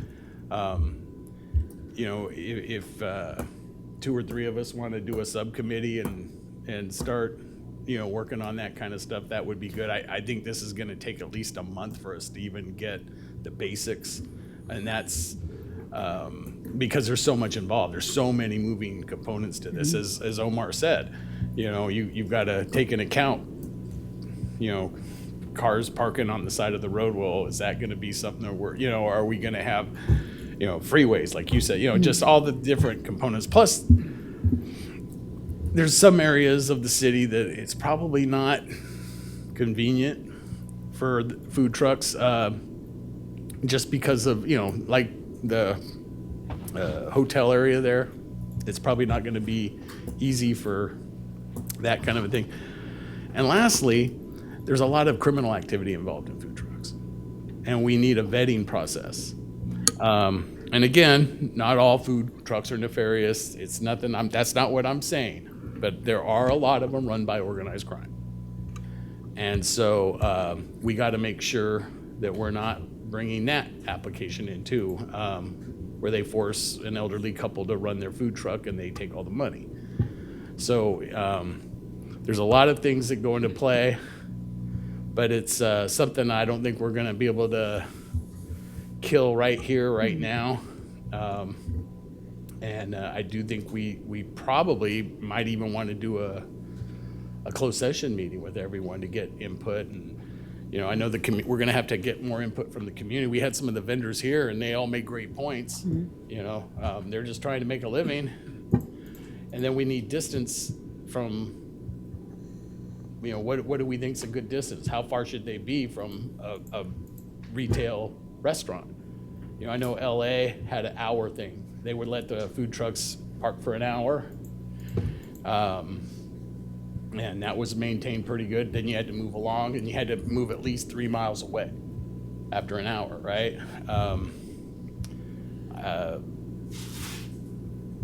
How far do we think they need to be from a restaurant? I think we all probably have differing ideas, but I'm sure we can come to a consensus. Is it 100 yards? Is it 100 feet? Is it, definitely not in the parking lot right in front of a restaurant, right? So we got to protect our established businesses as well. So we got to be careful.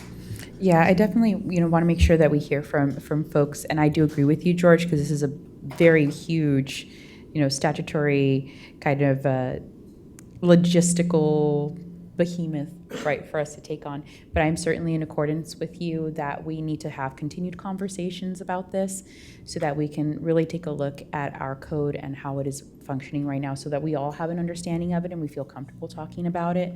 I would also like to see a report from staff that would allow us to kind of compare and contrast what are some of the existing ordinances within our surrounding jurisdictions so that we understand what is the culture of this type of food establishment within our region, right? So that we're not somehow behind the curve in terms of what's already kind of like the norm in these industries, or also that perhaps that we're not overstepping in certain regards, right? We want to make sure that we're taking a fair and balanced approach to this. So I would like for staff, if we could continue having these conversations. Of course, I want to continue having input from my colleagues, but I do think that we need to have a more involved kind of study session to really look at the language, to make sure that all of us have a good grasp of where the laws currently stand right now. I think it's good that we kind of got a nice little digest here of how the laws are currently for us, but I think many of us have thoughts about maybe how we would want things to change. So I think if we would continue this conversation, we can agree to have a more discourse, but with the knowledge that we're going to continue having this conversation, and we're not going to, we just can't, we're not in a position right now where we can direct you guys to make a specific type of ordinance with any type of specific language. City Manager, did you have a comment? Yes. Councilmember Aristega, I'll be happy to look into some research on behalf of the council, following your direction to kind of see what's happening in Orange County in general. Let's start with that. I'd rather start with our gateway cities, the cities that touch Garden Grove, to see are there any food truck codes that they have within their city limits and regulations that are different than our city. And then are there any other very activated food truck areas outside of Orange County that are very, focused on the foodie scene? Our foodie scene is very unique. It's our little Saigon community. It's our, it's very diverse. And so I am also very protective of our brick and mortar because our businesses, our entrepreneurs, our property owners do put quite a bit of investments in our commercial retail strip centers, and so a lot of our businesses rely on that as well. But I'm also sensitive to our small business entrepreneurs, and maybe it's a combination of, maybe it's initiating a small business program to bring our food truck businesses into a brick and mortar space, and that's the combination. I don't know what the right answer is, but let us do a little bit of research and bring you back some options. This is in the niche of economic development, And that's one of the council priorities is to support our small businesses. But let us see what other cities are doing first. Pause, give you some information, we'll report it out, give us additional direction, and we'll work from there. And it may ultimately defer back to the Mayor Pro Tem model, where maybe one or two council members, you take the information and we made a hybrid version, and you give us some additional feedback with your respective red lines, and we'll take it from there, so. Yeah, and I'm willing to put in Yeah. some hours because quite frankly, it sounds to me that staff is pretty burdened with work right now. And if we rely on that, I'll be gone. You might still be here, but I'll be gone before we get this accomplished. So we might have to roll up our sleeves and do it ourselves. I have a few And other then I'm happy to questions. do this with you, George. Cool, I've got a few other questions. Cindy, go ahead. So first, just want to say thank to Councilmember Aristegi for starting this. Because if you didn't, I was gonna ask the same thing. Because right after the first day that the business owner came here and spoke, we stayed back and we talked to them. I actually went to their food truck and talked to them. So they actually have a nice place where that they park inside a parking. In my district, on Chapman, right in front of Hare Park or near the library, there's a food truck there every night. And there's another one at the corner of Lamston and Broker. That one I got the resident complaint about because it parked on a smaller street, and sometimes people turn, they couldn't see, like the people were walking to the food truck, and it was there for forever, like for many hours. So when we heard about 10 minutes that they have to move, we just want to know what is it, like is there something that we need to change the code? But the more we look into that, it was not the case. It was because there were different scenarios. So I would love to work with, the team member here or the council member here just to see what is the best way. But yeah, it affects my district, and I would like to get more information and see what the best way to handle that. That's it. Thank you. Thank you so much for, if I may, is that okay? I'm sorry. Thank you so much for bringing this to our attention. I know this is something that has came up several times in our public comments, and I think it's very important that we changed some of the things that were the norm back in time or have changed throughout the years. And it's very unfortunate for some businesses that do food trucks that have to abide by these rules, especially when they have hot stoves and equipment on for several hours. And then, so thank you so much. Like I said, I do agree. It's gonna take a lot of work, and I am excited for this investment because it's gonna be helping a lot of our businesses in our community. And like I'm aware that a lot of food trucks in our city are recognized by people out of our city. As I work in different districts out of Garden Grove, I've witnessed that as well. And I think it's very important that we invest into something that is more relatable to the norm of our food businesses nowadays. So I'm looking forward to this, and thank you. All right, I'll be brief, but I'm going to point to page 4, section 9.08.020.02070. Attorney can look, and the rest of us. Outdoor sales of goods and merchandise, R1 zone. A, vehicular vending, 1, goods, food, or merchandise may be sold or offered for sale from any vehicle that is parked, stopped, or standing upon commercially or industrially zoned properties, or on any site where construction is occurring. My question is it should be may be sold or may not be sold?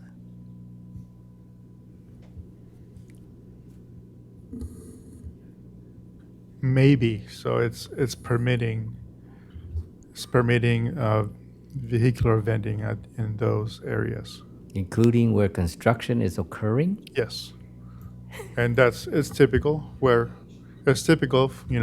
lunchtime when you're in construction sites. Whose construction? Private or the city's Private, construction? Well, any construction really.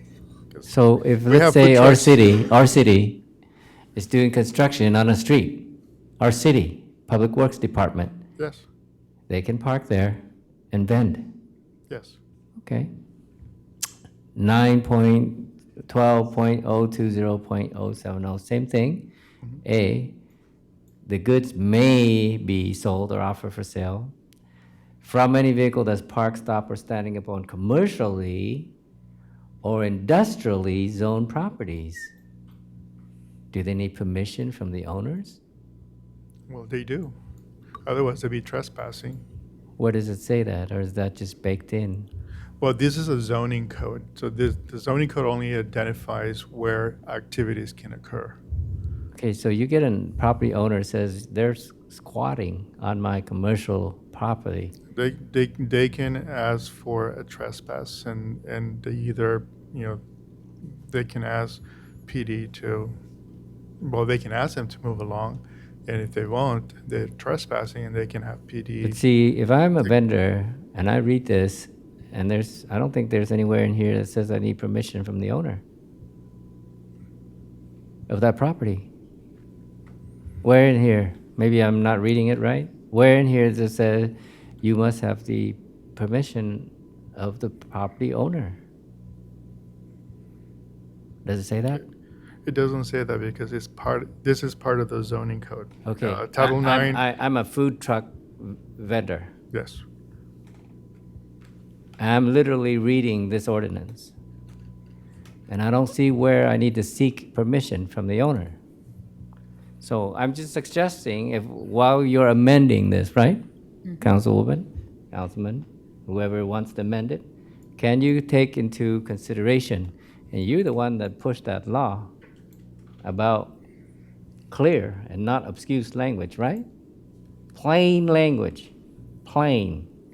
Or anybody, like a street vendor, a food trucker, can read and understand exactly what they're expected to comply by. I think we'd be amending the zoning, we'd be amending the ordinance, not the zoning code, right? So I think we're talking apples and oranges. We'd be proposing a new ordinance.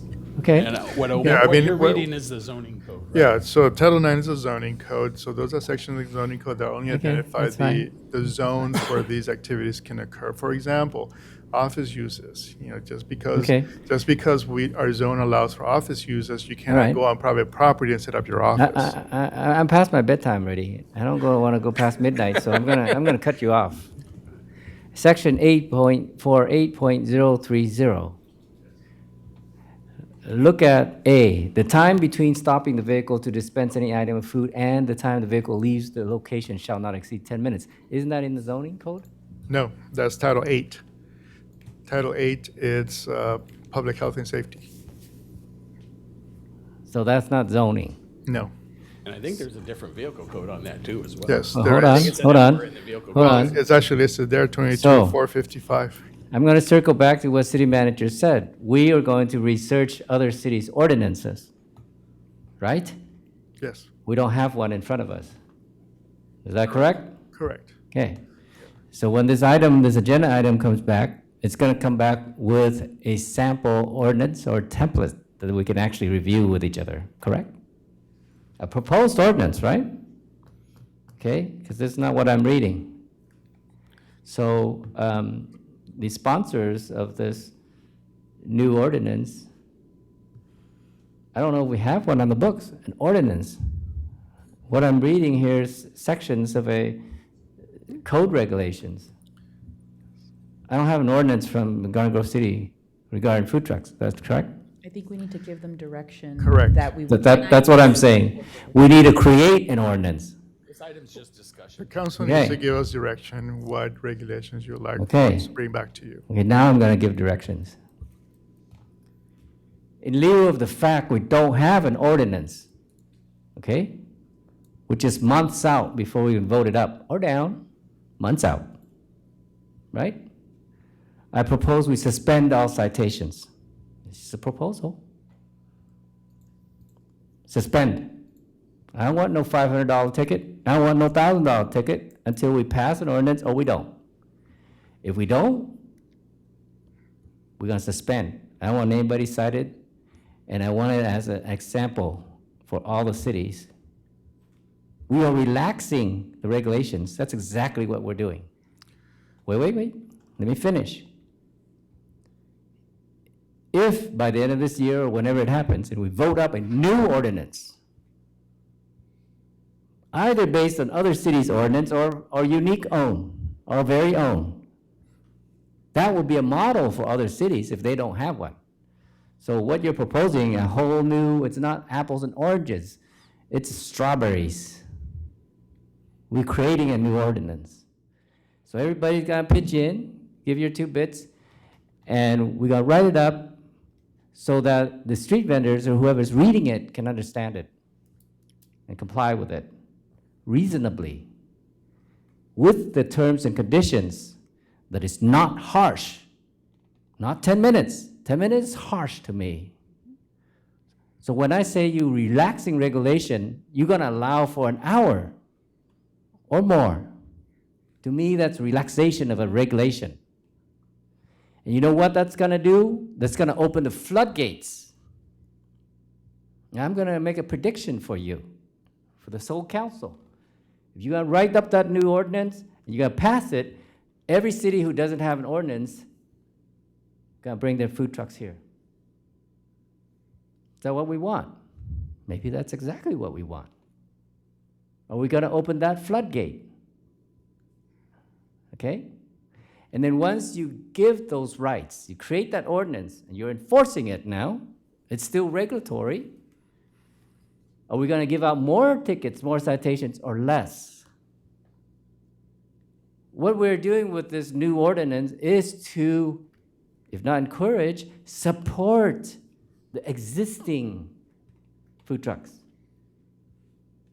Maybe at the expense of the brick and mortar business.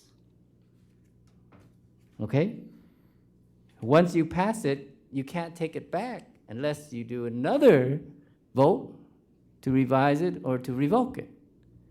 Now you've given relaxed regulations, and you've doubled the number of food trucks operating in Garden Grove. And now you're gonna have a revolt from the brick and mortar businesses. Mom and pop says, you're wiping out my business. I just want you to take all this into consideration when you write up these new ordinances. I might not be here to vote for it, or maybe I will be, then I will weigh in, but I actually have confidence in my colleague that you can write up something that we can pass. What's the point if you write something up and we don't pass it? Isn't that the point? And enforceable. Until we get that, I propose, however the procedures are, is to suspend the citations. Suspend it. If we're gonna encourage food vending and allow them with a more relaxed regulation, you will see an explosion of food trucks. It'll double overnight as soon as we pass the regulation. Trust me. All right, I yield my time. Attorney, if you want to speak to it, go ahead. I just want to point out that the council at the last meeting directed us to put a discussion item only. So that's what's before you. Try to be helpful by putting together all of the provisions of the code that we are currently in the code, which were adopted by ordinance, that relate to food trucks or street vending related to trucks.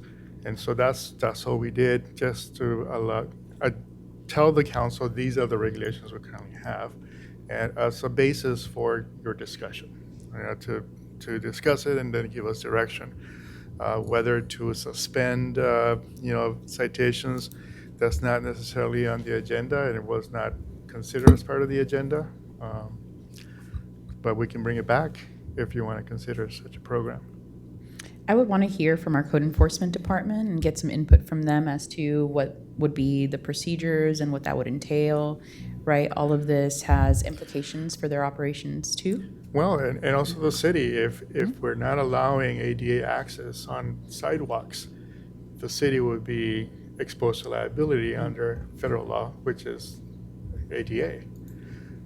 Which is why, you know, it is important. You know, a lot of these regulations that we currently have on the books are geared towards making sure that the public can safely use the public spaces, the public right-of-way, the sidewalks, and prevent, basically promote public safety. City Manager? And part of the analysis would also include some data as to current enforcement. So I wouldn't bring back any recommendation without the enforcement piece because they go hand in hand, so. Is this something that, do you have enough direction, or do we need a clear vote of clarity on what we're actually asking you to do at this point in time? Because there's a lot that's just gone on. Yeah. Well, I was gonna take it back to just the baseline, which is to get some additional comparative data for council. And if there are some cities that do allow food trucks, then their regulations are a little bit more focused on allowing them in different and certain areas of the city, I'll bring that information back. And if there are some cities that are more restrictive or very limiting, I'll make that note as well. You can And- email that to all of us. Yes. And then what I'll do concurrently with that is also, I'll have our code enforcement team also poll the cities when we gather the data, how's the enforcement been under those scenarios? So you'll have both the enforcement piece and the regulatory. So that's what I'm doing, and I'm gonna stop there. I would actually like to move to go forward with that plan of action, if I could get a second. Second. Yeah, second. Hold on, one point of clarification only. Because the co-sponsors of this new ordinance, you guys are gonna author it. This item is under discussion. I am discussing it. I'm within the context of agenda item number 16. This is a discussion. The discussion is this. We are going to allow vending on a construction site. You said liability. You said protecting the public. Omar, it sounds contradictory. If I'm fixing the sidewalk and you're parking there on the construction site when I'm fixing the sidewalk, how's that protecting the public? Okay? You gotta consider the zoning of it also. If we have to amend the zoning, why does it say here you may park in a construction site? I just said tonight I'm a general contractor of construction. Why would you allow that? Now, I can understand commercially or industrially, if the owner approve it, fine, write that into the ordinance. Okay? That is my contribution to the discussion tonight. And you guys already second, let's vote. Call for the vote, please. Do a roll call vote. Councilmember Muñetón? Yes. Councilmember Dovin? Yes. Councilmember Tran? Yes. Mayor Kloppenstein? Yes. Councilmember Destegi? Yes. Councilmember Nguyen? Yes. And Mayor Pro Tem Brightingham? Yes. Motion received, 7 yes votes. Motion carries. Thank you. On to item 17. Item 17 is discussion and consideration of a draft ordinance prohibiting smoking in city parks as requested by Councilmember Muñetón.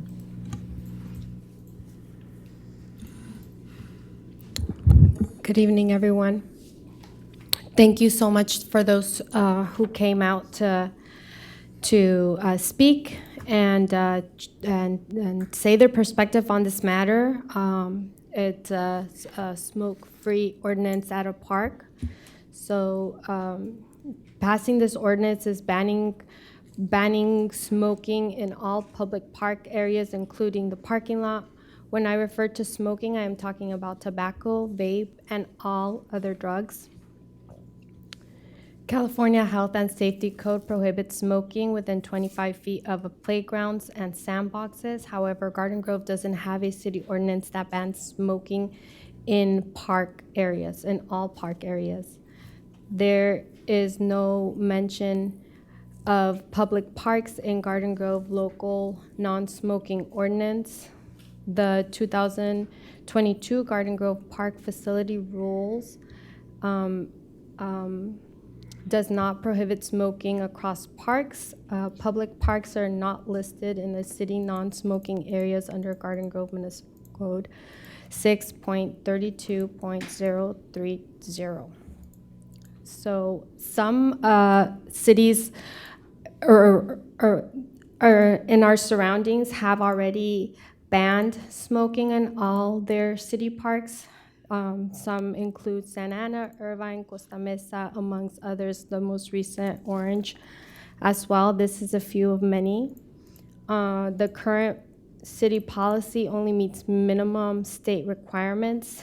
Families and children and elderly deserve to enjoy parks and clean air and safe environment, as well as parks share very close proximities to our schools and leagues as well. Cigarette waste contributes to litter and harm our environment. And then also secondhand smoke exposes still pose health risk outdoors. Lastly, the general public typically supports smoke-free parks, especially in places that children go. So I have also talked to the police chief in previous meetings to see what he thinks about this ordinance, and he says that this is a tool for our police enforcement, and he does support it as well.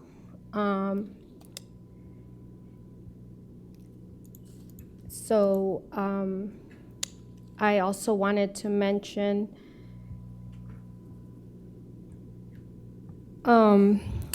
this is a letter that we all got from one of our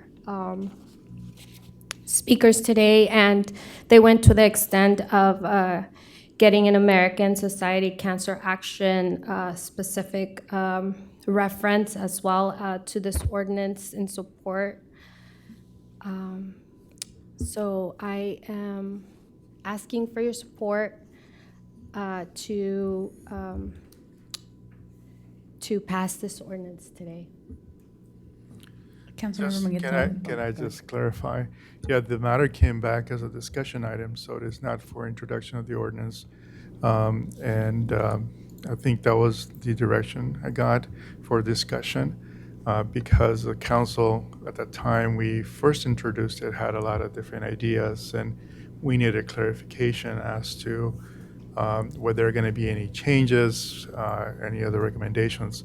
And so it's before you as a discussion item for you to give us direction. You know, you like it the way it is now, we can bring it back for introduction. Do you want to make any changes? If so, let us know so that when it comes for introduction, we've already had some discussion on it. Omar, I think first, Councilmember Mungueton, thank you so much for introducing this item for conversation for all of us and wanting to take action on this matter. When we speak to the youth, they very much share the sentiment, and that's what I found with some of the young people that I've spoken to, is that they're surprised that this isn't already a law that is in the books for us, because this is a regulation that is so much of the norm in various parts of Orange County as it is. So they're like, wait, really? Like, this isn't a thing already? Like, I would have figured that this is something that we already do. So that was some very interesting feedback that I've heard from some of our local youth. And I think that it's important for us to, as a part of quality of life, as a part of looking out for the safety and health of our families, our children, of the public spaces that we're creating for folks to recreate in, and the long-term maintenance of those spaces, that we're mindful of the kind of littering and trash that takes place there as well. So thank you for bringing this forward. I do intend to continue supporting this ordinance should we continue with the discussion about this. It's common sense, because it's common sense. Thank you for that. I do also want to add on that with our new parks coming into our city, as we are having these parks, brand new parks, this is just adding to our cleanliness, the health, well-being. I love to run, and I run in our parks, and it does take a toll when somebody is smoking secondhand smoke. Many people come to our spaces for the nature, for their mental health, for walking, and just having that quality of life outdoor, taking and enjoying the spaces with their children. Many times I take my children as well to the park. So looking into this with the lens of a neighbor, with the lens of a parent, with the lens of a teacher, it just makes a lot of sense for me to keep public spaces for our families and our neighbors safe, of smoke-free, and reduces that litter as well. So like I mentioned, police would still, they would also play a part in it as well, as I read. And I talked to Chief in regards to how would we enforce this. He said, we still have priorities. Urgencies would come first if this is something that we're able to go and cite someone for, we'll do it. But it is definitely a tool for us. So I think that's very important. Like I said, many of our cities are already implementing it as well, and I would really appreciate your support in this as well. Any other comments or questions from anybody else? Yeah. Yeah, go ahead. I've stated my position on this before, which is smokers are taxpayers too. They should have the rights to use our public parks also. Now, my colleague here, Yesenia, says quality of life, right? You have to take into consideration the quality of life. Well, a smoker's quality of life includes having a cigarette in the park or outdoors. Now, I'm going to save somebody's children in the park, but I'm not going to care about the children in the house, in the apartment, because they have a parent that smokes. And we had a speaker here who says, well, I told him to go smoke outside, so he's not smoking inside with the children. So where is he going to go? He's going to go outside, and the park is outdoors, right there. He can't smoke inside the house because he's going to give secondhand smoke to the children in the house. And then you're going to prohibit him or her from smoking in the park. Then he's going to go back in the house and give secondhand smoke cancer to the children in the house or in the apartment. You got a catch-22 here. You got citizen activism, yeah. Volunteer, go pick up cigarette butts. Not a problem. Do more of that. Last time I've said post advisories, and nobody wants to consider that. Post signs, advisories in the parks, please do not smoke around children, or whatever you want to post that we can all pass. An advisory. Now, smokers, don't go around trying to give people cancer. They're pretty considerate people. If you tell them, please put it out, you got kids here. I'm having a jog. I'm enjoying my quality of life. Can you move 20 feet away? Is that okay? Would somebody be offended? If they attack you, that's when you call the police. If they say, oh, I'm sorry, let me move. It will save us from passing ordinances that's overreaching and may tax our police force. Yeah, they're going to come out and try to give citation and help us out, of course. The chief's not saying no to that. He's willingly accepting that as part of police function, police duties.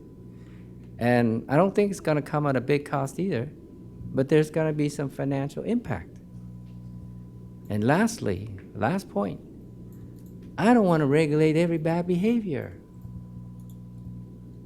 That's on you, the adult. If you're taking your kids out and they're picking cigarette butts to ingest them, that's on you to provide adult supervision. Children are not to wander in parks by themselves. It's against the law. They're supposed to be supervised by adult. Yeah, you can let them into the park and play. Doesn't mean you don't provide adult supervision. I haven't seen a smoker who says, "Oh, I have a right to smoke here. You move away." That's your right too. It says, "You don't like my smoke? You move away. Why do I have to move away? I pay for this park too, with my tax dollars." So those are my arguments. I'm not against children. There's children inside buildings with adults who's smoking there, or they have the option to go outdoor and smoke. If it's near a park, you gotta prohibit them too and give them a citation? Who's gonna protect the children inside the building? You're protecting children outdoors. I wanna protect the children in the buildings too. I wanna let those adults have an outlet to go smoke outside. And or vapors. You got young people who likes to vape. That's their quality of life. You gonna take that away from them too? I'm gonna vote this down. Yeah, last time we brought this up, I was pretty clear in my response, and quite frankly, nothing's changed in my mind. There are already laws in places. Councilwoman Muñetón has spoken to regarding smoking in proximity to children's playgrounds, net areas. There's already laws in place when it comes to littering. You know, if it's again, it's a very minor offense, littering, but the law's on the books, and I would be hard pressed to know any police officer who's actually cited somebody for it. I can't recall ever seen it being done. It can be done though. Littering is against the law. So if you're throwing your cigarette butts on the grass at the park, you're in violation of the law already. I just don't see any new justification for imposing more ordinances and rules on something. I don't see, personally, I haven't seen a big problem at the parks when I'm there. If I do see somebody smoking, which is really rare now because it's kind of gone out of fashion, the only ones really smoking are the older folks and whatnot. You don't see a whole lot of young people like you did when I was young smoking. But if you do see somebody, they're usually way off in the corner away from everyone. They kind of self-isolate themselves. And, I just don't see an outgoing need for this. So with that, all being said, I don't need to repeat everything I said last time. I'll make the motion to deny. Any other comments? I was just gonna vote it, but since we just go around the room, so coming to here, I want to support the health of everyone, and so. But listening to Councilmember Cho Dovin said a lot of things that is correct, and also from Mayor Pro Tem, I still remember last time when we had it, there were people. The speaker came and spoke about their right in terms of being able to use the park. So I guess I have a change of heart. So. Since this was a discussion, can we bring it back for a vote another time? So the motion is, my understanding, the motion is that kill it, basically. It ends at this discussion. What was that? The motion is that it ends at this discussion. In other words, it's a motion to no longer discuss this matter. I would suggest a friendly substitute motion to continue discussion of this matter to our first meeting in January 2027.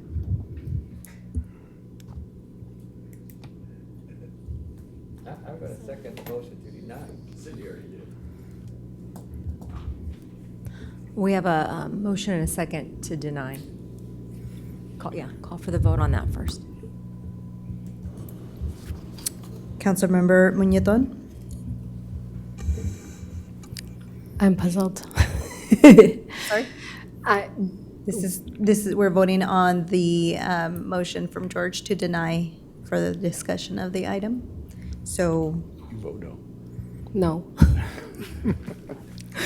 Councilmember Dovin? Yes. Councilmember Tran? Yes. Mayor Klumpenstein? Yes. Councilmember Destegi? Nope. Councilmember Nguyen? No vote. Abstain. Mayor Pro Tem? Yes. Okay. We have 4 yes votes, so the motion carries. Okay, thank you. What?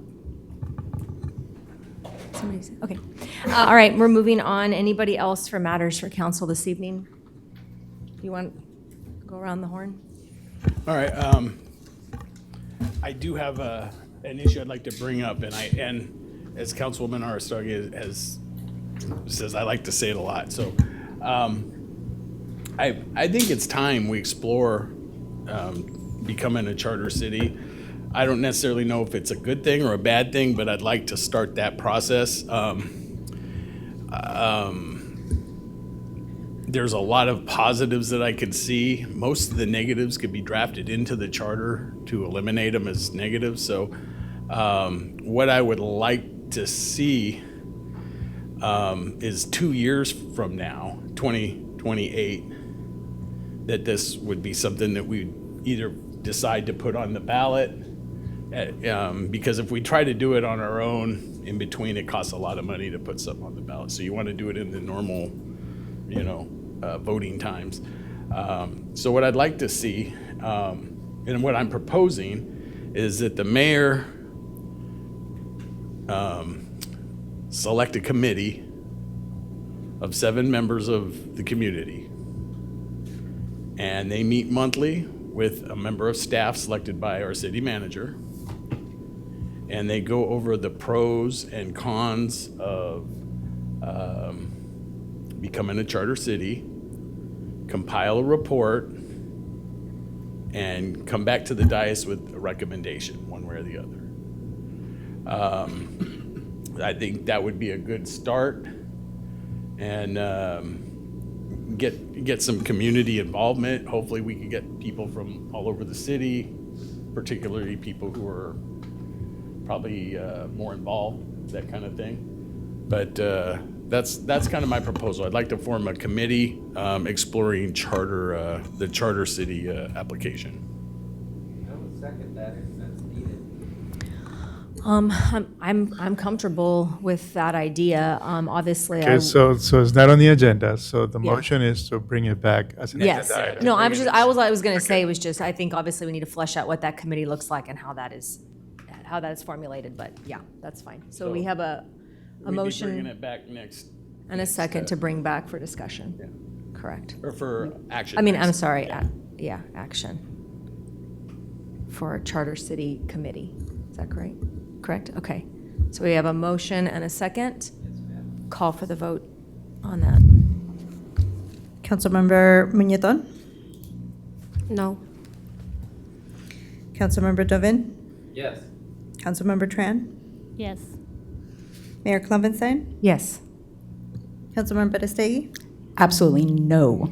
Councilmember Nguyen? Yes. Mayor Pro Tem Bertigam? Yes. Motion carries, 5 yes votes. I guess my next item is more related to what we discussed earlier today with GKN. I just, there's not much to say. I mean, we did get some new information yesterday where they're going to put out a $100 million payment to the folks that were involved in get relocated. I heard something my mic's off, sorry. I've heard some numbers being thrown around, oh, that's only $2,000 per person, this and that. The reality is the vast majority, from what I'm hearing, just informally, have less than 500 in actual financial damages. There are some that have closer to 1,000, some have 2,000. There are some that are 10,000 and more, but the vast majority of them are going to be made whole by this, which is a great first step forward. But the reality is I don't trust GKN. I just don't trust them. At this point, it's taken how many months to get to here? And so I am really cautiously optimistic. I don't love GKN, but I'm cautiously optimistic that they're gonna make this an easy process for the community to be able to apply, to get reimbursed very quickly, to not opt out people, but opt in people, as I think Councilman Dovin said. You know, sure, there's gonna have to be some proof of residency or some different things that they're gonna require, but make it as easy as possible for people, especially the folks that are only claiming $100 or $200. I mean, the reality is, you know, the vast majority of people, and I'm just going from my informal talking with folks, you know, it was 4 days of evacuation, you know, and some people were able to take their mobile homes out to the beach area or over to the Elks Lodge, or, you know, and some people, like my daughter, she got evacuated. She moved in with me for the time, she brought her cats, which, anyway, yeah, the cats didn't let me sleep at all for that period. So, but with that period, but so she didn't have a whole lot of costs as far as lodging and stuff. She just stayed in her old room, right? So, and there's a lot of people, you know, in my neighborhood, there was a lot of family members who were moved in and that kind of stuff. And some of these folks that were here earlier even said, you know, hey, yeah, we had to go stay with our cousins in Riverside or whatnot. Well, there's still money associated with that, because it took, you might not have lodging expenses, but you had to pay for gas to get back and forth. You had to pay for meals. And not everyone's gonna hold all those receipts. So I'm really hopeful that GKN is watching this. They're gonna make it a very easy process, especially for those people who are claiming under $500. You know, that should be almost a no-brainer. I think that's what they were given as gift cards initially, right? A $500 gift card. So, and they weren't even asking any questions, I don't think. So, but we need to make it very simple, easy. I talked to the vice president again last week, or actually a couple days ago. He basically was saying that they're gonna have it on the website, and also so people who aren't computer savvy can walk in and get assistance. So that's a good positive step. But again, I'm very cautiously optimistic. There's still a lot that needs to be done. Everybody has a word they like to use, accountability. Oh, they're not accountable, this isn't accountable, but then everybody has different depth. When you ask them what does accountability look like, excuse me, they give you different answers.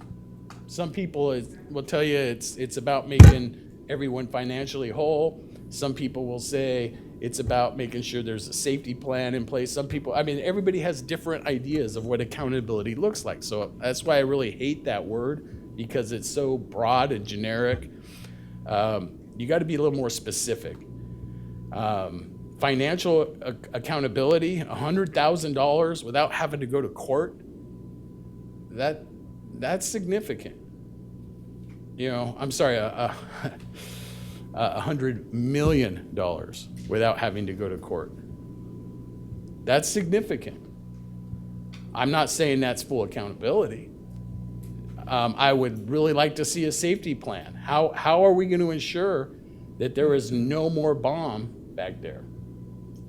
That is the most important thing to me. If they are going to resume, and I don't think they're going to be able to before next year. I mean, he seemed to think he could do it, but that's their timeline. He's got to deal with the state regulators, the county regulators, the federal regulators. I don't think he realized it's not going to happen by the end of September. I just don't see that happening. I mean, I could be wrong, but I don't think that's a real timeline on their behalf. I think that's just optimistic wishes on their behalf. So we want to see safety protocol in place where there's no explosive device back there if they are going to open up. That's accountability. You're no longer going to hold 37,000 gallons of a bomb in the backyard. Okay? The other application,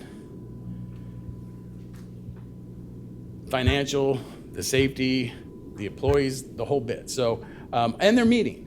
They promised a community meeting. It looks like they're going to do a series of them, but they won't give us dates, right? So that gives me pause. I'm not necessarily, if they can't commit to a date, oh, well, by September sometime or whatever. Look, we're 4 months into this. You should be able to do something by now. I mean, government works slow. Usually businesses are, right? And here it is, the government's trying to work fast and they're working slow. So again, that's just more pause for distrust. So again, I'd like to see them step up on their own without being forced to make all these things happen. But again, I'm cautiously optimistic. This was a good first step. And we'll see if the rest pans out. So with that being said, that's all I've got. Thank you, Mayor. For GKN today, as I confirm what I said, we want to give them a compliment for make a progress. But we're not done. We're not done. We will continue press. We want to continue require for more financial contribution, compensation for our residents. $100 million is not going to do it. But they did make a progress. So we give them compliment. But we're not done. I want to make sure we are not done. We will continue. At the same time, not just about financial contribution. It's about safety. We are deeply concerned about the safety for our residents. So we're going to continue following them step by step, make sure they comply with the safety for our residents. I don't know when they're going to be able to reopen. They think they can resume by September 28. I don't think so. But either way, we're going to follow them. We're going to make sure that they're going to follow and comply with all the safety policy, safety features that are going to make sure that our residents are protected. And that's my point. We only give them the compliment that they make a progress from $3 million to $100 million. But we're not done. We want more. We want more on the financial assistance. We want more on the safety feature. Thank you. Thank you. So we're talking about GKN, and my concern or my top priority is still always about safety. So Council Member Philip already talked about that. I'm not going to repeat. It's already late.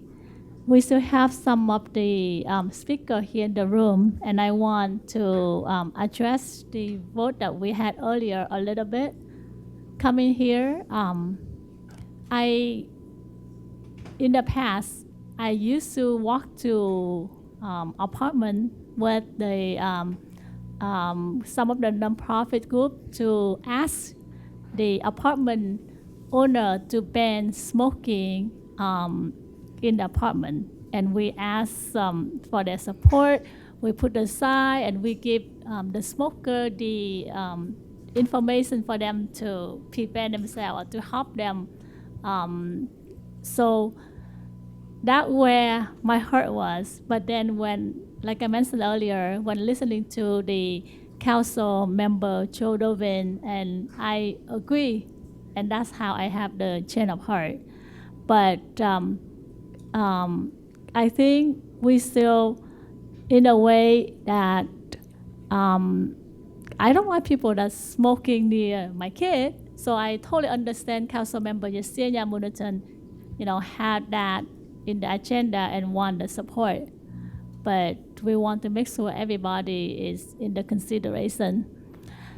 So couple of the item that I want to report. We had a free food distribution a couple of days ago. I want to say thank to our mayor for being there. We distribute 300 to 400 portions of food to our residents. And also want to say thank to Pastor John Rittenhouse at the Living Spring Church for providing the location. And also thank to Neighborhood Association member that came and support. And also the California band team member came. They were awesome. Everybody were happy to get the free item. The second one we did with a free backpack back to school. Thanks to Supervisor Janet Nguyen for donating all the backpack. It was more than, I think, 120 or whatever backpack that gave away. I want to say thanks to GGUSD for making this happen. Thanks to the principal for Cook Elementary and Brookwood Elementary for giving us the permission to do so. Congratulations to the OC Diocese for their 50th anniversary. They actually booked the whole Honda Stadium for people to come, and it was amazing kind of celebration the whole day. And then also want to say thank to Juan and Jose from the traffic engineer. So what happened, I talked about how we got better traffic, right? And then a couple of days ago, I was checking and the traffic was stuck at that corner. So that I got panicked, like what's going on? So I called them and I said, can you check to see what's going on? Why is it that, we're not moving? And it turned out there was accident. So that was why everything got stopped. But I just want to make sure that we deliver what we said. And then last but not least, earlier we have a study about Little Saigon Project.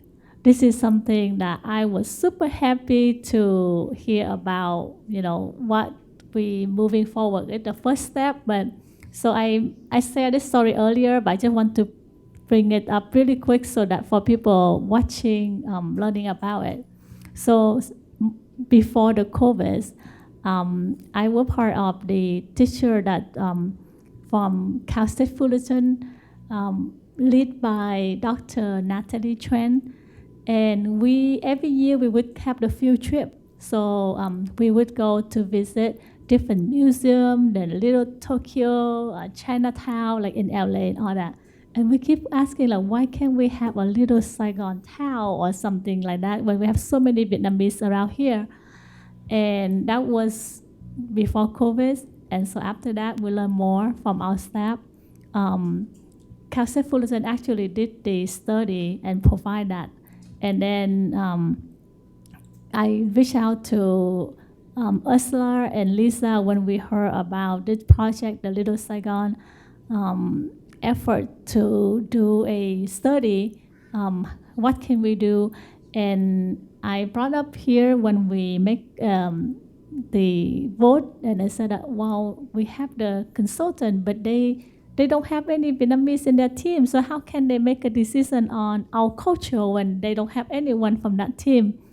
But during the process, I participate in the survey, Zoom calls, and I also came to the workshop, and I talked to them, and I hear the question from the resident and think that they have concern. And today, when we look at the presentation that they present, it actually cover or combine all that feedback. So I was glad that they were able to articulate and collect all the feedback from everyone.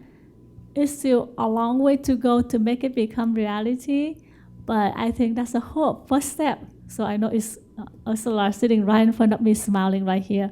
But I'm excited because that's something that would leave a footprint, for the Vietnamese living here in Orange County. And, we were told 300,000 or more living here. And this could be something that actually put it on the map. When people go to visit Disneyland or somewhere out here, hopefully we'll be able to tap that. But I'm just excited because it's going to be something for many generations to come, if we could make it become reality. That's it. Thank you. Thank you, Mayor and Council. I'm going to pick up where Councilwoman Cindy Tran left off, which is talking about the Little Saigon project. And Gensler, the architect and design firm, came back with a lot to show us their work, as well as Community and Economic Development Director Ursula have put together a PowerPoint slides, which will be available, I insist, expeditiously online for everyone who wants to study it. This fund was also for Fountain Valley and Santa Ana. So Gensler and our director Ursula will go and make their rounds to the other two cities and give their presentation, but it will also be online for everyone in and around Little Saigon, which I call Sans Frontières, no borders, borderless, Little Saigon without borders, because it's organic. That's the word I learned today to use. I'm going to throw it around a few more times before I put my mouth in my foot and get it all wrong again. Organic growth, yes. That means what? That means every single one of us, every resident, whether you're Vietnamese, American, Asian, or mainstream, Caucasian, Hispanic, Korean, Chinese, doesn't matter. You all contribute to Little Saigon. This is our town. And everything you do in and around Garden Grove and Little Saigon is contributing to an intergenerational project or a long-term development that will contribute to the diversity of our communities. We're just a very small part of the mainstream, and a partner and a friend to every other communities. So on this project, we focus on developing Little Saigon, but we're gonna move beyond that to many other communities, because one of our priorities on our agenda item is to encourage and promote diversity, cultural diversity, including food culture, and many different ethnicities will be celebrated in and around our city here in Garden Grove in partnership with other cities of Orange County. So we're happy that Gensler came back with a lot. And Councilwoman Cindy Tran's right. All the work's not done. There's a lot more work to do. And we wish we had a bigger budget. And we got to find the money, right? That's going to be my theme for tonight. Got to find the money. Well, we found some money with GKN this time around. And I'm holding their feet to the fire, as the rest of this council is also doing. Now, I happen to agree with Mayor Pro Tem Brightingham. I don't think they can get back into production this year. But if they predict that, that's their own prediction, and I will hold them to the timeline, September 28th, that the claims will be processed, okay? I want it fully operational, whatever they're going to put on their website.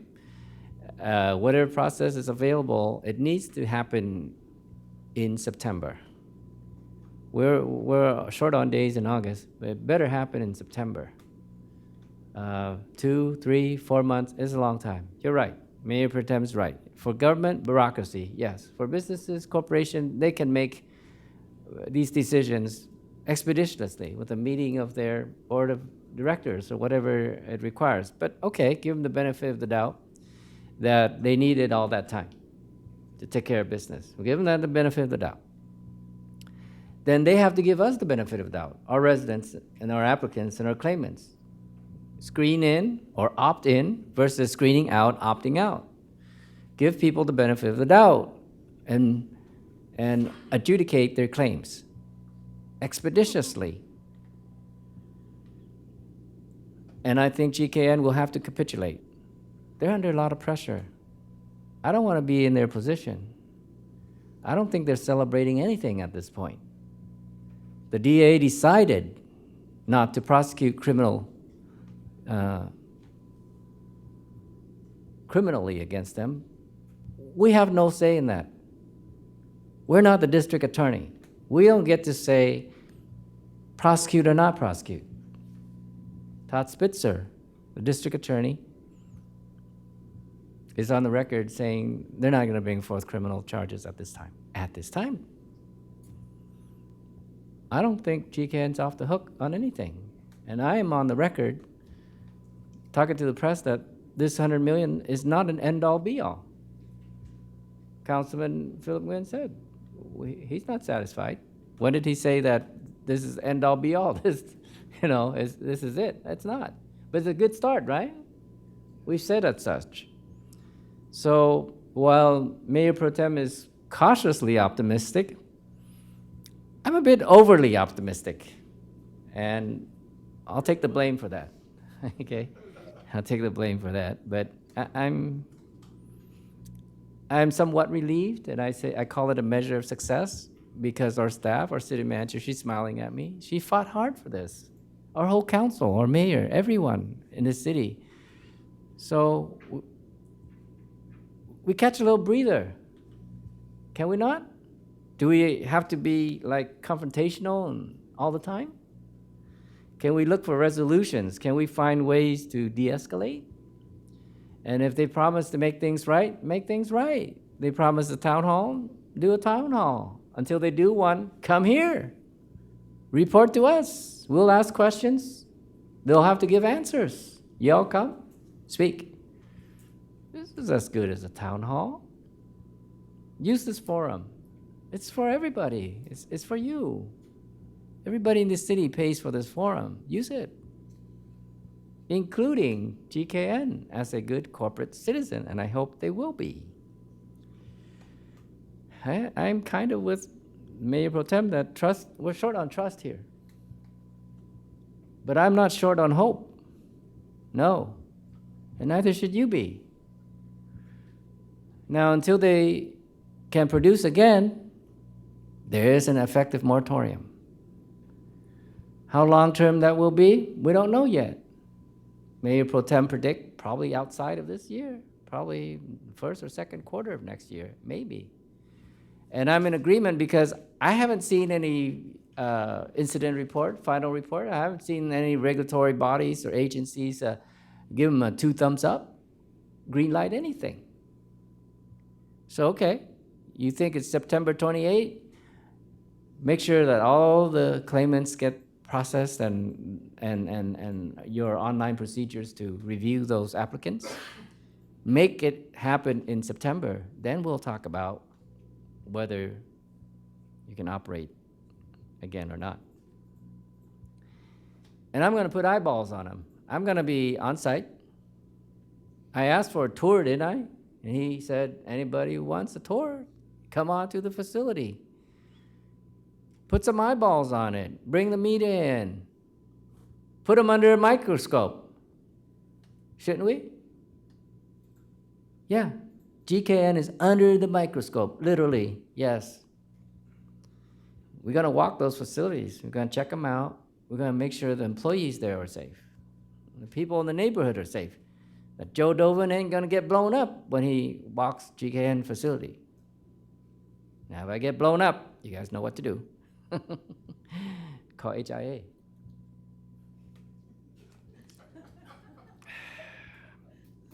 So I'm just being realistic, okay? I'm being very, very realistic. I don't have any options other than being a pragmatist. And if I had a side, I side with the people. It's people above or before profit, yes. It's people before or above power. People over politics. I've said that as many times as it takes to impress upon you that you're my boss. Y'all are. I answer to you.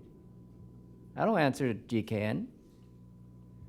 I answer to you, the residents of the city. It's always people over power, people over politics, and people over profit. And I looked him in the eyeball and asked him, your toughest critic says, you put profit over people. Is that true? Look me in the eyeball and tell me. I said, no, look behind you. There's the proof. Now, I don't make my decisions based on the stock market. You want to base your decision on the stock market, whether the ticker tape's going up or going down that day? I vote my conscience. I decide based on what I think is best for my residents, my citizens here, my neighbors, my friends, my family. I think I'm setting a record. We've gone past 8 hours, marathon meetings. Let me take 2 more minutes. So lastly, on GKN, yes, put some legs on your deadlines. I want dates. Yes, of course. You can't just say, well, yeah, we got this 100 million. It's floating out there somewhere in the ether. I want to see it online, available for claimants and for checks to be cut expeditiously. Now, if we expend that 100 million, and I hear Councilman Philip Nguyen says that's not enough. Now, I'm hearing that from him, and I kind of agree, because we are going to expend this 100 million, see if it is or not. If it's not, what's going to happen, Councilman? We've got to demand more. We've got to fight harder. What? We're going to stop at 100 million? No. But it's a good start, and it might make a few people maybe not whole, but compensated to the point where they can get on with their lives. That goes for businesses too. Businesses that were damaged and need to be made whole. So,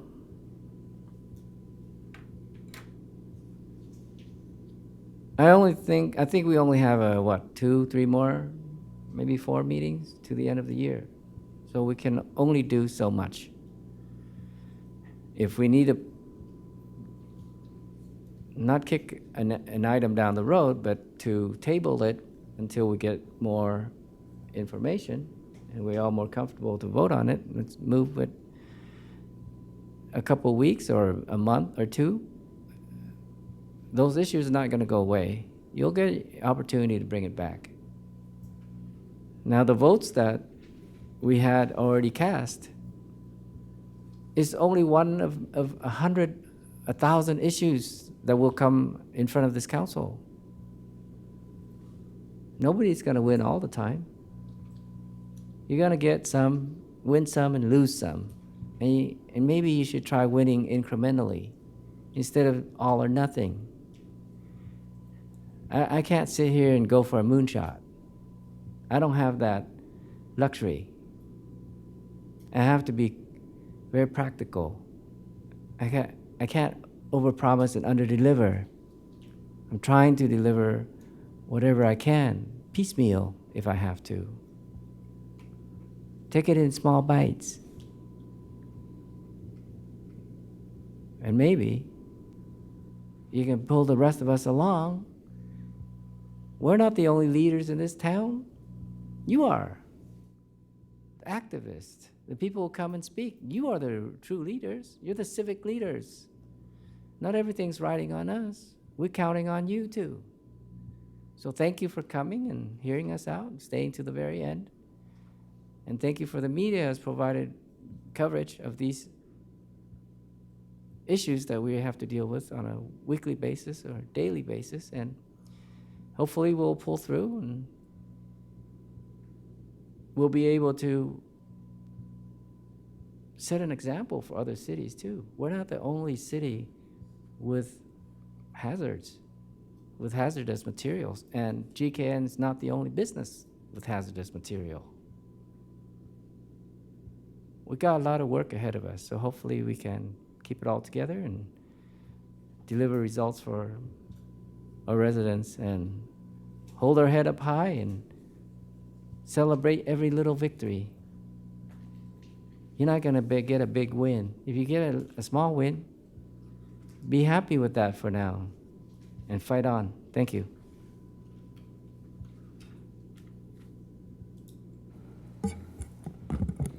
Good evening, everyone. I'm going to be really quick this evening. Just have one comment to make today. Both Ariana and I are very happy to hear the news of Main Street Pokemon cards. The opening was right here in our historic Main Street. We stopped by on different days, but I for sure enjoyed talking with the owner, Alvin, and getting to hear all about his story. For those Pokemon lovers out in Garden Grove, come on down to Main Street Cards for the best collectible trading cards. That's all for me to all. Thanks. I want to also extend a wonderful congratulations on the grand opening to Alvin over at Main Street Cards. It's funny because I went to go get my brother a birthday present, and then my brother got me my birthday present from their shop too. So I'm very excited for my Mega Meganium. The girlies who get it, get it. If you don't, well, sorry, you are not cool. Quote me. So, first and foremost, I want to get through some official business before I get onto the real meat and potatoes of what I would like to discuss. I would like to invite everyone in our community to come and join us to the grand reopening of Woodbury Park happening this weekend on the 29th at 10 a.m. It is going to be a wonderful celebration for just this reimagining, re-envisioning of this park with its wonderful new aquatic center where we're going to be able to have a bunch of new lessons, the basketball courts, the skate park, the wonderful playground, which has been so carefully thought out to be accessible to folks with different abilities, with so many different sensory things. I'm going to be sharing some more updates about that on social media as we go on. I also want to thank Brian, who came and joined us from the Orange County Mosquito and Vector Control District Board and reminded us all to dump and drain because we are seeing increased numbers of positive testing West Nile mosquitoes in our region, and we do already have a confirmed case of West Nile in Orange County. It's very important to make sure that we're taking precautions around our homes. And I also want to make sure to share information about some treatments that are happening in our area. And these treatments are sprays that are being conducted by Orange County Mosquito and Vector Control District to take care of those mosquito populations, which could be spreading this very deadly West Nile.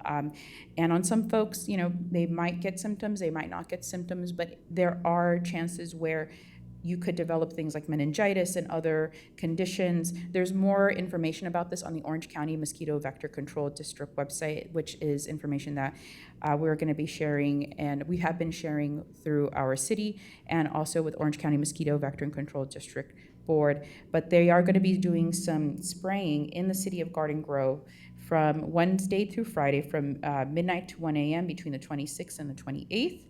And again, from Wednesday to Friday on September 2nd through 4th from midnight to 5:30 a.m. They do this to make sure that they're not spraying while people are out and while pollinators are out. There's a lot more information about these sprays on their website.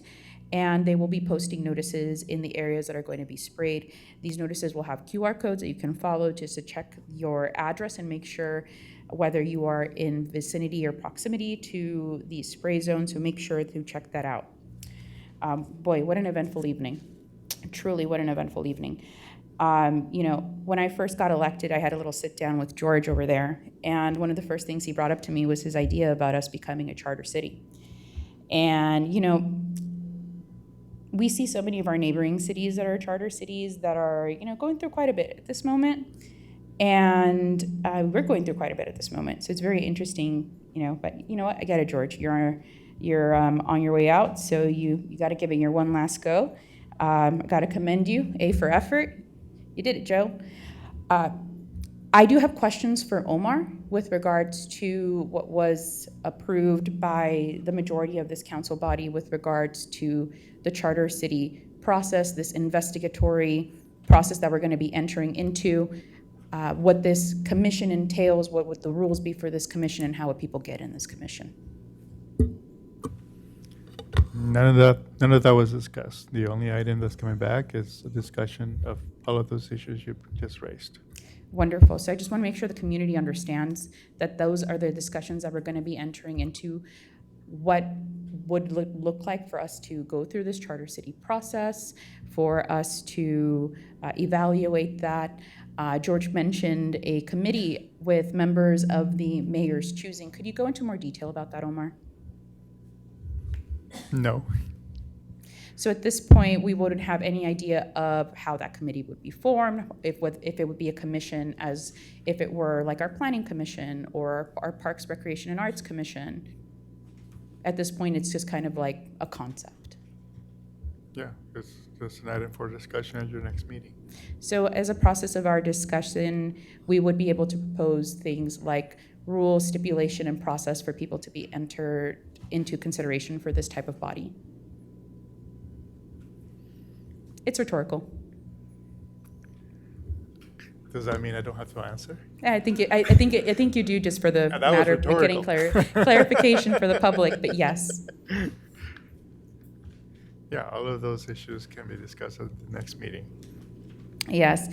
So, if folks have any thoughts with regards to this, I definitely think that this is something, a discussion that so many members and stakeholders of our community should be a part of. We've seen the charter city issue be kind of used as a tool and a mechanism in good ways, in questionable ways, depending on where you are. But again, it's a matter of depending on where you are on the issue. So many times when we bring up ideas, we're told like, hey, like it might sound like a good idea to you now, might not sound like a good idea too far later down the road. So I'm looking forward to a very robust conversation with the community about their thoughts with regards to the chartering process and if they feel that this is a path that they want to go down. That is all. Thank you. Thanks, everyone. Quickly, we're going to close the meeting in honor of Patricia Hayes this evening. Before I do, I actually had a lot of people reach out to me today about the passing of Dolly Parton.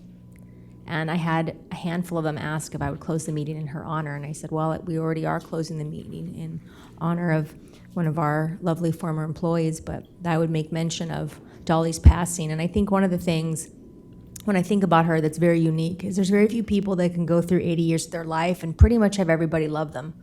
She was kind of this unifying figure that everybody loved her. I really didn't know of anybody or ever heard a negative word uttered about her. She was very, very special in that regard. I think whether you were touched by her music or her love of faith and family, or maybe it was her philanthropic work, which was obviously very extensive through the years, she was definitely a light and a special person and will be deeply missed by many. I think flags are at half staff for the next week, actually, in honor of her passing. So I just wanted to make mention that to the residents that reached out about it.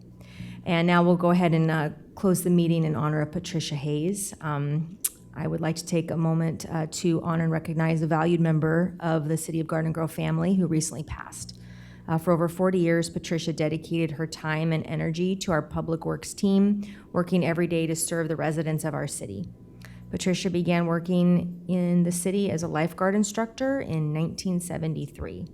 She later transferred to the Public Works Department when she was hired full-time as a park maintenance worker and eventually rose to Public Works Supervisor in 2006.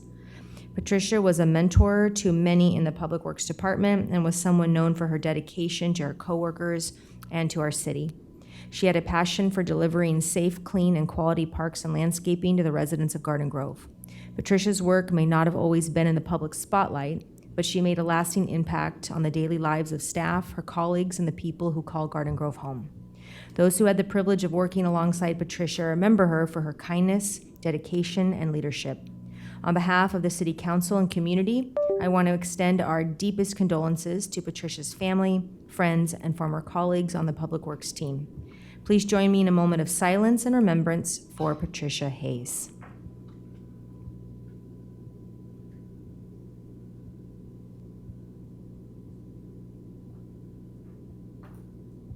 Thank you, Patricia, for your years of service and dedication to our city. You will be deeply missed. City Manager and City Attorney, anything? None, Madam Mayor. Nothing from me. Thank you. With that, we're adjourned.